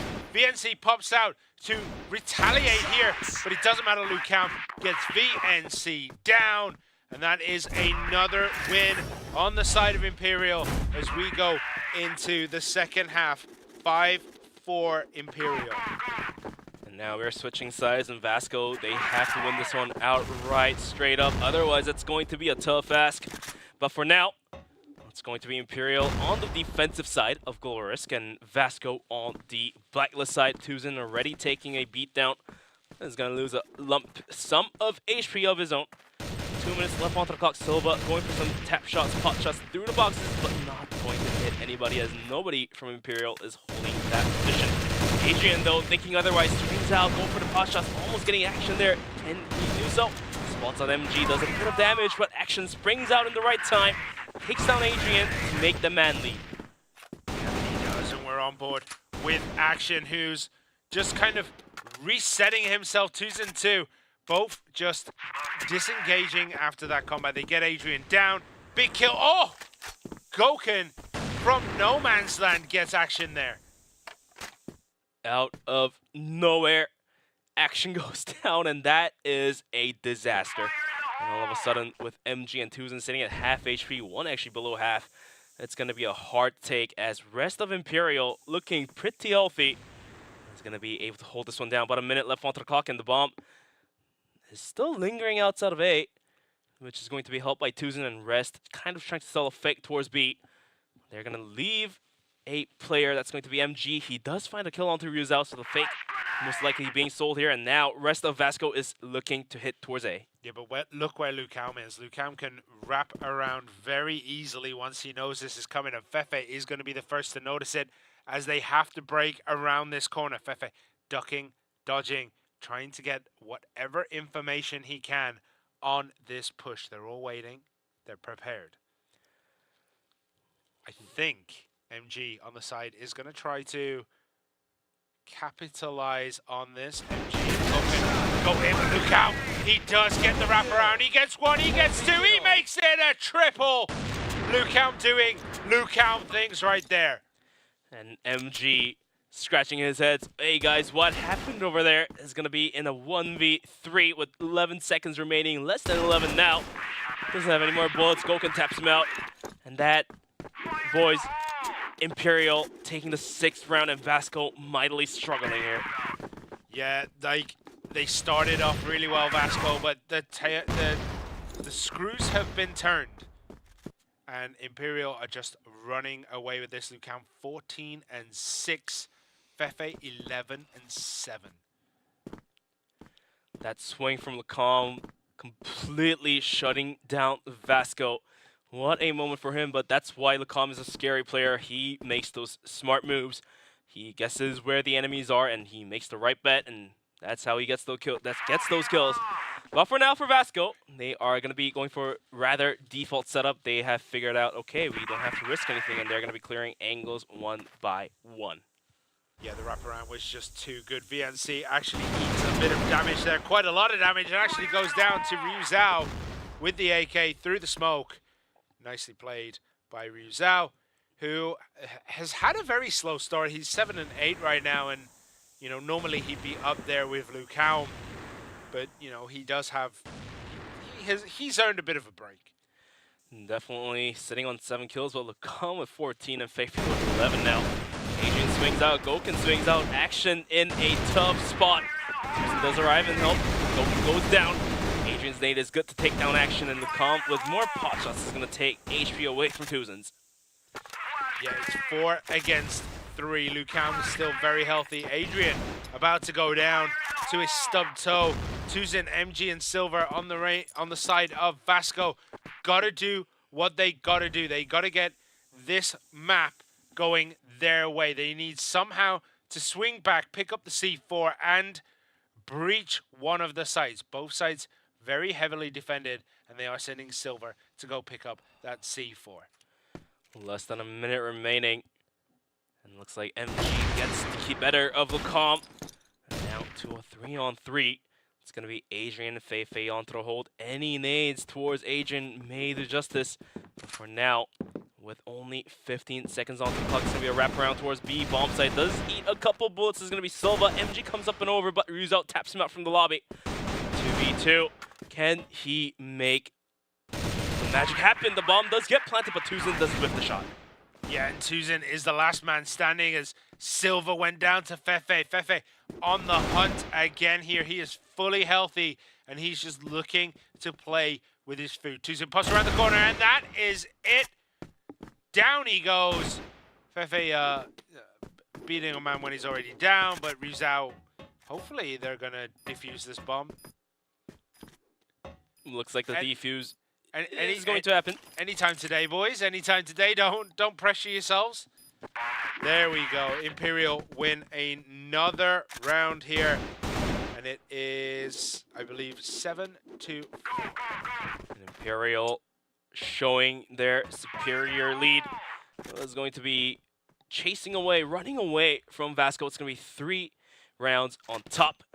And for now, we're going to be getting a quick tactical pause coming through for the side of VASCO. We're going to be looking at them, talking over what they have made wrong. See if they can fix those mistakes. They have to go back to the drawing board for sure, because right now, their attacking doesn't seem to be working out. Yeah, I'm a bit like they all seem to be super game focused right now. Okay, we are actually going to continue this set. We did get a reconnect, I believe. So here we go. Grenades flying out. Where is everyone? We have to adjust to the map because we didn't get to see it before. So control room pretty much secured. Back of cage. Yeah, I think yeah, Imperial are pretty set up. For now, with that quick pause, Action does find a kill onto Goku, which is a huge opening, especially if you do find the kill onto the armor. That does take away a bit of long-range dual abilities from the side of Imperial. Gonna be a 5-on-4. The aggression is coming through. Fake has a good angle to spray it, but he does whiff it. Adrian, though, coming in sneaky, gets a double, and all of a sudden, VASCO put to a halt on the aggression, but with the help of flashbangs as we go through, Zhao will find the wallbang. Silva, though, will take down Adrian. Lucom's coming up and over, will get the kill all down to the hands of MG. There's the shot, 1v2 and a dream. He does have to back off for now. He does indeed. Lucom has been so deadly with his shots. Zhao also popping around the corner, just making it nigh impossible for MG to get anything done. And it is 8-4 Imperial. I mean, Fefe is absolutely showing why he's on this team today. Fefe can be so good on his day, and today is Fefe's day. Fefe's day indeed. Lucom's day as well. I mean, it's anyone on Imperial's day, I feel like, showing dominance over VASCO. 8-4. It's the single round away from the map point. And VASCO, licking their wounds, is going to have a pretty slow round here. They're going to be gathered just outside of spawn, trying to catch off anyone from Imperial swinging out wide. Hot shots almost getting the better of VNC, but VNC is now also going to spray down to the smoke. Not going to hit for much. Does take a bit of damage away from Goken. Yeah, VNC was very much, again, like Neo in the Matrix, dodging those bullets left and right because they looked as though they were pinpoint accuracy. As Fefe tries to breach up the stairs and gets absolutely punished by VNC there. VNC picks up a kill. They are trying to continue their aggression down towards A, but still being held down strong by Adrian. We still have Goken in the talk as well, so they are not really risking it. They're going to be posted out towards middle, rotating out from A to get that aggression going, and Tuzen spray down through the wall. It's going to hit right on top of the head of Goken, taking him out. Now on to 5v3. VASCO, can they make this happen? Yeah, this is the VASCO we saw in the first couple of maps on this one, the first couple of rounds, because they are bringing the fight to Imperial. Now swings out, goes for the spray, not going to connect. Now, the aggression coming in towards B. Rizal is now taken out by Action, and the bomb site completely vulnerable as they see that Lucom comes up and over, gets a kill. As he realized there's Tuzen waiting to be swinging out. Tuzen taps him out. It's all down to the end of Adrian. Let's see if Adrian can pull the 1v4 clutch off. The bomb has been planted, and VNC is still lurking around the corners to make things even worse. Yeah, I mean, VNC has that angle down the corridor. He will be able to spot things eventually. Adrian has a difficult job to breach here. And Tuzin just standing on top of the box, lays him out, and that is a very critical win here for VASCO, who keep their dreams alive. Speaking of keeping their dreams alive, it is going to be Adrian trying to take that dream away. He's going to push out from Machine Room pretty early on. If VASCO does not realize this could bite them in the back. And for now, especially as they're coming up through that warehouse, and look as though they're going to start trying to push Machine Room, and they are going to run into Adrian, Lucam, and Fefe in here, and that's a deadly combo to walk into unawares. And once the smoke dissipates, that may be the go sign for VASCO to run into the trap set up by Imperial. With the flashes, they're going to start running in. Adrian starts opening up, but not finded by Rizal, and Lucam will find one each. And Fefe continues to spray down, gets a double, and in a blink of an eye, MG is put to the clutch.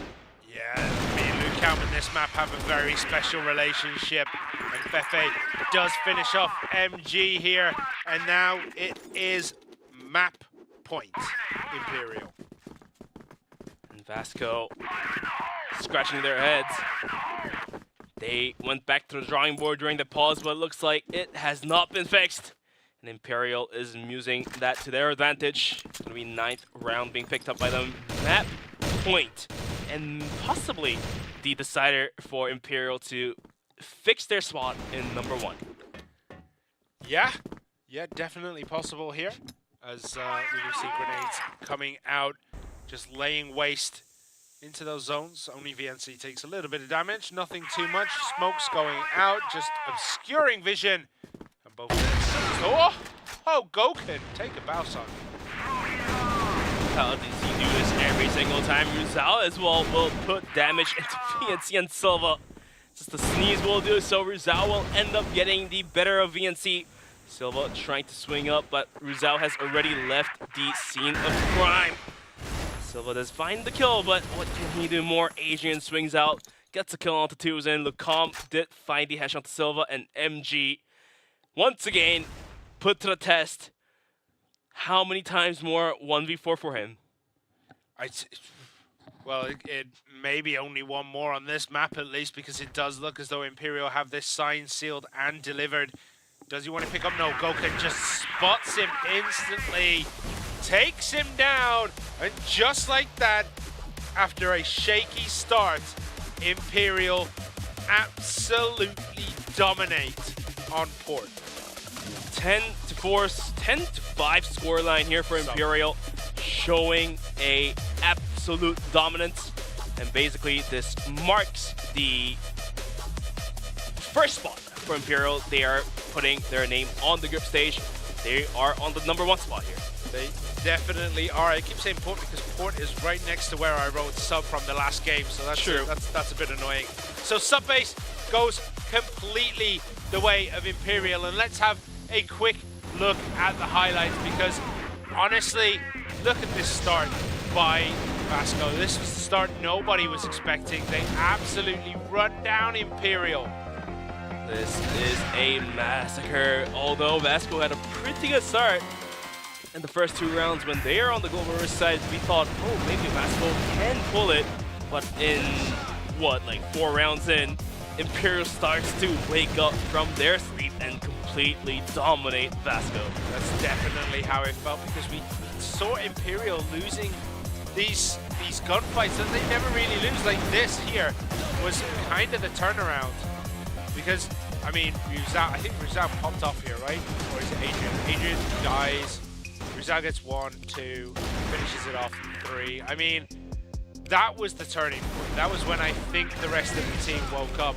And then we do have Adrian here just getting those shots from control room. Lucam clearing everything else up constantly. Lucam and Ryuzao together just seem to get, they seem to be the whole package. Support a roster of VASCO, VNC, and Silva consistently performing, but for action, things are a bit slowed down for him. Tuzen as well, things are a bit slowed down for him. As long as they start waking up, then they may be able to snatch a map point away, as Ankara is going to be their map pick. We'll have to see what goes, but the last bits of highlights are given to you. Look at that pistol play, though. It is going to put the end onto them.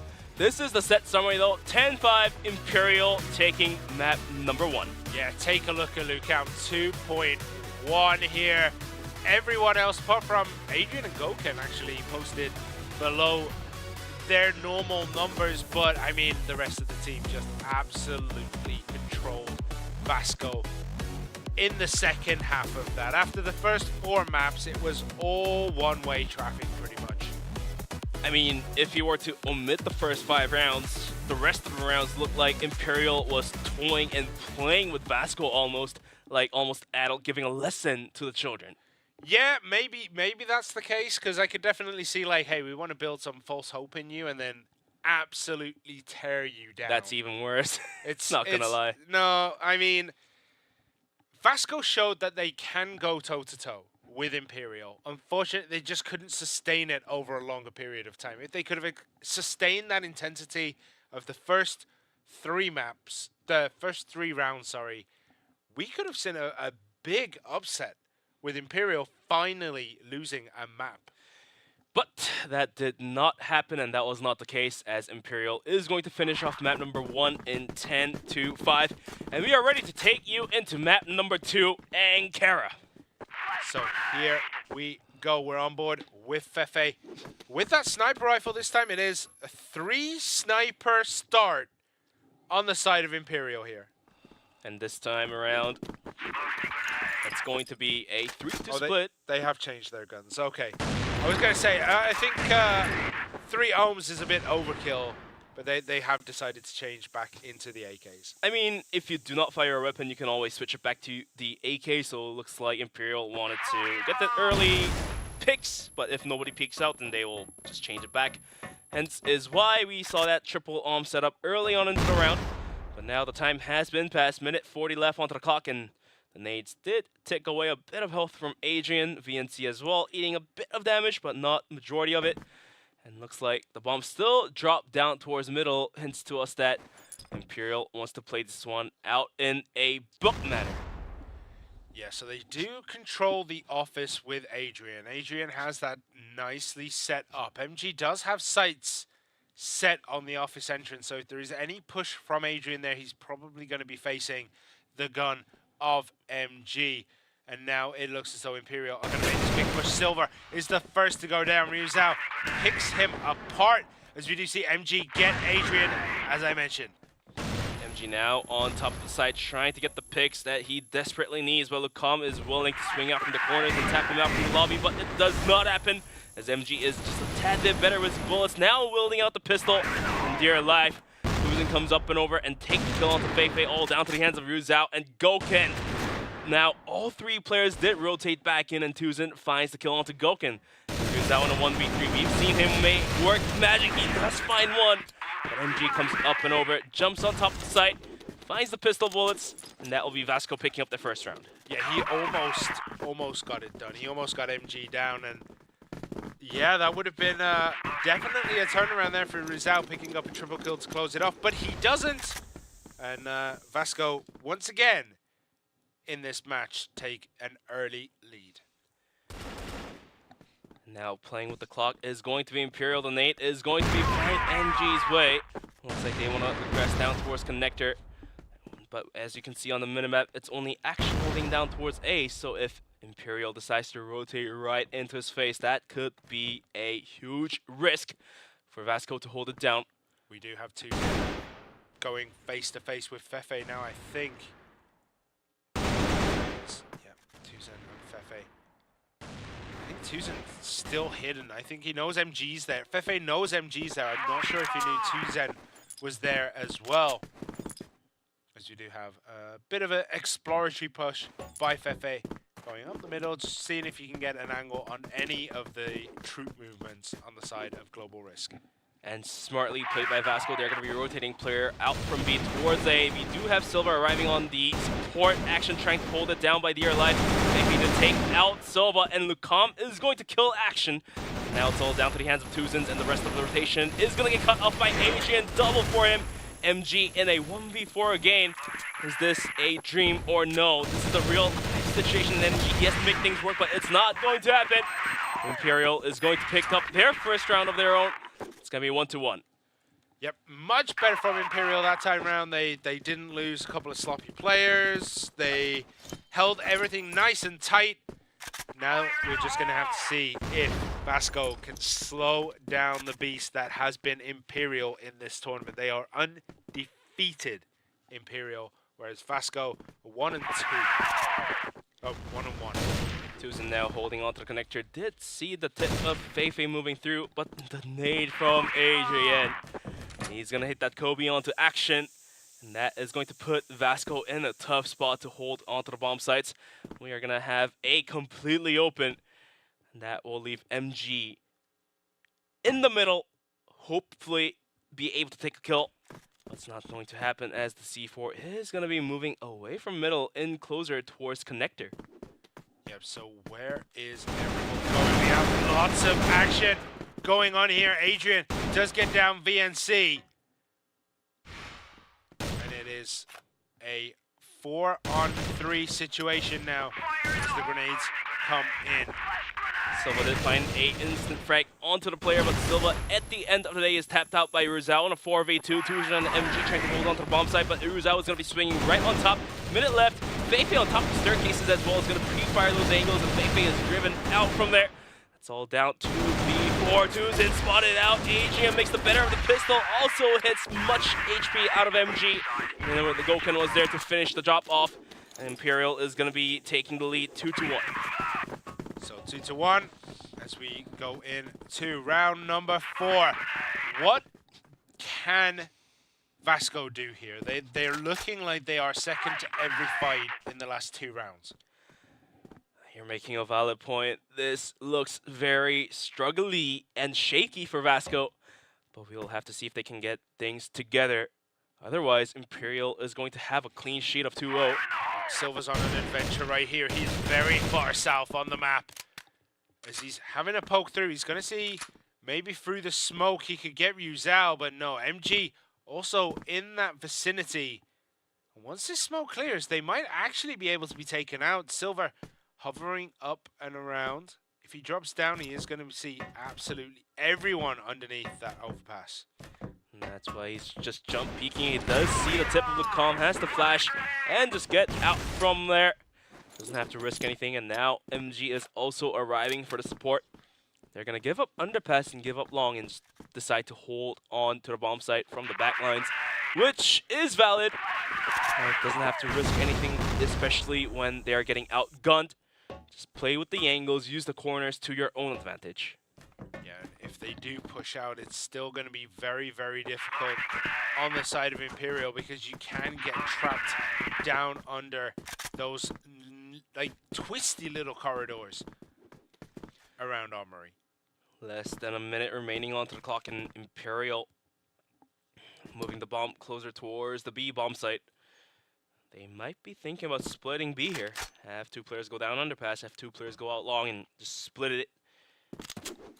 Silva and MG is going to be put to the test, and kind of sensing it is going to be rotating more players in. VASCO in 4-1 split.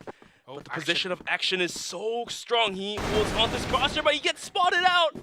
Adrian turns the corners, turns his crosshair 180 degrees, checks it. And this is why you need to check every corner. Yeah, Action had so much time to line up the shots and just took too much time.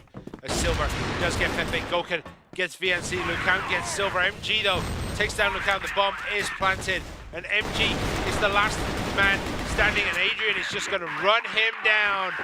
And that is another win on the side of Imperial, 3-1.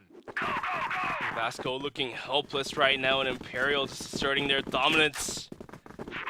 Action's misstep, just not being able to open fire in time, costing this round here. Yeah, I mean, he had all the time in the world. I think he only thought 2 were going past him, so as he pops out to take those 2, Adrian's just like, oh, hi, bye, see you later. Gotta give credit to Adrian for checking that corner for sure. Because no one else did. All right, so Action going on a bit of a journey. He is pretty far forward here, but he's in a good spot. Maybe to see this, maybe to get the drop again, and this time take advantage. He does retreat back into the A side as Goken takes a pot shot through the smoke, doesn't connect. Right now, it's just feeling time. It's time to find out where the opponents are, what they're going to do for both sides. As Action is sitting in the air duct there. Action holding onto the vents now, contested by Goken. If he peeks out in the wrong time, he will be tapped out. Rest of Imperial is going to be holding outside of the A bomb site. Action is waiting patiently. Silva peeks out, gets a critical kill onto Ruzao. Action finally tapping out Goken from the lobby, but the common agent says no. Gets a kill each onto MG and Action. Bomb site being contested. BNC completely blind. Goes down. Silva comes around, gets a kill, but Adrian will also find a tap onto Silva in a 1v1 situation. Adrian swings out, takes a bunch of damage, has to fall back. Now Tuzen in a better HP situation. Is going to be waiting patiently for the bomb to be planted. He doesn't have to swing out wide. He just has to burn the clock, and Adrian has to make the first move. Yeah, Adrian actually connected with the shoulder in that. It was so close to a headshot, and it would have been a different story if that had connected. And now he has a lot of work to do. Tuzen is just around the corner. They're separated by a chain link fence. And the thing about chain link fences, they cannot stop bullets. Adrian picks up a kill. And another round goes the way of Imperial. 4-1, and looks like VASCO is mightily shaking. They have to get their stuff together. Right now, things look pretty unstable for the defenses VASCO is putting out. On a 4-1, 2 minutes left on the clock. Some overnays, not being able to take away some health. Unfortunately for them, it's going to be a vent push, not being watched at all. Action thinking about peeking through, but Feifei will do justice. VNC on top of the site, trying to hold onto the bomb. Site, not going to happen as Feifei swings up and gets a second kill of his own. Rizal gets picked off, but the bomb site is now completely compromised. Yeah, trying to take Feifei and Lucam together as they're ducking and diving on top of each other is a nigh impossible task, and we do see, I think that's MG and Tuzen.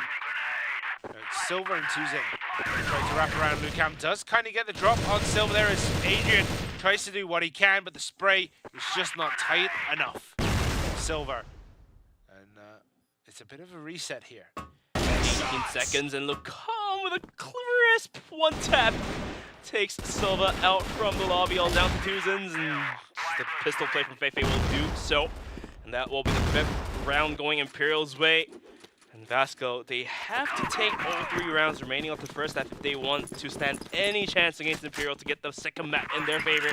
But so far, it does not look like that. The way this is going, it looks as though we might be looking at an 8-1 going into the half, because Imperial, Lucam and like Feifei have just been cleaning stuff up, but Adrian, 12 and 2. The guy has been the breacher nearly every time, and the guy is super positive right now. This is just crazy amount of work getting done. And after spending 30 seconds at spawn talking over what they want to do, looks like Imperial has decided to walk and work their way around middle. Tuzen looking to hold down middle by himself, but unfortunately Imperial is going to be going towards underpass, but MG does have a pretty good overlook onto it. And they are sneaking up now into the B side.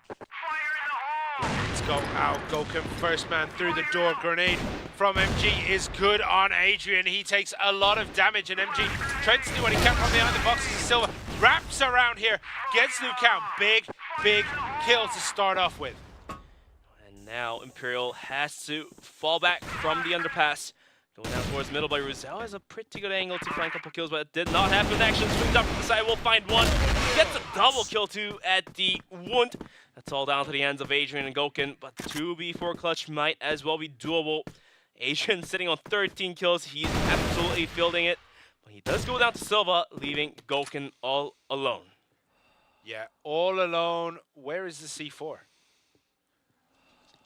I can't. Oh, there it is. Oh, that's down by bypass. That's actually going to be very difficult for him to try and retake, especially when Silva is sitting in that office building, just making sure that he has it covered. Also, MG looking to do what he can. Goken and MG do run into each other, and MG misses the first shot. He misses the opening, but taps the head with the pistol and brings one back to VASCO. But the scoreboard does not look good for VASCO. They have to pick up every single round from here on if they want to stand any chance against Imperial. Fast aggression down towards middle. Silva finds one, but not good for 2. Lucam will take him out for the refrag. Well, they completely contested as Feifei is going to take down VNC and make that 2. Goken will also take out Action, leaving MG to a 1v4. Here's the shot. Lucam swings the corner, taps him out. That will be the 6th round being picked up by Imperial. Seriously, that felt like a switch got turned on, right? Like, he just turned around, pop, bounces. Lucam, a monster at times. Feifei, just this team, Imperial, right now, are playing some of the best crossfire I think I've ever seen. You do have Action getting down. Lucam and Goken getting a double kill with a sniper and a pistol, making a triple kill, but MG does get him down. 3v2 MG spotted out in the worst place possible. Silva does swing from the backside, but at what cost? 1v3, and Adrian does have a smoke to work with, but the C4 is rotating out from his way. He may spot Adrian out here, but even if he do so, he still has 2 more plays to go through, but Adrian finds the better of him. Silva goes down. First half reps up in 7-2. Massive rounds for Imperial, and a long, wrong way of comeback for VASCO. How do you even come back from this as VASCO? You are 7-2 down in the half. You're 3 match points against a team that just destroyed everyone. They have so much to play with. But Goken actually goes down to MG. And is this the start of the VASCO recovery? Fefe almost getting peaked there as Rizal does get VNC. Rizal also makes it 2 with action. Getting him down. MG gets Fefe though. So it's 3 against 3. Rizal, Lucam, Adrian against Tuzin, MG, and Silver. Now, after those early frags, the disengagement will happen. Both teams will try to play with the clock here. C4 recovered by Tuzin. It is going to be still lingering around. He does fall back though. Doesn't want to risk it. And all 3 players of Imperial devoted towards the A bomb site. Having some aggression out towards long here. If MG is able to find any player, that will do a good kill for him, but so far it's not going to happen. Minute 25, and the bomb did rotate towards the B long side here. And Imperial reads it like a book. They're going to be sending 2 players right down towards B, even the 3rd one as well. Yeah, the whole team is basically over there, but it doesn't matter. Tuzin gets the better of Lucam and is now on the hunt for Rizal. Rizal gets the better of him though. Tuzin goes down, holds that spray just a little bit longer, puts Silver off just enough for Silver to be distracted, but doesn't matter. Silver turns around, pops Rizal, pops Adrian, and that is a win for VASCO. Silva showing that he's got the caliber, clutching up for his team, connecting that spray down to a 2nd player as well. So far, it is not enough to make up for the round differential here. Still got 4 more rounds to go if they want to win or tie it back up to 7-7. Imperial now in more confidence is going to be sending a player out. It's going to be Lucam on the hunt to gather information on that recommission. Okay, so here we go. We are sitting down on quarters passage and just moving over towards maybe looking at B. They do have a long way to go. They're going to have to push through the office. They're going to have to push through the yard. So far to push on the side of VASCO, and Lucam hunting. He's sniffing the air. He's trying to sense those little webs that he has all across the map. He's trying to sense where the movement is coming from, where his opponents are moving to, and also where can he get those kills. But the rest of VASCO trying to oppress bomb site B. The C4 is going to be going down towards middle, maybe hinting us to be a possible B split. Well, for now, they are not going to engage just yet, as we still have MG waiting outside of vents. See if he can find any lucky frags. Less than a minute remaining, and VASCO has to make a decision soon. And by far, looks like it might be an A hit. Yeah, they are rotating over their way. They have left 1 man down in office just to see if he can get any rotations down, and that is Silva. Silva is sitting there all alone. He is kind of moving up towards B, maybe trying to get an angle, a drop on some of the reinforcements that will be coming this way soon, as Fefe goes down to VNC, and the movement is coming in from Imperial, and we can already see that on B, like, where is he going? He's slowly rotating around. Lucam actually gets VNC down. Big pickup. And the retake is now coming through, but there is a backstab Silva is trying to make. Silva does find a good spray down to Lucam, but now his position has been compromised. And the bomb timer ticking down. Goken is going to swing and gets the kill. How does he do that? And with the pistol, will pick up a double. He's trying to make it a triple. Down to 2v2. He fails to do so. It's all down to the hands of Adrian, but this man absolutely feeling it tonight. Gets a kill. Taps the bomb. Silva has to swing out. The bomb defusal comes. Actually does not.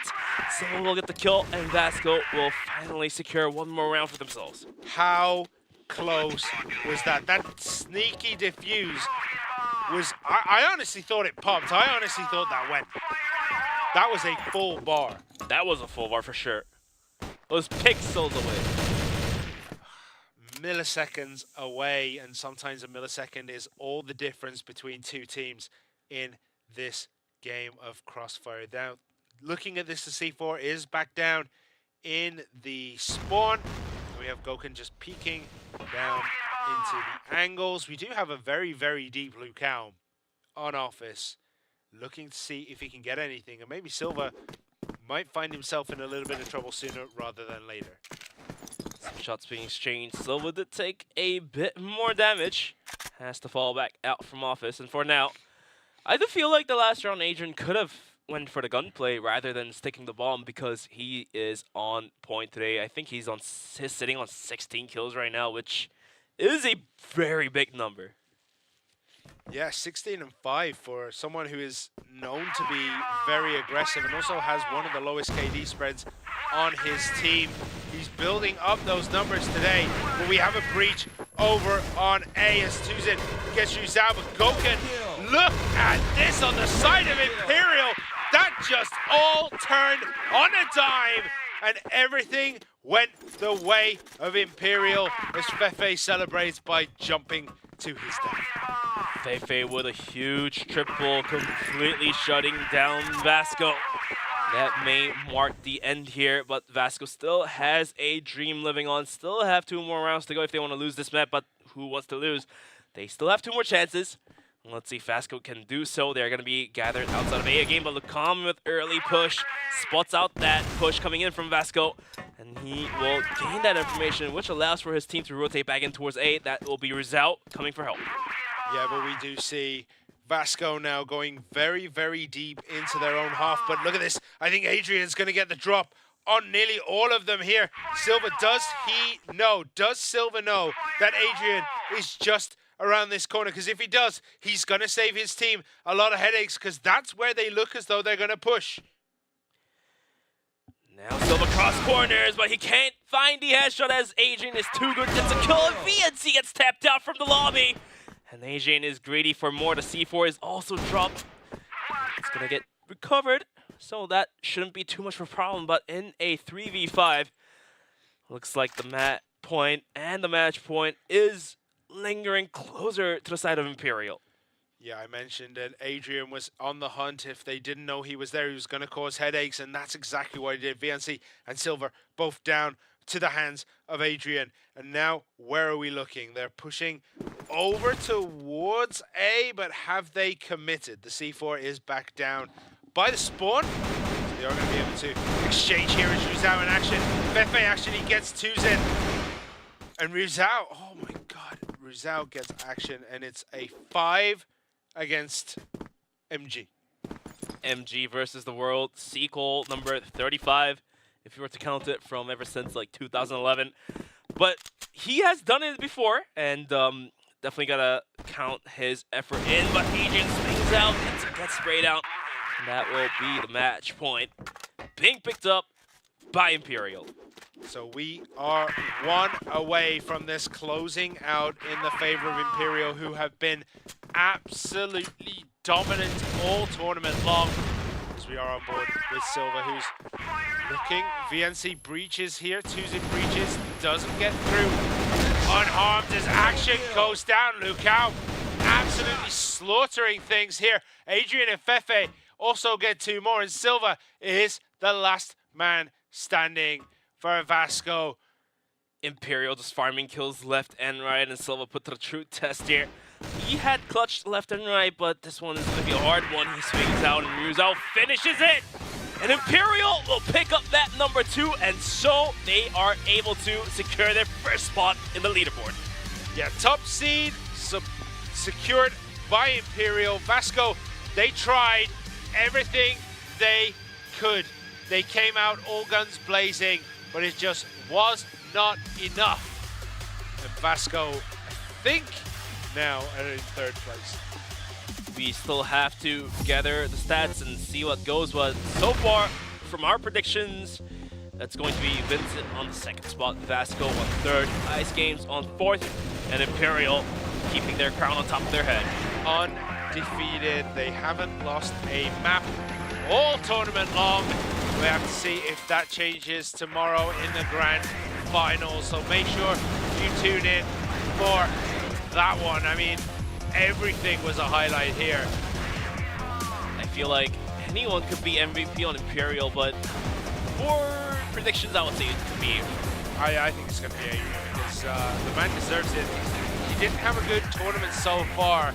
Turned up the heat today, and yeah, he played out of his skin, and this is where things started to get very, very snowbally on this map as Imperial just continued that charge. They did win, I think, 10-4 in the end. 10-4, absolute domination. VASCO will fall apart, only getting 4 rounds into map number 2. And given this being their map pick, this is a tough spot they're sitting in. Yeah, they were played off the field completely. And everyone on the side of Imperial popped off, but Silva getting that shot was just chef's kiss. You know, that was something that you'll tell your grandkids about all the time. And Adrian, I think, does he finish this one off? Oh no, he doesn't. This is the one where the C4 almost got diffused. It was so close. I mean, that's why I was like, Adrian could have just went for the gunplay instead of tapping the bomb, right? Yeah. Because he was absolutely feeling it today.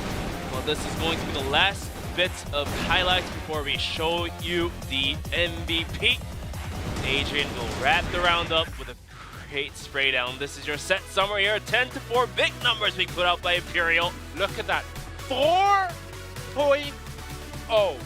That is the best KD so far, I believe. Absolutely farmed VASCO, did Adrian. My goodness, 4.0. 2.17 for Fefe, and I feel like we were saying Fefe's name a lot more than Adrian's. Like, Adrian was just getting these solid pickups. He was getting the drops on people left, right, and center. And I think without a doubt, I think we know who our MVP is. Yep, that basically marks the MVP for us, but we have to take a look at the match results first. VASCO, in all hopes, tried their best, but they ended up losing 0-2. And that is our MVP. It's going to be Fefe, though. 1.93, good numbers, not as good as 4.0, but I feel like you've mentioned, we do have more moments for Fefe where he had more harder kills to take, I would say. Yeah. He was the one holding onto the bomb sites, where Adrian was taking rather simpler kills by holding onto corners that he pushed out to. I mean, Fefe just absolutely stunning today. The whole of Imperial have just been stunning all tournament long. But looks like we are ready to interview our MVP here. So Fefe, what do you got for us?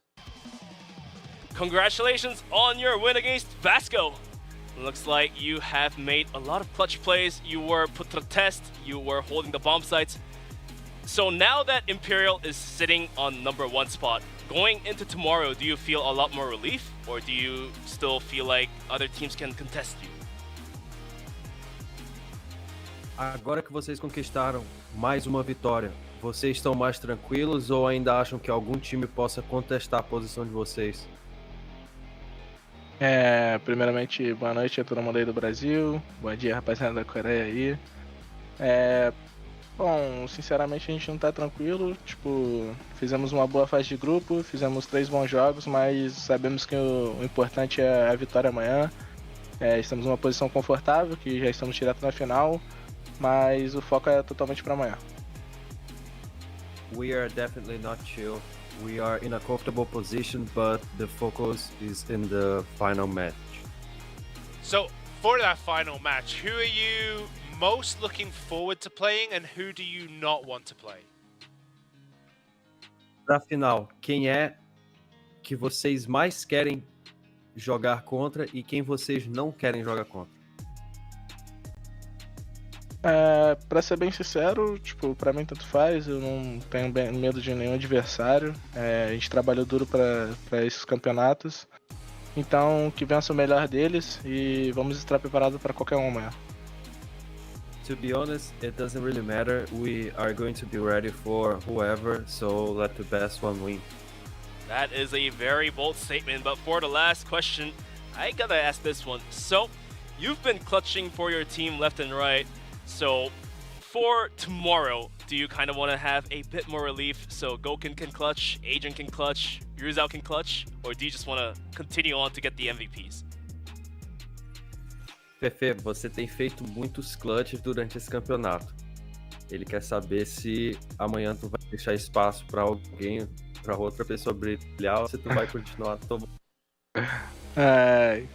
Espero que eu continue fazendo bons jogos, mas amanhã é dia do Gokan. Eu sou pró fase de grupo, vou deixar a final pros meus meninos agora. I hope I keep doing good matches, but tomorrow is Goken's day. Okay. I play well in the group stage and he plays in the playoffs. Yep, it's always the grand finals that matters. But thanks, Feifei, for the interview, and congratulations to Imperial for that stunning performance. And this is going to be our final standings. Imperial sitting on the first spot, complete domination over their region. VINCIT Gaming comes in second, VASCO in third, and Ice Games in fourth place. Jeez, look at that 28 round win differential. That is, yeah. I mean, you said complete and utter domination. There's nothing else we could say about that table, is there? Like, VINCIT Gaming did really well on day one. On day two, they kind of fell a little bit short, but here we go. VASCO Esports against ICE, playoff match 1. The winner of that then goes off to play against VINCIT Gaming, and then the winner of match 2 goes into the best of 5 grand finals against Imperial. But we are going to be back tomorrow at the same time. It's going to be 16 BRT. VASCO Esports will kick things off with Ice Gaming, and like Simon said, whoever wins this one will face against VINCIT, and whoever wins that playoff number 2 will have to go against the evil Imperial, who's just always on top. It's evil.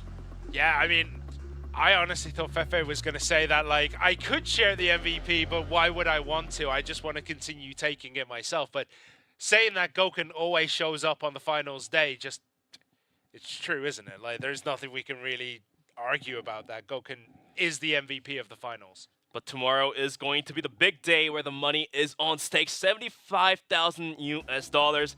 And not only that, Ice Games is now really showing what they've got. They've won a match today, and they get to kick things off tomorrow. So not a easy game for any of these teams. Even Imperial told us that they are worried, and they are always going to be on the focus. But guys, we're going to wrap things up today. Please stay tuned for tomorrow's matches. We're going to be back at the same time. Thanks. This was Bench, and it was Simon.